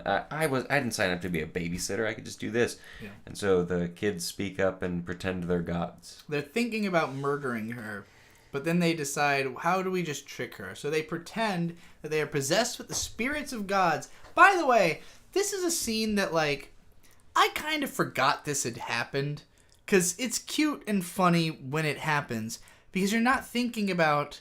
long term that this woman's going to be a character for the rest of their story. But she becomes their mom. Yeah, she like adopts them and everything, and this never comes up again. Like, it's not clear if she still thinks that they're divine godchildren that are gonna... Also, the promise they make to her is that she will have a second marriage to a hot actor. And that's what inspires her. Which isn't even relevant yet, because like later it is a point that her husband just kind of disappears. Mm-hmm. We don't know where he goes, but like, I mean, women be shopping for other partners. She certainly was at this point. I don't know if she remembers that any of this happened by the point we're at in the show now. Yeah, here's the second marriage to a handsome actor. This didn't happen. Mm. This is imagination.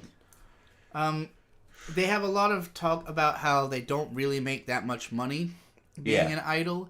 There's all this overhead, and again, there are a ton of long monologues about how the industry works, usually from a very cynical perspective, trying to be like, you thought it was all sunshine and smiles, but the smiles are fake, and it's all capitalism. It is interesting, though. I do feel it's a pretty accurate portrayal of the idol industry. It is, but it's so... And I'll admit, like, a lot of anime that is about idols bothers me because it is completely bought into the fantasy. Where, like, idols are meant to be, like, beyond human, essentially, in the way that they're presented, even though they obviously are real human beings in real life. So when you watch idol anime, where there is no real life component, they just create idols that are actually that perfect image that, you know, real people are pretending to be. So for this show to, like, deliberately say, well, we're going to present it realistically, and here's how those people would actually act, you know, I appreciate what it's trying to do there, but it's still doing it in a very, like, anime way, where the point of it is still that there's, like, this magical realism, and, like, the rebirth, and the stabbing plot, and all this mystery shit, and, like, none of the characters act like real people, you know, none of them acts like a believable, normal character, but the show is constantly insisting that, like, this is how the world really works, and this is how stuff actually is, and it's weird to have these, like, 5-minute monologues of characters explaining the industry as the backdrop of this totally fucking ridiculous plot with these whack-out, you know, magical characters.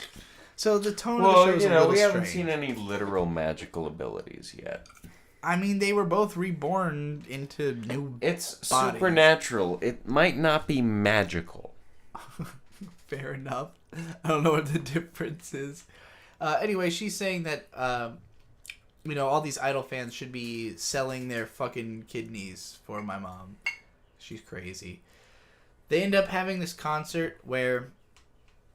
This is another scene where, in order to get into Ai's head, they're going on this long thing about how she's a fake. Like, in her own mind, she is somebody who cannot love, who cannot really express the level of happiness that she's trying to, because she was, like, an orphan, and she had, like, this fucked up upbringing, and she's just trying to, like, make money and make something of her life.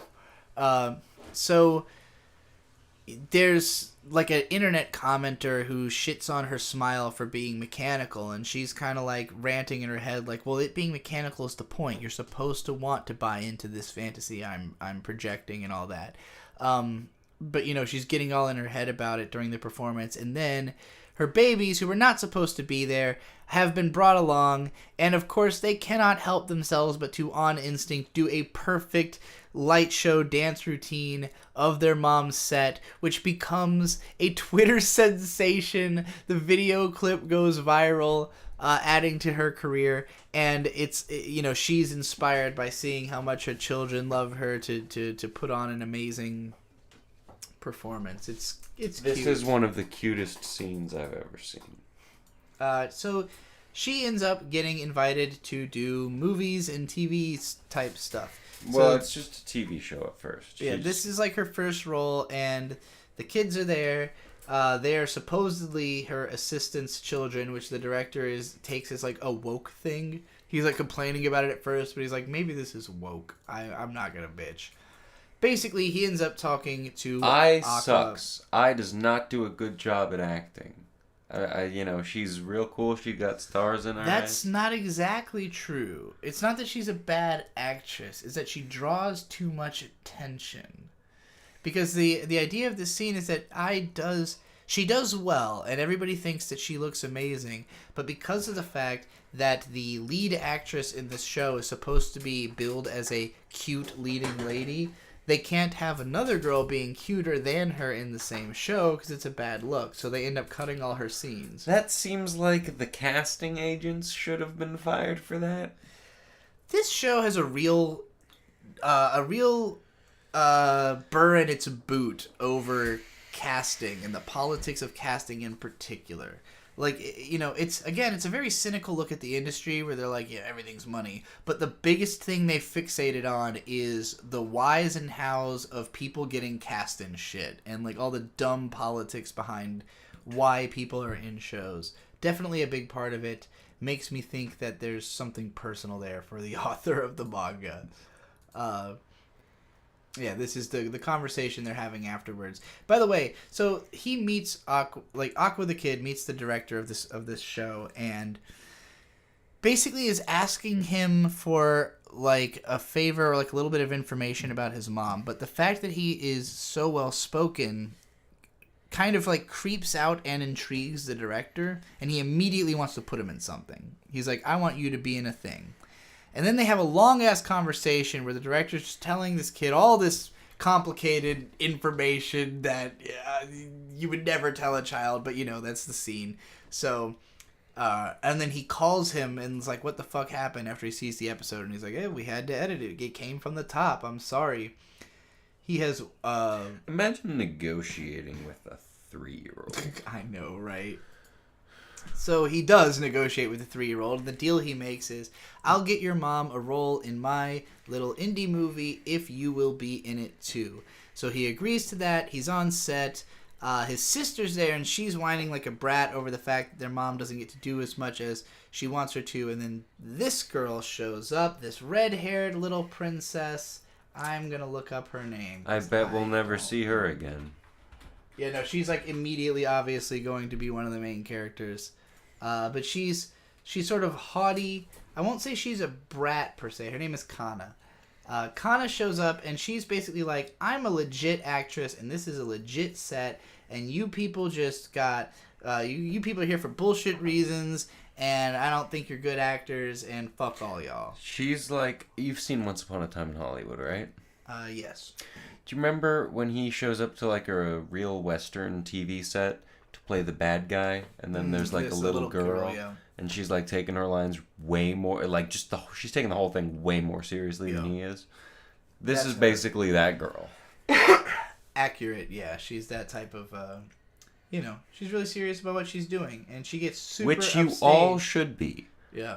Everything you do it with your whole ass. So this kid, this is where, and man, this manga, this story. Did you read this manga? No, it's so specific, again, with like what it's trying to say, what it's trying to portray in the industry.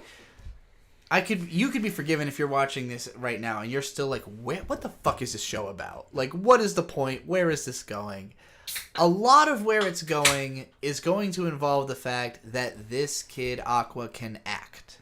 that the reason he can act is that he is very good at understanding the expectations of the staff. He knows why the director wants him to be there and what the director is expecting of him. And this is basically his Batman superpower. This is going to be mega important, that he can read the intentions of staff and therefore deliver the product they want. In this case, he doesn't really need to act. He's just a creepy kid who can talk too well. And that's all the director's looking for. And so it's so natural and it comes out so well. It, like, sends fucking Kana into, like, a hissy fit. And we get about 10 minutes of him doing this.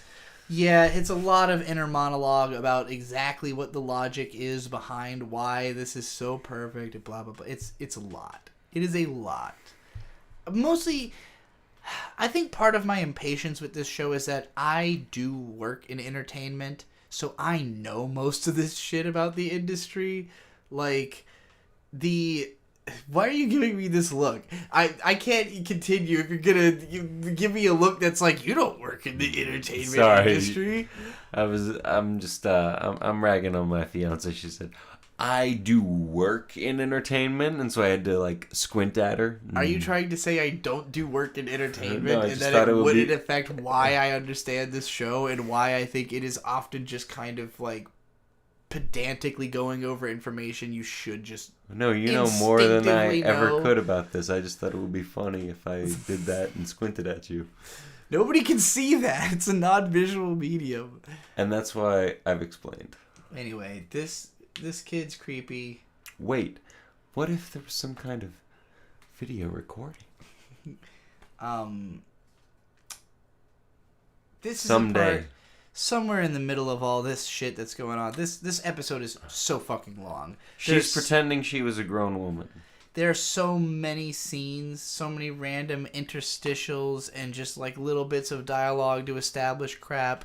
In this part, he's trying to figure out if she was a kid or an adult, and she lies and says that she was a grown woman because she thinks it will affect the power dynamic between them if he thinks that he's older than her. Which is the only reason he hasn't figured out who she is, because he even kind of suspected that it could be that girl. Yeah.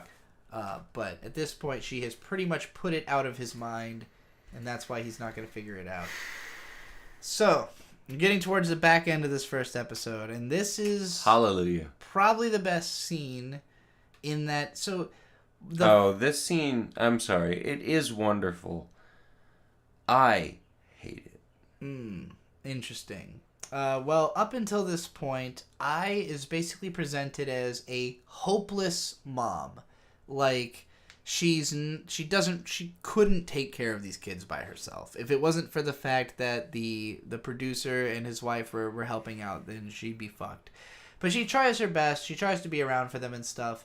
And the scene that we get where she's finally really becoming a mom is her daughter wants to learn to dance. She's in the studio, she's got a tutu on, she's practicing, but she keeps falling over all the time. And her mom, in observing her, is like, you seem like you're just always ready to fall. So she remembers how back in her old life, because she was sickly, she was literally falling all the time, and so she had learned to just kind of brace herself for that. But her mom's like, hey, being herself a dancer and obviously knowing, says, if you have the mentality that you're going to fall, you're going to fall. Is this the reaction she has to the pageant, or not a pageant, but like she has a dance show? This is just the daughter dancing in a studio. Like, they're just practicing. They're just kind of hanging out. And, she just, like, observes this pattern and is like, hey, if you change this, you'll be able to dance good. And it's a cute little bonding experience. So then also it starts to come up that she wants to reconnect with the father of the children because they don't know who it is, and the daughter has just assumed that it was a virgin conception. Which you had also guessed might be a thing. I'm glad it came up. I'm glad it was addressed, because otherwise I would have had it in my mind as a possibility if it wasn't directly made reference to. So, okay, if I had to summarize all my problems with Oshi no Ko in one screen cap, it's this one. If I were to utter those words and realize I was in fact lying, what words? I love you.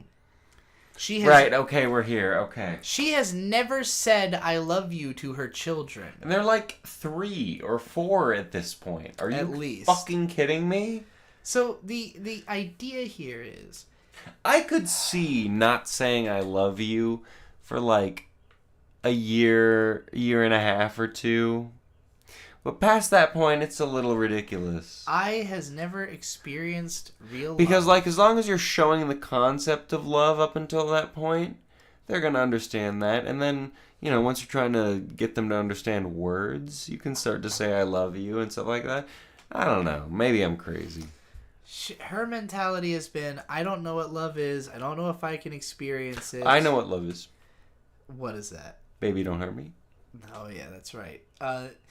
If I were to... No more. She's never said I love you to anybody, and if she ever said it to her kids and realized that she was lying, then she would hate herself and she would never be able to live with it. This is the stupidest fucking shit in the world. Fuck you, fuck yourself. Just say I love you to your kids. They're the ones who need to hear it, not you. It's not about you. This is stupid. I hate this type Beatrice, of thinking. She never had a family. I get it. I get that it's not that it's poor. She doesn't know what love really is. It's not that it's logically poor characterization. It's just stupid. It's just the kind of thing that makes me go, oh, you're stupid. You know, you're a stupid, unlikable character that I wish was different. You know, I hate this kind of edgy, way too emotional, way too lofty, like putting too much stock into words and what the words mean. Words don't mean anything. Words are just symbol. It's just gestures. Like, I don't know. This embodies what about this show, like what about its personality is different from mine.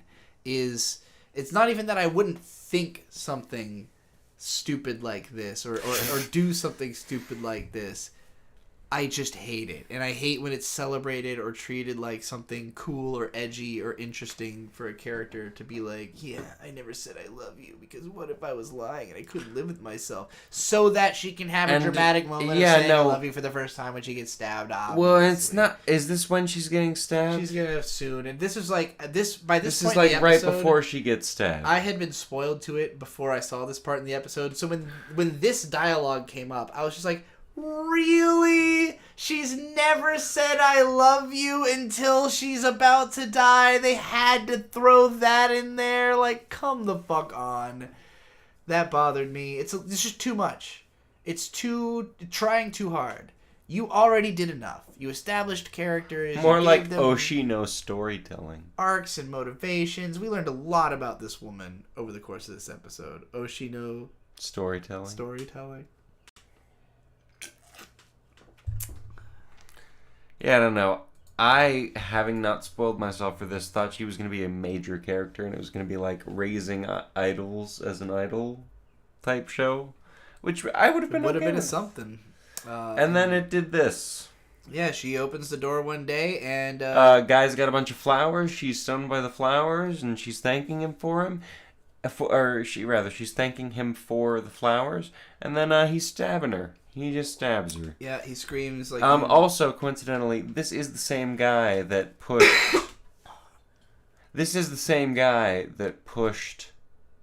the Doctor Man off the cliff. Aquamarine now. No. But he murdered him, and now he's coming for her. He's a super fan who's gone insane because she had kids, and now she's a slut or whatever. Obviously, this show is heavily inspired by real-world... trouble that idols have run into with stalkers, and especially people who won't let them have a normal life, have kids, have a family, and stuff like that.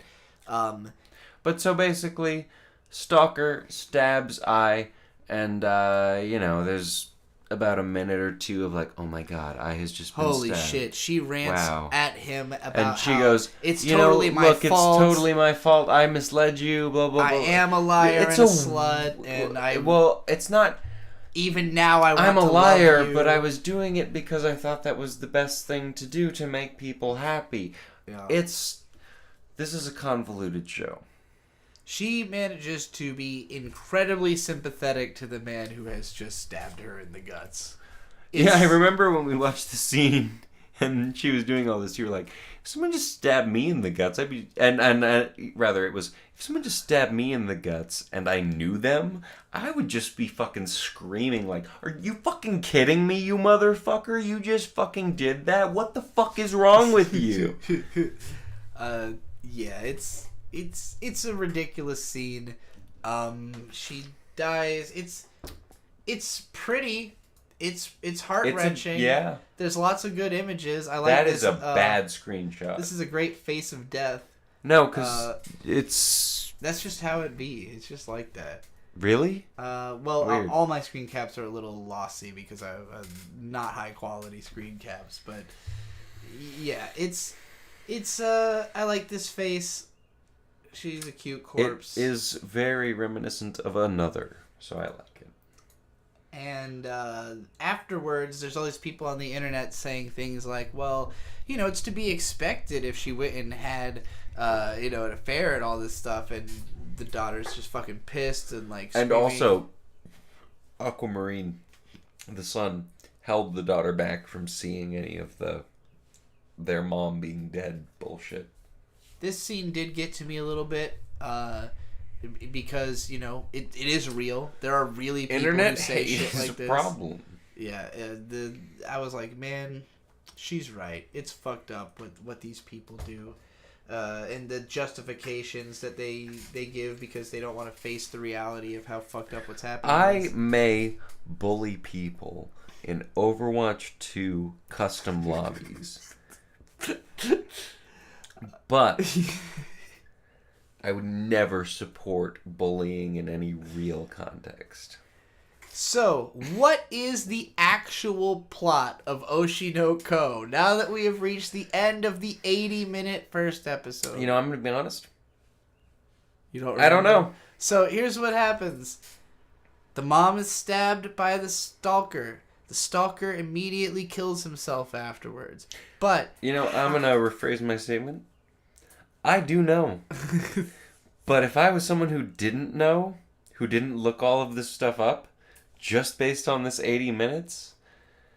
You still wouldn't be sure what it I would have no idea what going. the fuck was going on at all. It took really the next few episodes coming out before it was completely clear what this show is. But yeah, the point of it is that someone gave Stalker Guy the information. He shouldn't have known... And it's probably their dad. He shouldn't have known her real name. He shouldn't have known her house. Maybe it's their dad. Maybe it's somebody else.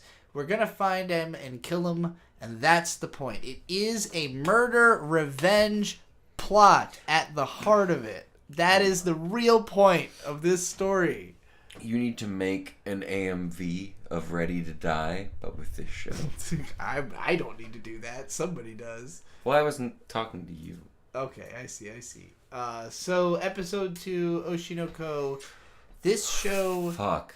How many episodes of this do we have? There are 4. And I will say there is a lot less to say about the next 3 episodes. Sorry, I know I said fuck like that. It's literally, the first one was 90 minutes. Yeah. And it was also, it's not just that it was extra long, but it was extra dense, too. Like, these next 3 episodes, way less happens. There's still a fuckload of dialogue, but it's so much of it is dedicated just to explaining how, like, industry shit works that it really slows to kind of a crawl, especially by, like, episode 3. So, yeah, like, in the same way that the first episode got me kind of excited, mostly because so many twists and turns happened. It was so dense. It covered such a large amount of time. The second episode sucks. The next 3 are not amazing. I mean, episode 4 is all right, but like, it's. Well, the second episode just kind of nothing happens. The third and fourth episode stuff does happen. They're starting to, or rather, Aquamarine is starting to establish himself. Well, we're gonna go through all of it. So, the sister really wants to be an idol. She applies to an idol group and gets rejected. And the reason is... Sorry, did you want... No, you go. The reason she's rejected is that her brother is secretly fucking with everything behind the scenes. He's sending her fake emails, giving her fake phone calls. I didn't catch that. That's really funny. He is just cock-blocking her from being an idol, which is the only thing she wants to do. Because he doesn't want her to meet the same fate his mom did. Yeah. So, and... I didn't screen cap this, but at the end of the first episode, he asks the director guy if he can go live with him. So basically, the daughter has been raised by... Will you raise me? He says, will you raise me? The daughter's been mostly raised by the wife of the producer, and he has mostly been raised by this director. But the director also just kind of lives at home with his mom and hasn't really accomplished much of significance himself. And the director's also trying to get him to, like, no, act. Please act. Yes, he really wants his kid to act. Please act. And he also thinks that he probably should just let his sister be an idol, but, he's just like, nah, fuck you. I'm absolutely not letting her do that. But she keeps pursuing it anyway. So at some point she finds out about an underground idol agency that she wants to join. And so he shows up to the interview, which is not good. No, he interviews... Basically, so... He interviews one of the girls that is signed with... Yes. Yeah. He lures one of them to his agency, which, Strawberry Productions is the group that his mom had been working for. It's technically not active right now. It's the one that his now mom is the, lead of. Yes. The corporate structures in this world are very strange. They are odd, but yeah, it's not really clear if Strawberry Pro is doing anything. They're talking about doing something... but anyways, they use their clout to investigate this girl from a rival agency. She spills the beans. Everything there sucks. They're desperately grabbing for more people. They, of course, are like, well, she's a snake for saying all this, so we're not hiring her either. It's mostly just, to be, again, cynical, showing us how the idol industry is fucked up in certain ways. They decide, fuck it, if she's not going to give up on being an idol, we will just contract her ourselves and be her manager. If you pull anything, we will sue you. We are dead serious. So yeah, they signed her up as an idol with Strawberry Pro. I'll sue you. And yes, I'm gonna sue you. Sue. Yes, that's what I'm gonna do. Do you know what I'm doing? No, I have no idea. It's a Weird Al Yankovic heavy metal song about suing people. So he decides, he's like, I don't really want to be in front of the camera. All I care about is getting into the industry enough that I can find out who the guy is that had connections to murdering my mom. He doesn't care about anything else. I'll just be a director, AD, or whatever. It doesn't matter. But basically, because of the fact that the sister wants to be an idol, they enroll... or they are applying at the end of this episode to be in a special school for celebrity kids. And so sister applies for the school, and the brother could apply for literally a way better school, but he wants to watch out for his sister, so he applies for the same school. Yep. Sister applies for the arts programs, and brother does not, even though brother is literally the one who's going to have the better arts career. Kana is all excited because they're at her school. Wow, she goes there. It's the girl, remember her when you grew up? No, she was in that movie with you? Yes, I remember her. Yeah, so apparently it's been a while since she's really been relevant in the industry. The director, crucifies her. But now she's the female lead in a show. It's true. She has got a new show. But yeah, her career has not really been the same as it was when she was a kid. We'll learn a lot about that. Also... Oh, I guess we're in episode 3 now. Oh, man. It's fucking... Can I ask a quick question? Yeah. Is this the last anime that we have to cover multiple episodes of? Fuck, thank God. Sorry. So, he is... Aqua has been trying to crack into his mom's second phone. So... Well, and it's not even that. It's even a flashback at this point. Because we're in, the teenager age of Aqua. Well, he spent, years entering codes. Aqua... Yeah, no, you're right. He spent years and years and years. I think he got the phones right after his mom died. But, you know, he was a doctor. He retains all those memories as far as I am aware. So he just spent... years and years and years. I think 48,019 entries. Yeah. And honestly, I think he was just entering, just different strings of numbers until he got the right one. And then he found a name in there. I literally think it was 0001. 0002. Yeah, that's what I'm saying. Strings of numbers. Yeah, so he cracked it, he found a name in the phone, and he happens to hear that name come from Kana as one of the people working on the show. He says, yeah, I'll act. Yeah, sneak me into your show, and I need to investigate this shit. So they check out the show, and it's based on a very popular manga. Sucks. Yeah, the show is bad. It's a shitty live-action adaptation. It's almost like, and I'm giving the manga of this a little bit too much credit with this comparison, Dead Mount Death Play. Which is to say, I really hope the manga of Dead Mount Death Play is really good. And the anime is doing a bad job. Oh, okay. I see what you're saying. Like it's a bad adaptation. Again, as I mentioned earlier, we haven't read the manga. We have no idea. I really liked this week's episode of Dead Mount Death Play, which was shocking.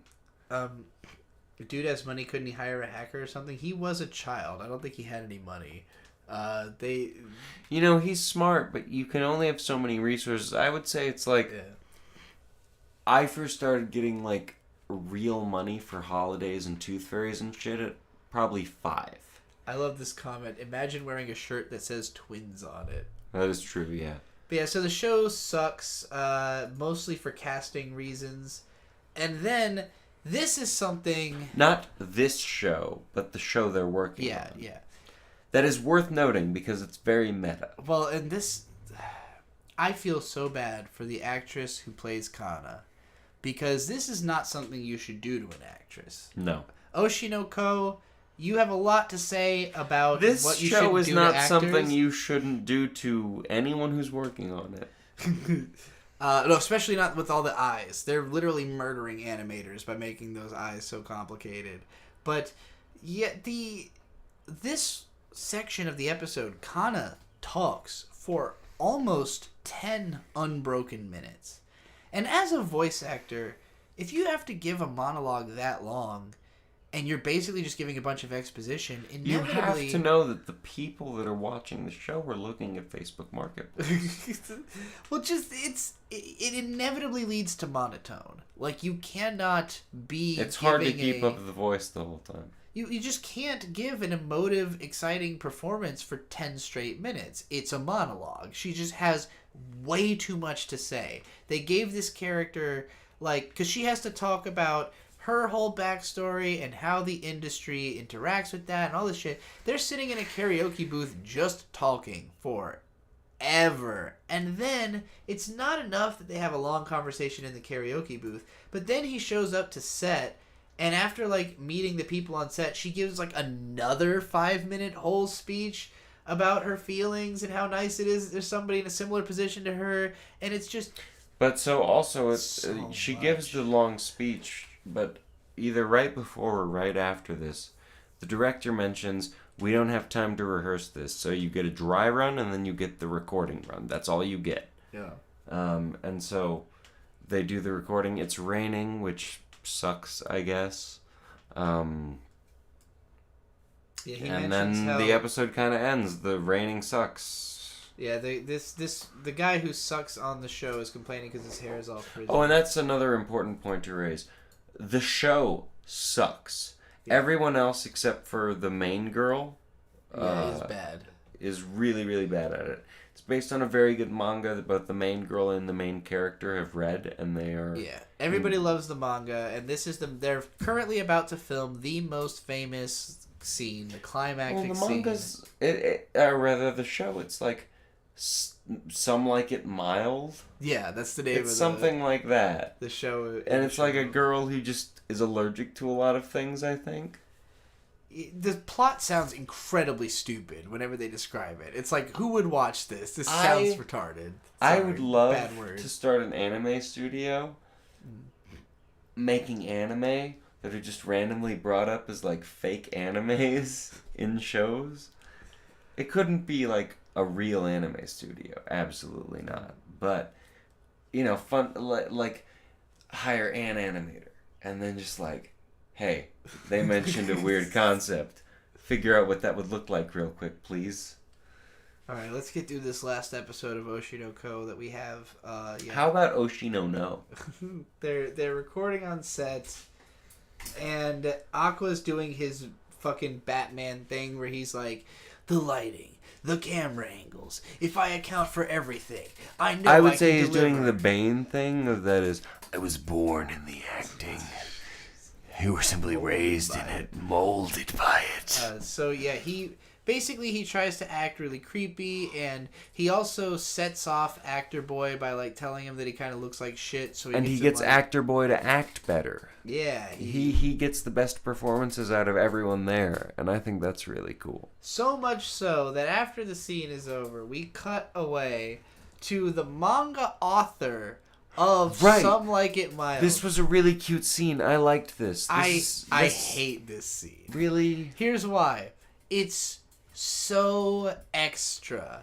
Because, again, this show, it's sort of like trying to avenge all of like the stuff that bothers the author about the industry, I feel like. Like, here's a bunch of stuff that makes it suck for the people who do it, and here's how it could have been avenged. And it's like, this whole scene is like her and her assistants are all talking about how the show has sucked and how it's such a shame, and everyone warned them when you get a manga adaptation you're gonna hate it and blah blah blah. But then she sees that scene and it makes her cry, and she's like, oh, I'm so happy I got an anime adaptation. Oh, isn't that nice? We vindicated the manga author who was not a fucking character until now at all. Like, what?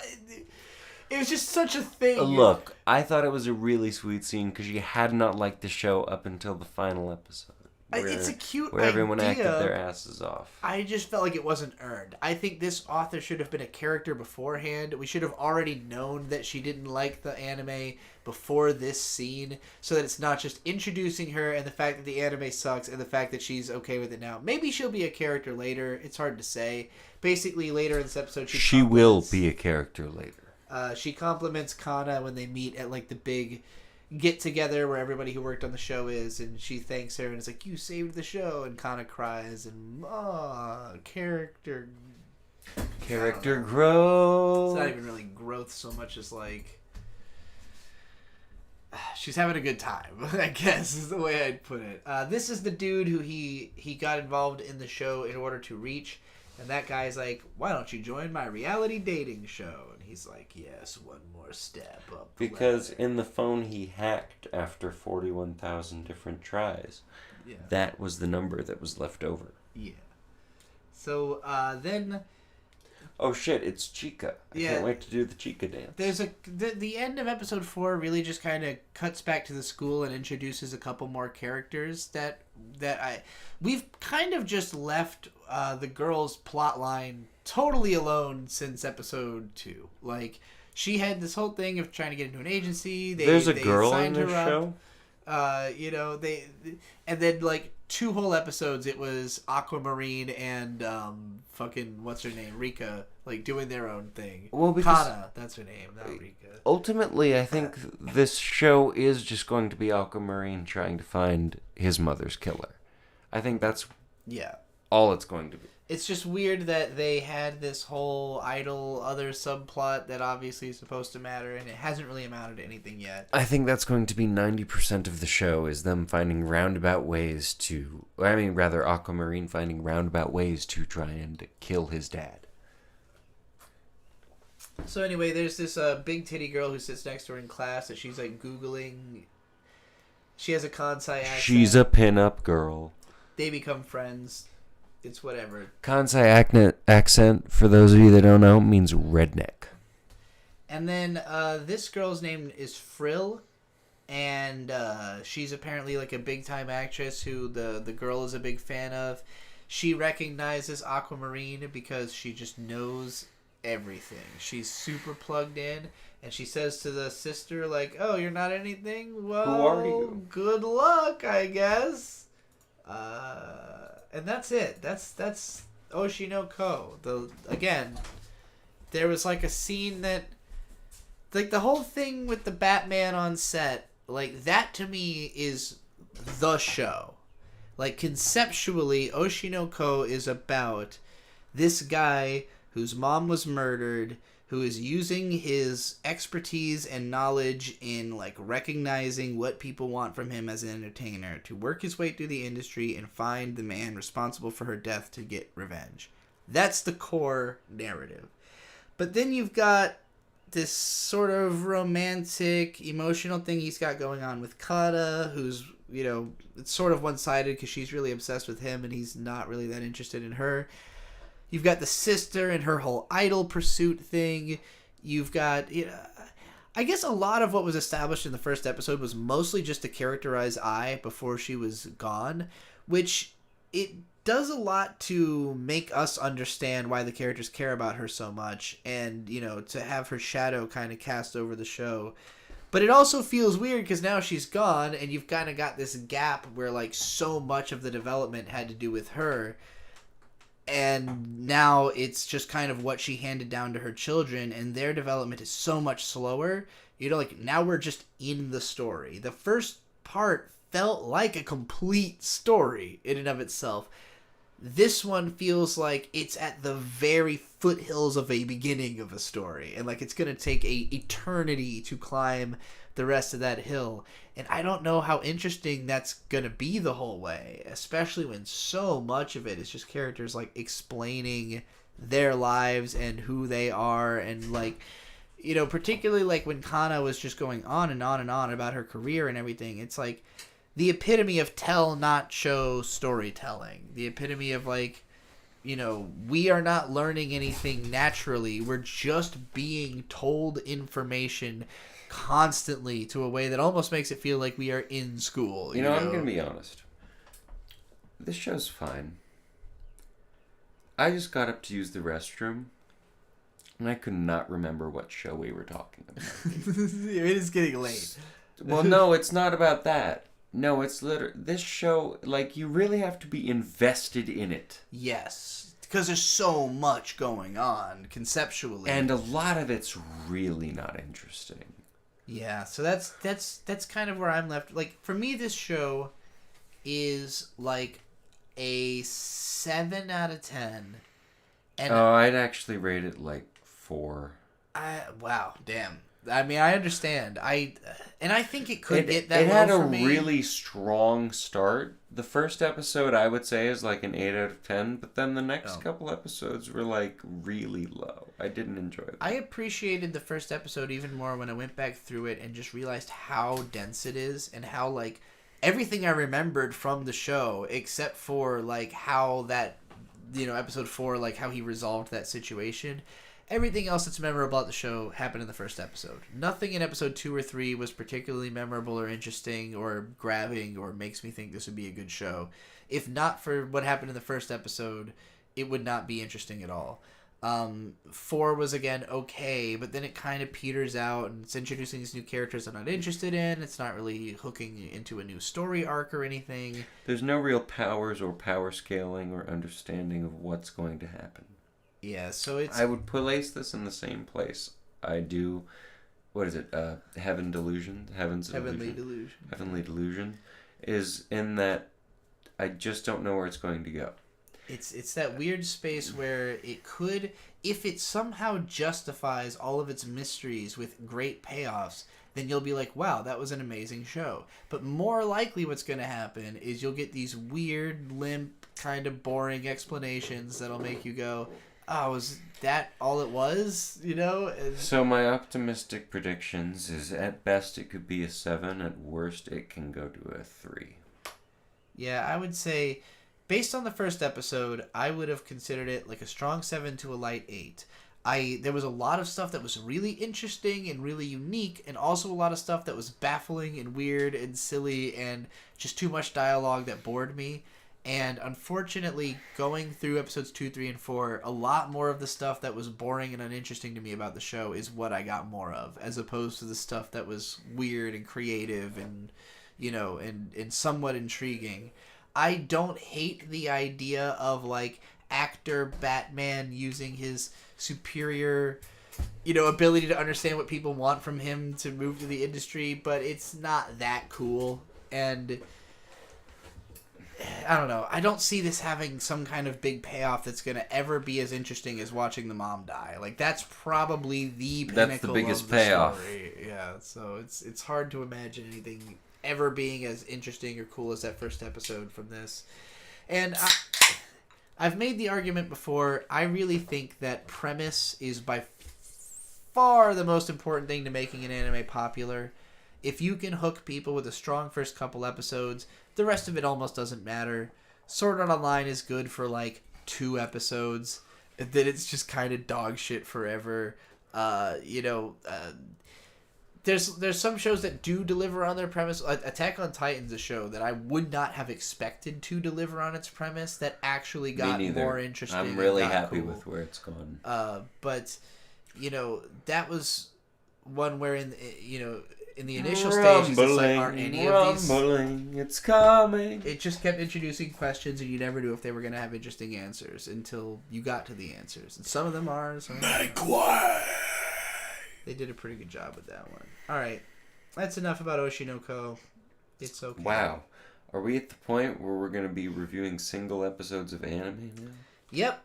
We're now caught up on all the shows that we're covering. So from now on, we're just going to cover the newest episodes of whatever shows we're talking about. And so from this point forward, this is what the podcast is normally going to be like. We started the whole doing a podcast thing, seasonal with anime, a little late into the game. Yeah. So we had to do a little catch-up. Late season, if you will. But from here on outwards, it's going to be one episode of the animes we're covering. Yep. Everything we've covered in both of these 2 weeks. I mean, except for Chainsaw Man, because that doesn't have anything releasing. Yeah. But I think it's 10, right? We're doing 10 a week? Yep. There's actually, it might only be 9. Unless you count the box Pokemon. But yeah, so this is... Do we need to add something? Pokemon Horizons, well, we'll find out. I mean, if people want us to cover another show, we will. But we are covering all the popular shit. If you ask me to cover another show, it had better be good. Yeah. So, Pokemon Horizons, Episode 5. This one is all about the bond between Hoggator and... Would you believe it? Frida and the guy from the Explorers have a big Pokemon battle again. Can you believe it? Can you even fathom? It's never even This been episode is explored not before. terribly different from the ones that came before it. It doesn't really tread a whole lot of new ground, but it does have some cute Pokemon moments. Hoggator. Yeah, we're getting to that. So the main thrust of it is just like, this kid's like, hey, I know Hoggator belongs to you guys, but I want to hang out with him. So they're like, all right, bond with him, and like we'll think about it or whatever. So you want to be Hoggator's partner? I really wanted to focus more on just like cute little random details like this. We learned about the gorgeous ball. This is the luxury ball. You can't really see it, but if you look at the actual Pokeball bits that are exposed, I think it's just the luxury ball. Well, he's calling it the gorgeous ball in this screen cap. I know, but do you see what I mean? Yeah, it's the same thing. Yeah. It's probably the Japanese name for it. But yeah, this is just a Quaxley chilling with his legs up, slurping a shout out for my fellow Quaxley enjoyers. Let's be real, he is the best starter. I don't remember if Pokemon has ever like canonically confirmed that the Pokemon have like a house inside the Pokeball. But well, this one specifically does. Certainly the implication here. There's a cute scene where a Hoggator is trying to like catch a berry. It's not a Hoggator. How dare you call you? I said there's a cute scene where Hoggator is... No, you said there's a cute scene where a Hoggator... I probably said like, like thinking... Oh, like are you Canadian now, eh?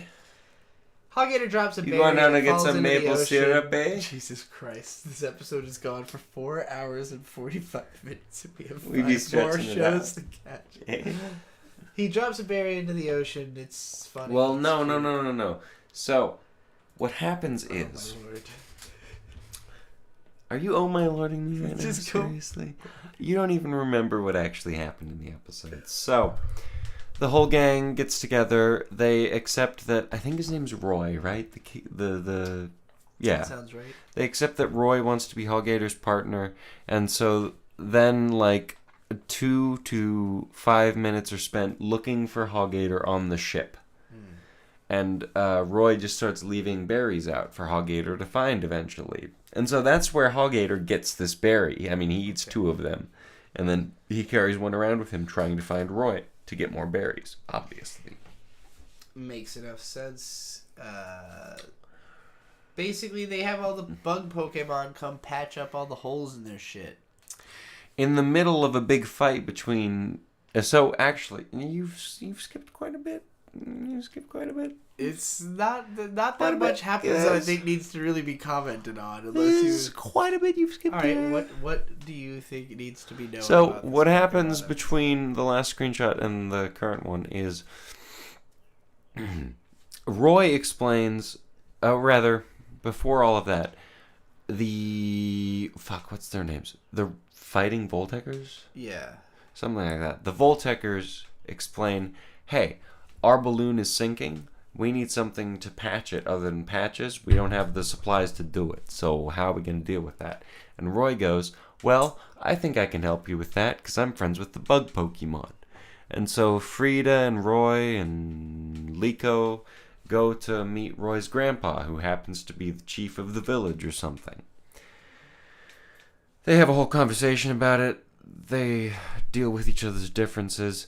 And then Roy and Liko go off to secure the bug Pokemon's allegiances, and Frida, because at this point Team Explorer has showed up, they're fighting everyone. Team Explorer is fighting, I don't remember the names, but the guy with the Rockruff and the woman with the Metagross. Yeah. Ellen Horizon called this the Pokemon Jizzwall that Absolutely. we're looking at. It does kind of So, like the Metagross and the Rockruff get their asses kicked. The Sprigatito or Nyahojo kicks her Explorer team, whatever's old owner's ass, and then she shows up and pretty much just support. Sorry, she shows up and supplies moral support along with Liko for Roy and Hogator to do a successful Ember attack on it's Sidon, right? I don't remember anything other than what I screen capped. Basically, so this is the biggest problem I have with this iteration of Pokemon is that they don't really seem to care about type differences. Like Ember can overwhelm a fire type Pokemon. Leaf, whatever, the thing Nyahojo can do, it can overwhelm a fire type Pokemon. It's weird. It's too much. I don't know that I necessarily enjoy it. I'd like it to be explained more. Obviously, it's just the soul bond with the Pokemon or whatever. But I like this show a lot. We need a lot more Captain Pikachu. So, the main thing I got out of this episode, again, it's pretty thin. Not a lot really. Can we do it now? That hasn't happened before. Not quite. Oh. There's a scene where Lizardon is fighting on the beach, and Hogator is inspired by Lizardon because Lizardon is fighting. I don't know what Corviknight's Japanese name is, but Hogator cannot use Ember. Does not have the. Well, he can. He just keeps throwing out little puffs of fire instead of a real Ember. And then, because, Roy has formed a bond with the Hogator and understands its singing potential, Roy goes, ho, ho, Hogator. Oh, wait, no. He's doing a whole chant. Hang on, I'm sorry. I did it wrong. Ho, ho, Hogator. Don't give up, Hogator. Go for it. Ho, ho, yeah, he's Hogator. chanting for, it's pretty fucking adorable. Ho, Hogator. This scene is probably... Hogator. It's probably the only thing I'll remember from this episode. Okay, we have to get past Pokemon. Jesus Christ. Ladies and gentlemen, if you wanted to hear more Hogator, please like this video. Kamikatsu. Working for God in a Godless World, Episode 5. So, this is where shit gets real. So, the last time, when we ended this show, we were going to assassinate the Emperor. Yes, the main character was being asked by Loki to assassinate the Emperor of their country. And we were like... Which is a big ask, right? One would assume. We were like, where the fuck is this going? This is nuts. Loki disables the other Archon girl, basically fucking Atar. cataclysmically, and he's like, "Fuck you. We're going to the Empire. We're gonna kill the Emperor. Whatever." I'm not sure what Loki's gender is supposed to be. Fair enough.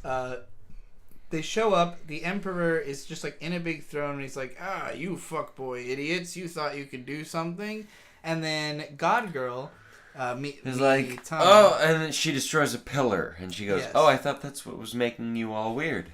Yes. And then they go, "What do you illusion. mean making us weird, you silly little God Girl? What's wrong with you?" And she goes, "Well, you've been talking to a skeleton this whole time." Yeah, it turns out... it's revealed the Emperor has been dead for hundreds of years. Yep, and basically... the Archons are just there to enforce his will, even though he's dead. So, this show, and I will say it, because I haven't before, doesn't make a lot of sense. Well, here's our explanation. But it's a lot of fun. I get it explains a lot. Like, this episode is all, big revelations. The whole Emperor being dead, and it's all an illusory room, and Loki's like, the Emperor's been dead for a long time, and I just found all this stuff. All that, not too weird, because we don't really know much about how the world is supposed to function in the first place. So this is just kind of like, yeah, okay, here's what the world is. But through all of this, we come to realize that this society is super advanced. It has technology that's way beyond what the main character had in his original world. And they don't understand it. Loki's like, all this shit's been here before me. It is all just built like machines that were built to run society. I don't understand it. Nobody does. This is just what's been running shit this whole time. And so... But I can't destroy it. The god Mitama, she seems to understand something about the situation. And basically, when he interrogates her, she reveals... We're in the future of Earth, real Earth. It wasn't really an isekai. He said, "Take me to a world where there's no religion and gods," and she just took him to a point far enough in the future where that happened to be the case. So, yeah, actually, which is cool. It's the future. It's a fun twist. A lot of this episode then goes. I think this is mostly an excuse to use a lot of recap footage for this like end of this arc or whatever. But they go back through Loki's whole story, and Loki explains. Klen. Loki was Klen for a while. No, it's Klen's backstory. Loki it's not Loki. In disguise and traveling place Klen. to. I get it. It's Klen. It's Klen. Loki was traveling place to place as Klen. No, it's Klen. Klen's on an adventure. Thank you. To go to the isolation camps and basically realizes that, like, people are cool. Why are they murdering them? This country doesn't make any sense. Wait, but why would Klen feel that way? Klen's a regular human being. Also, the main character basically says there are no worse enemies than religion and freedom. But he wants both. He's trying to introduce religion as a means to freedom. Okay, I get the first one. Of each other. Religion and freedom. Oh, okay, yes, that makes perfect sense. Absolutely. I get it. Religion is a slave. I know it seems like we went through this rather quickly.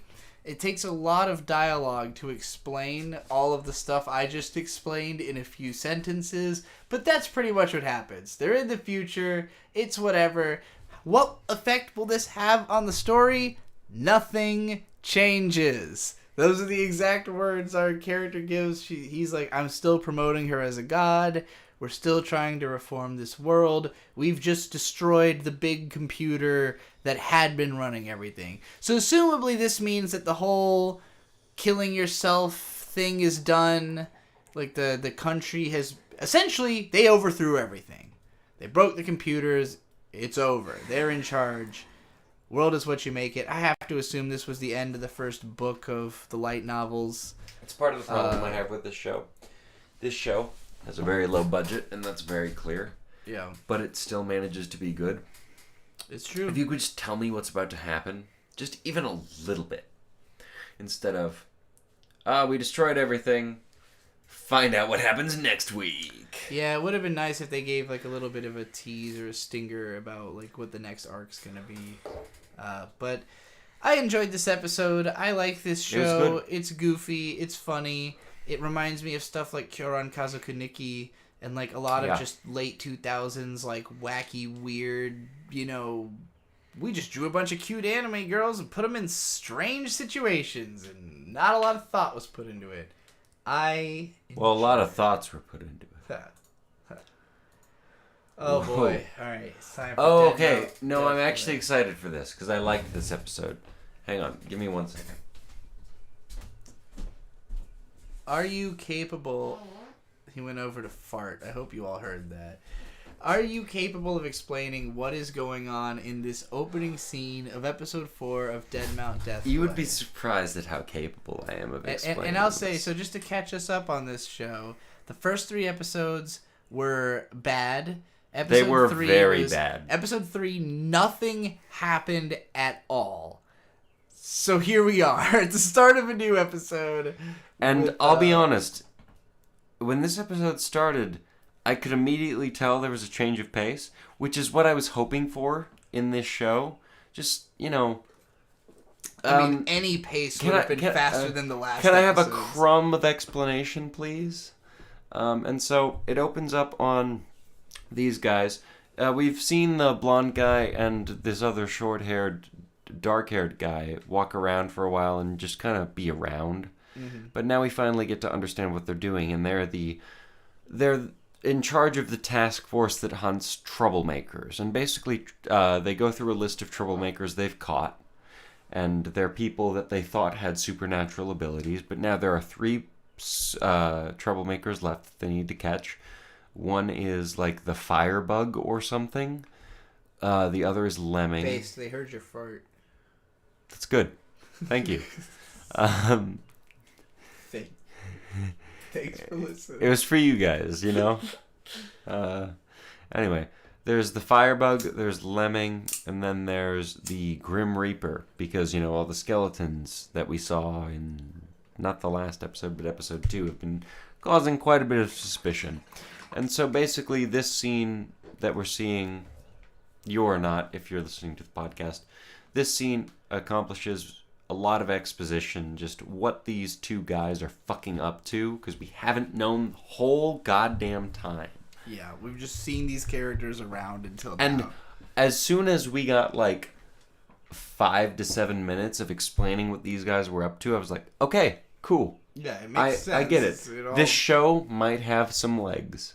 Maybe some weak legs, but it might be able to go the distance. Sickly little peg legs it's walking around on. Those legs could, they could become stronger. So, this made me so upset. Oh, yeah, so the soul of the soul of... Polka. Polka was the kid whose soul he ejected from the body when he went into it. And then he went into a drone. It had been in the drone, and in the last episode, we were getting geared up for a plot for how he would end up in this shark.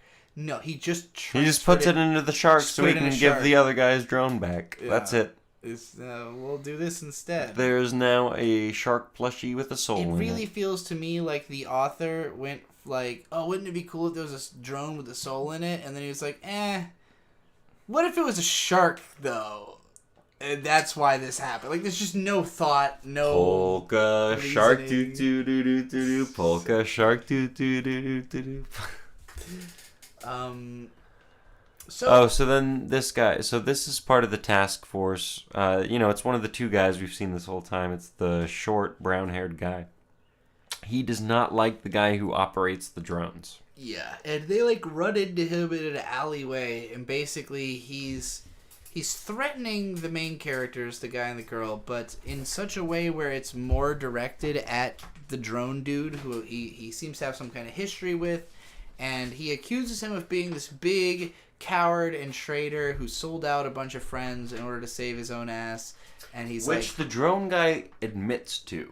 Yeah, and so this dude's that's the kind of person he is. You shouldn't be fraternizing with a hooligan such as him who's going to ruin your life. And the main character's I choose who I'm friends with. Fuck you.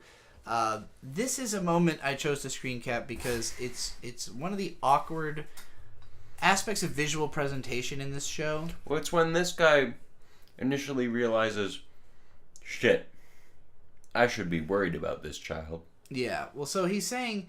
would you mind telling me a bit about yourself? And the way that the visuals and everything are staged is to communicate that this is supposed to be a threatening way that he's asking this question. But the way that they've decided to present this is awkward and over the top. It's like he's trying to do like a smarmy, like smiling, oh, why don't you tell me a bit about yourself? But like the background is like this incredibly threatening, like aura type thing. This is one of those moments where it's like, I get what you're trying to do, but it's not work. Like, this doesn't make me feel what I think you're trying to make me feel. You know? Like, he's not as... Look, he just didn't... This guy doesn't have any supernatural powers. He's not interesting. Mm-hmm. Until Lemming shows up, and he actually has supernatural powers of some fucking way in this weird world. I'm not interested in any antagonist.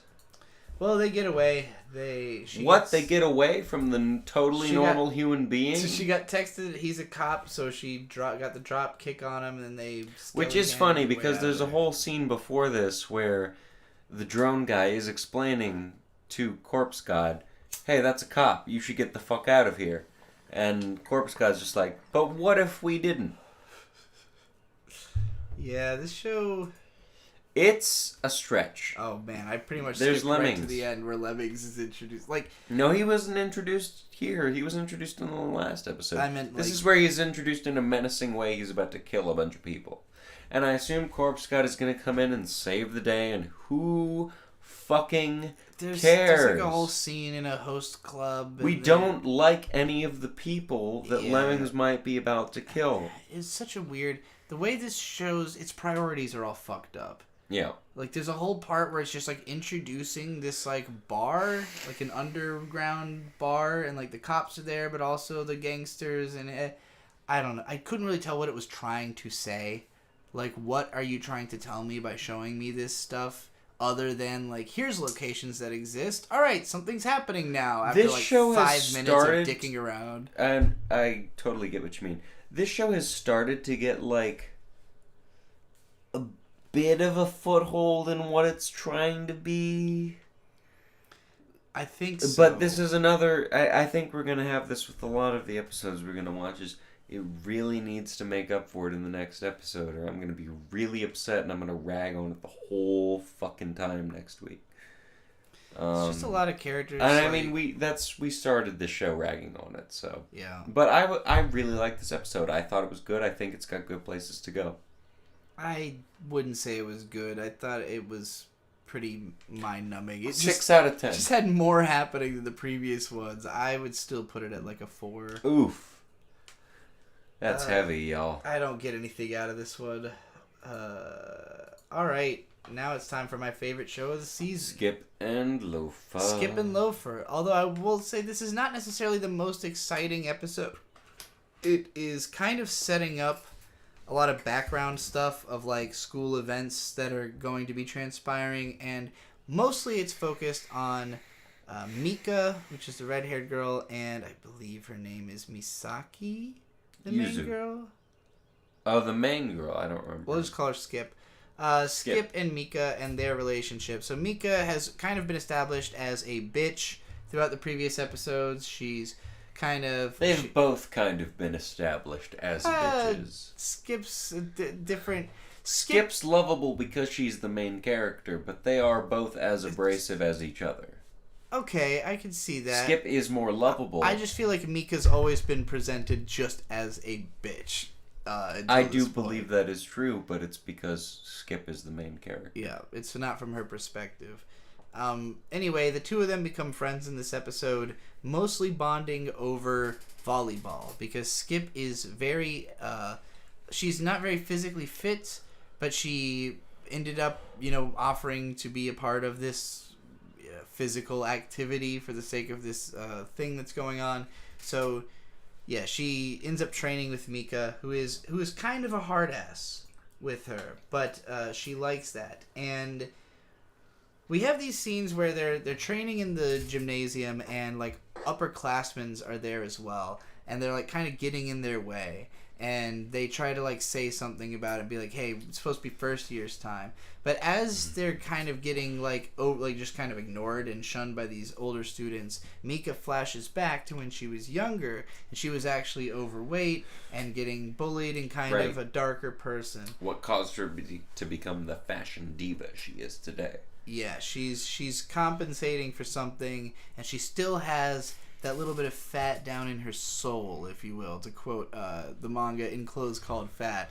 But like, yeah, she hasn't lost all of the insecurity that she used to deal with. But Skip kind of helps her by not sharing the same problems. As they're talking, they're kind of trying to figure out, are we friends? Skip's like, you've always been kind of harsh to me, but I also kind of like that because I think you were kind of right. And also, she says something that's also really cunty as well, and Mika's like, oh, well, you could also stand to be less harsh in the way you talk. So I get what you mean, but they're both kind of a bitch. Yeah, either of these two characters could have been the main character. That's true. That's how I feel about this show. I think that's part of the point of their dynamic as well. We were promised that there would be some sort of makeover, and it's sort of I would describe this as a very light makeover. She just pretty much does her hair, but that's enough to be a pretty big difference for someone like Mako. I won't be surprised if this is just the beginning of her, taking more and more care of herself and looking different. Why are you turning the light on and off rapidly? I'm just doing a light makeover. Oh, stop. You're going to make the power go out or something. But it turned on. Wait, the light brighter. Came on brighter than it was before. Oh, now no. It's blinking. Yeah, this is creepy. No, it's the... Anyway. Yeah, makeover. This is cute. Still shipping the two girls together. We've also got a whole scene of her realizing just how popular... Wait, is his name Misaki? Minami? I think it's Minami. It's like Sonosuke or something. He's Loafer. Everyone loves him. He's great at sports. He's handsome. Everybody thinks he's cool.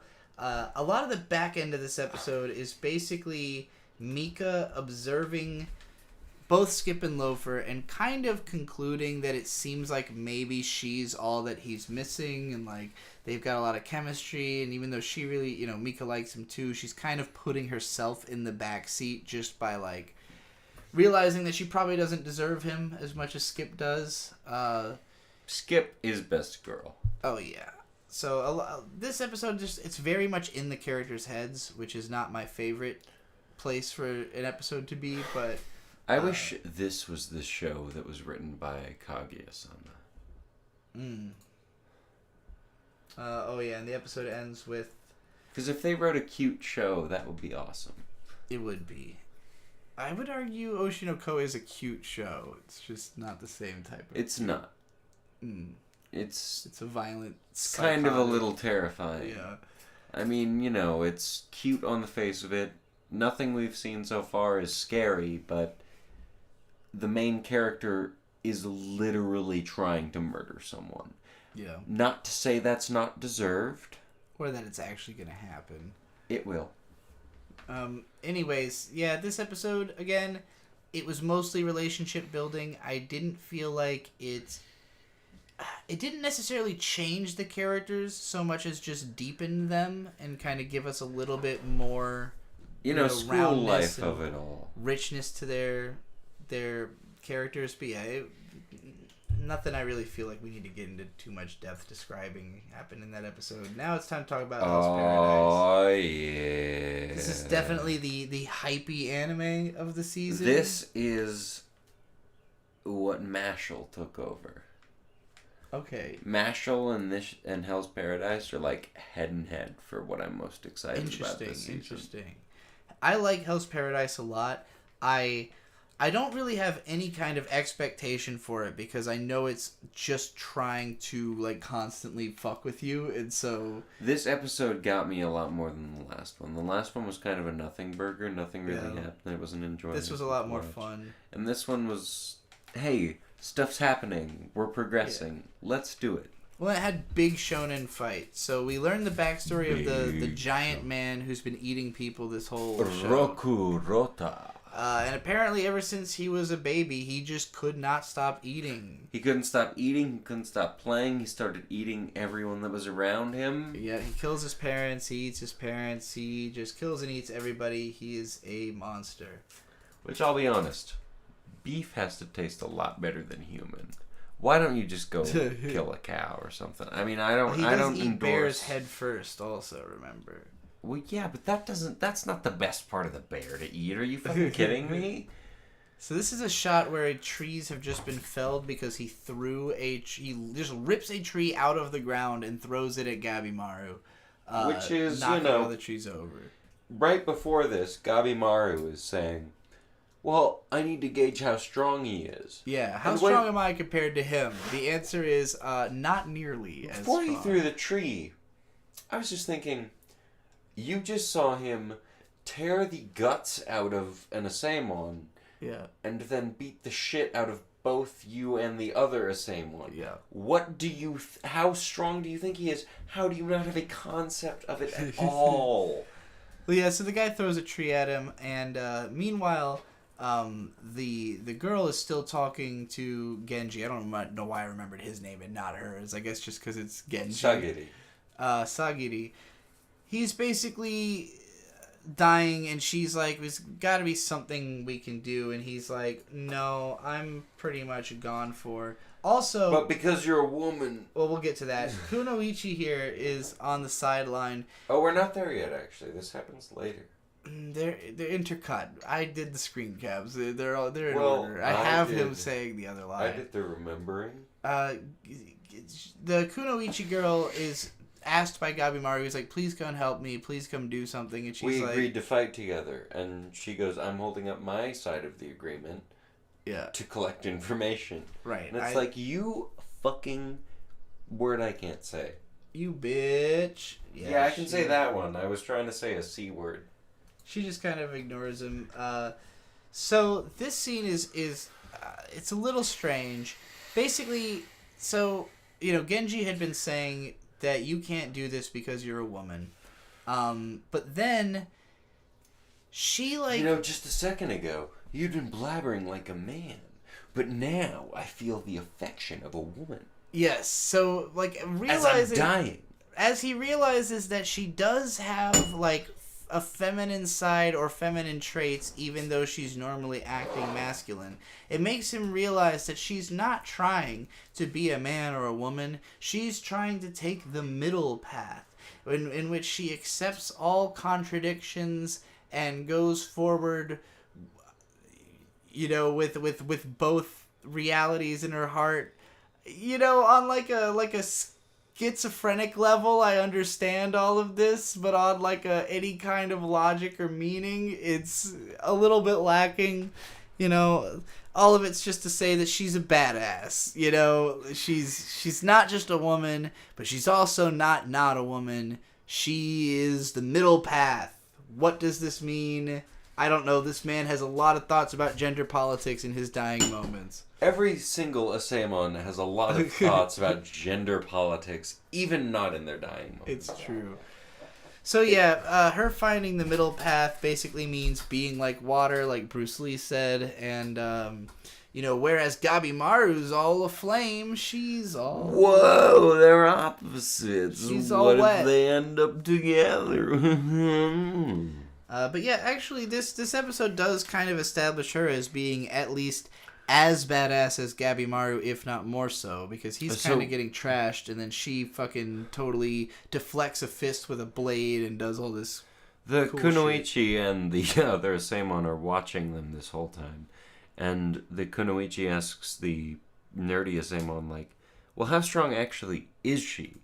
And the other Asaemon goes, well, the ranking of Asaemons is basically based on who's going to lead the clan next. And so because she's a woman, she naturally loses a lot of rank. But she's actually super strong.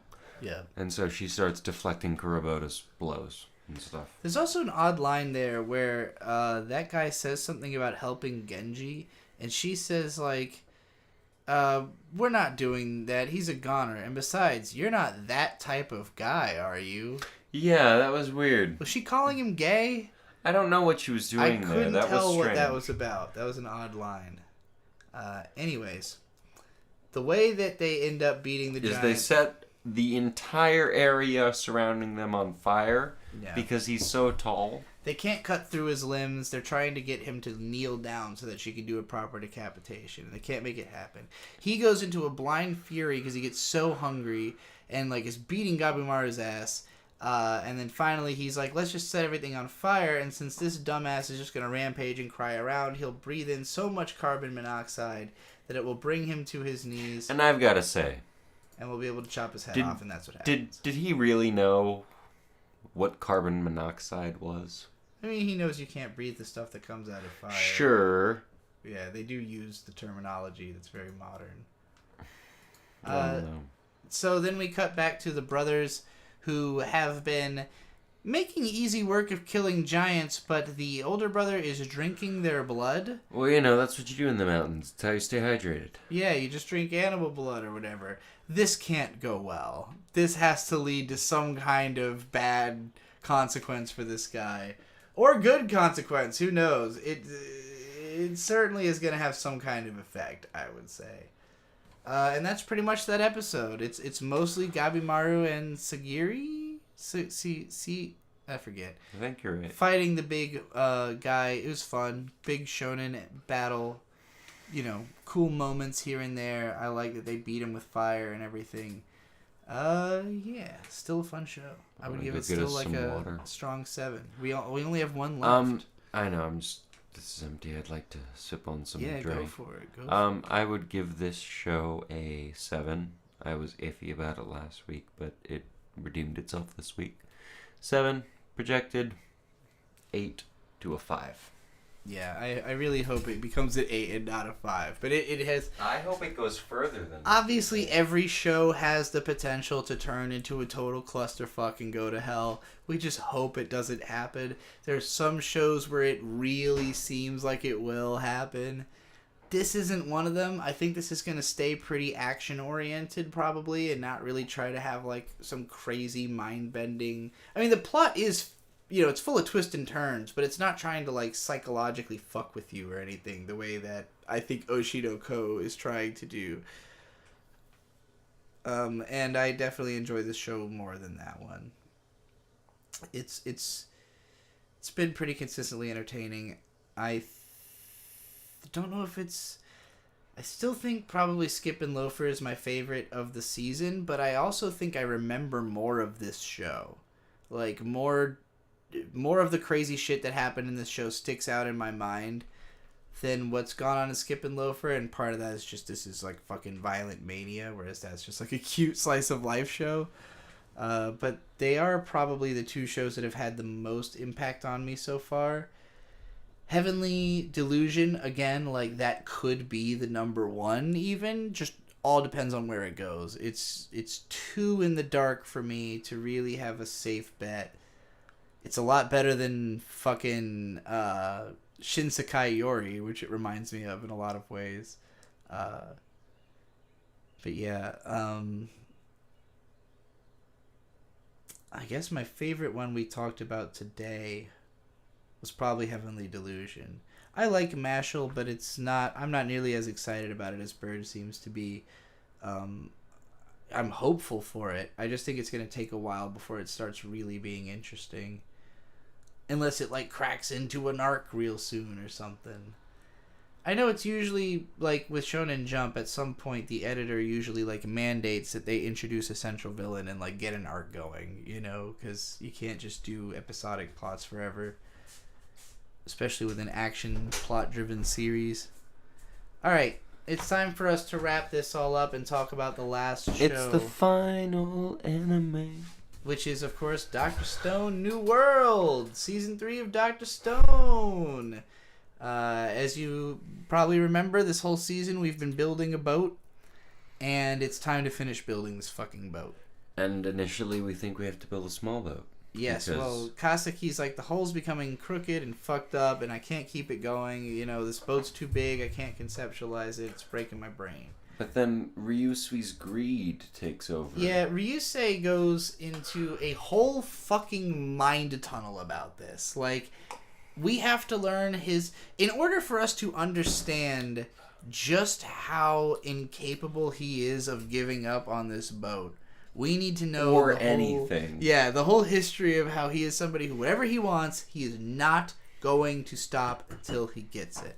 And everyone else considers him kind of like an arrogant dick for this, and they think like, is he a problem? Is his greed really getting in the way? But they have he has Francois to back him. Yes, they all ask Francois, like, what do you think? Is he an asshole? And she's like, honestly, I think he's right. I think greed is good. I think it's easy to give yourself reasons for not wanting something that you truly want. And, actually putting in the effort to achieve what you want is, in the long run, going to be good. Like, I want 100 acres in a cabin. Is that too much to ask?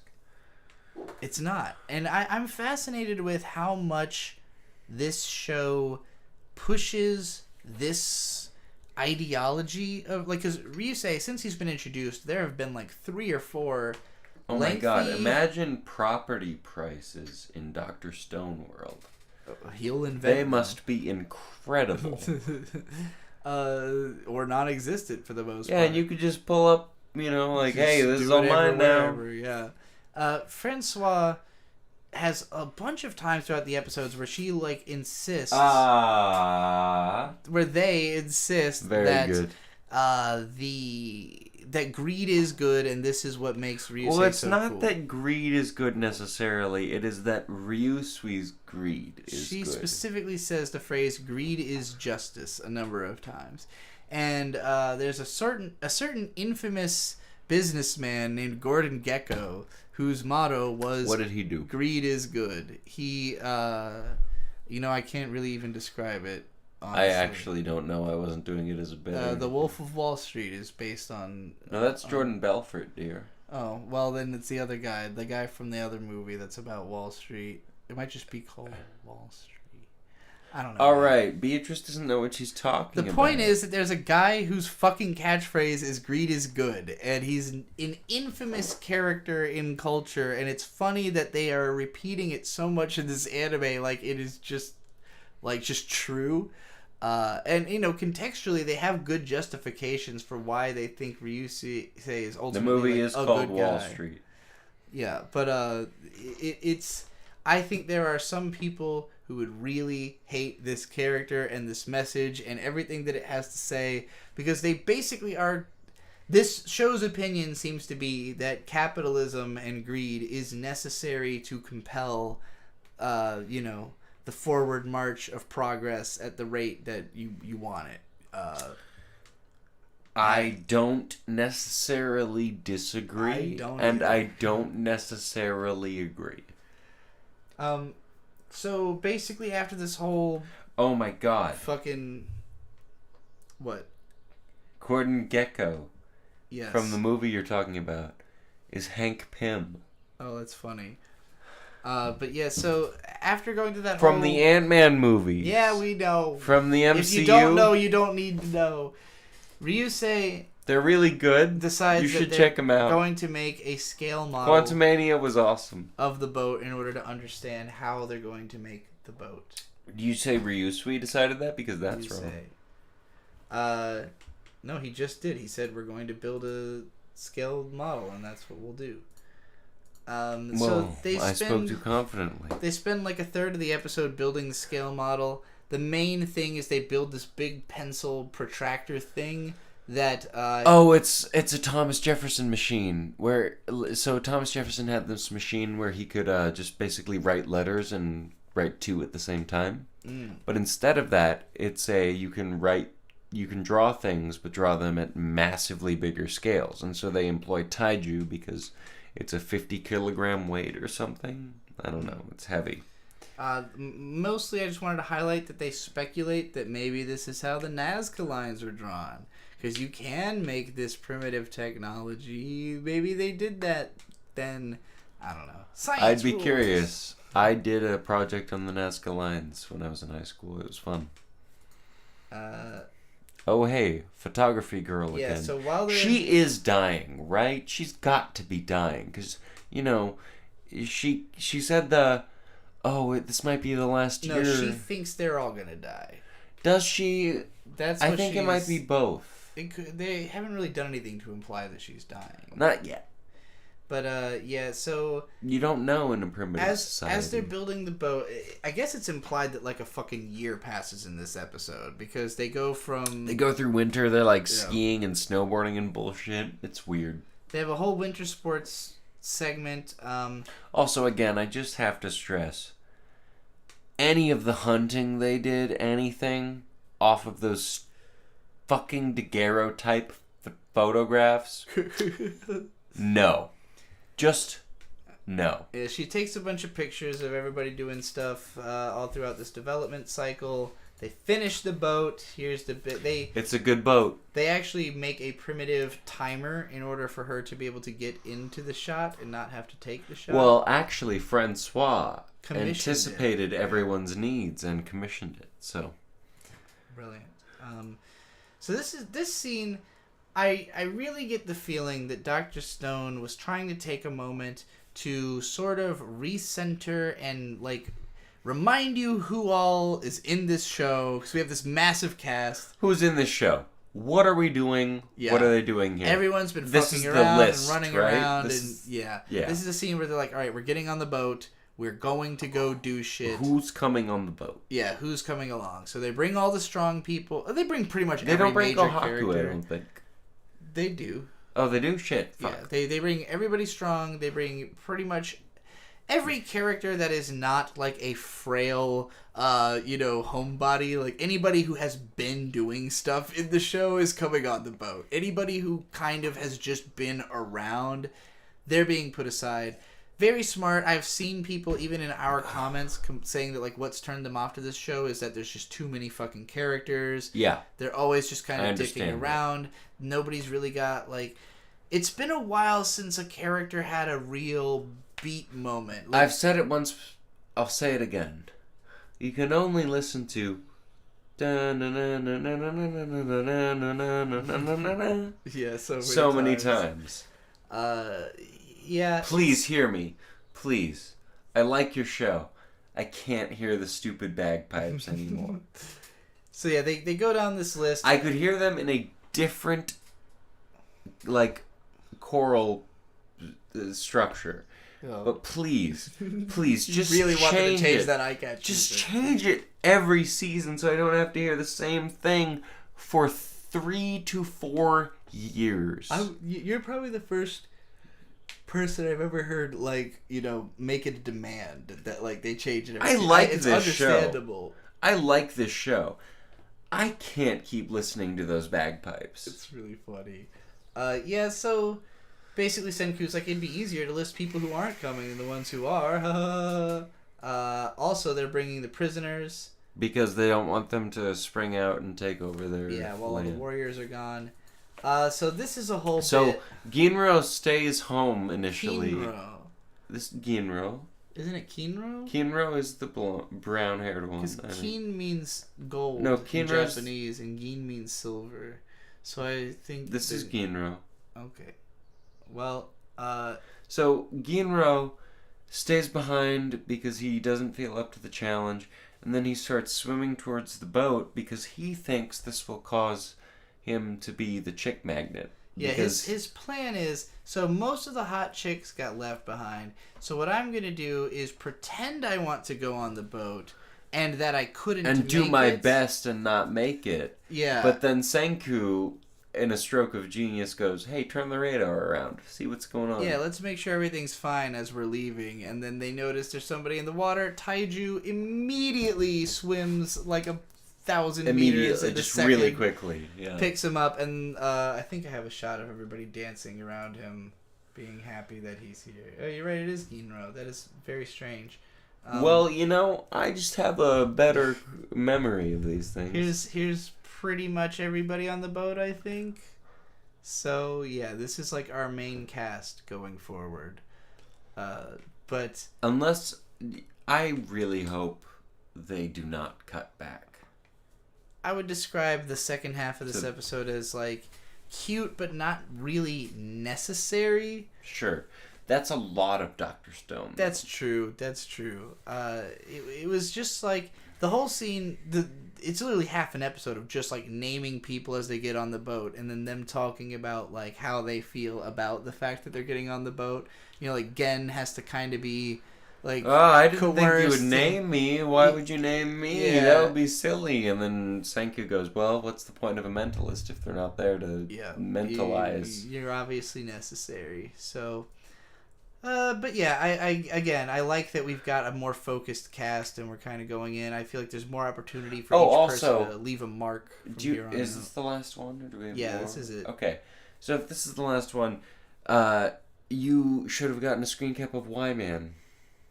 Did they show Y-Man? At the last, yeah. I forgot about that. So Y-Man, they set out into the ocean. They're going around and they set out their radar to receive signals, and they get a bunch of Morse code. And I mean, it's just going why? Yeah, that was like 3 episodes ago. Oh, well, fine. Okay, I thought you meant there was a new appearance. You know what? Fine. Finish up it. Well, that's it. This is it. This is the end of the episode. We did it? We did it. We finished all the anime. How dare you correct me? We didn't even talk about Y-Man even a little bit. We talked about him last time on the previous podcast when he was first introduced, and they were like, oh, he says WHY. We gotta figure out what that's about. So, the whole last episode was about that. Episode 4, I mean. Anyway. Alright. Thank you for listening good. on Dr. Stone's cool. I like it. Sorry, we were about to do I was still talking about Dr. Stone. Dr. Stone was very cool. I've been enjoying it so far. I would have to rank it at the... I mean, it's a strong 6. I don't think it reaches above that because too much of it is not relevant to the plot at all. I think this season I could see it going to an 8 or 5. I could see it going to a 7 or an 8. Yeah, I would agree it's probably like a strong 6 right now because not that much has happened this season that's that interesting. But I still really like this show. It's just charming. I like all the characters. Yeah. All right, did you want to do a wrap-up? Can I? Yes. Are you sure? Yes. You ready? Time is now. All right. Thank you so much for listening to us. This has been the We Watch Anime live stream. You can find us on the We Watch Anime channel, or if you go to your Spotify, I don't know the specific hyperlink or whatever. We Watch Anime. Search We Watch Anime. You will find us. Thank you for listening. We appreciate your... There's an RSS link. There's an RSS link. Support us on Patreon. Yes, I'm going to reformat the Patreon soon to be about this show. Thanks to everybody who listened to the live stream also. And, Ellen Horasan, thank you. We'll see you next week, everybody.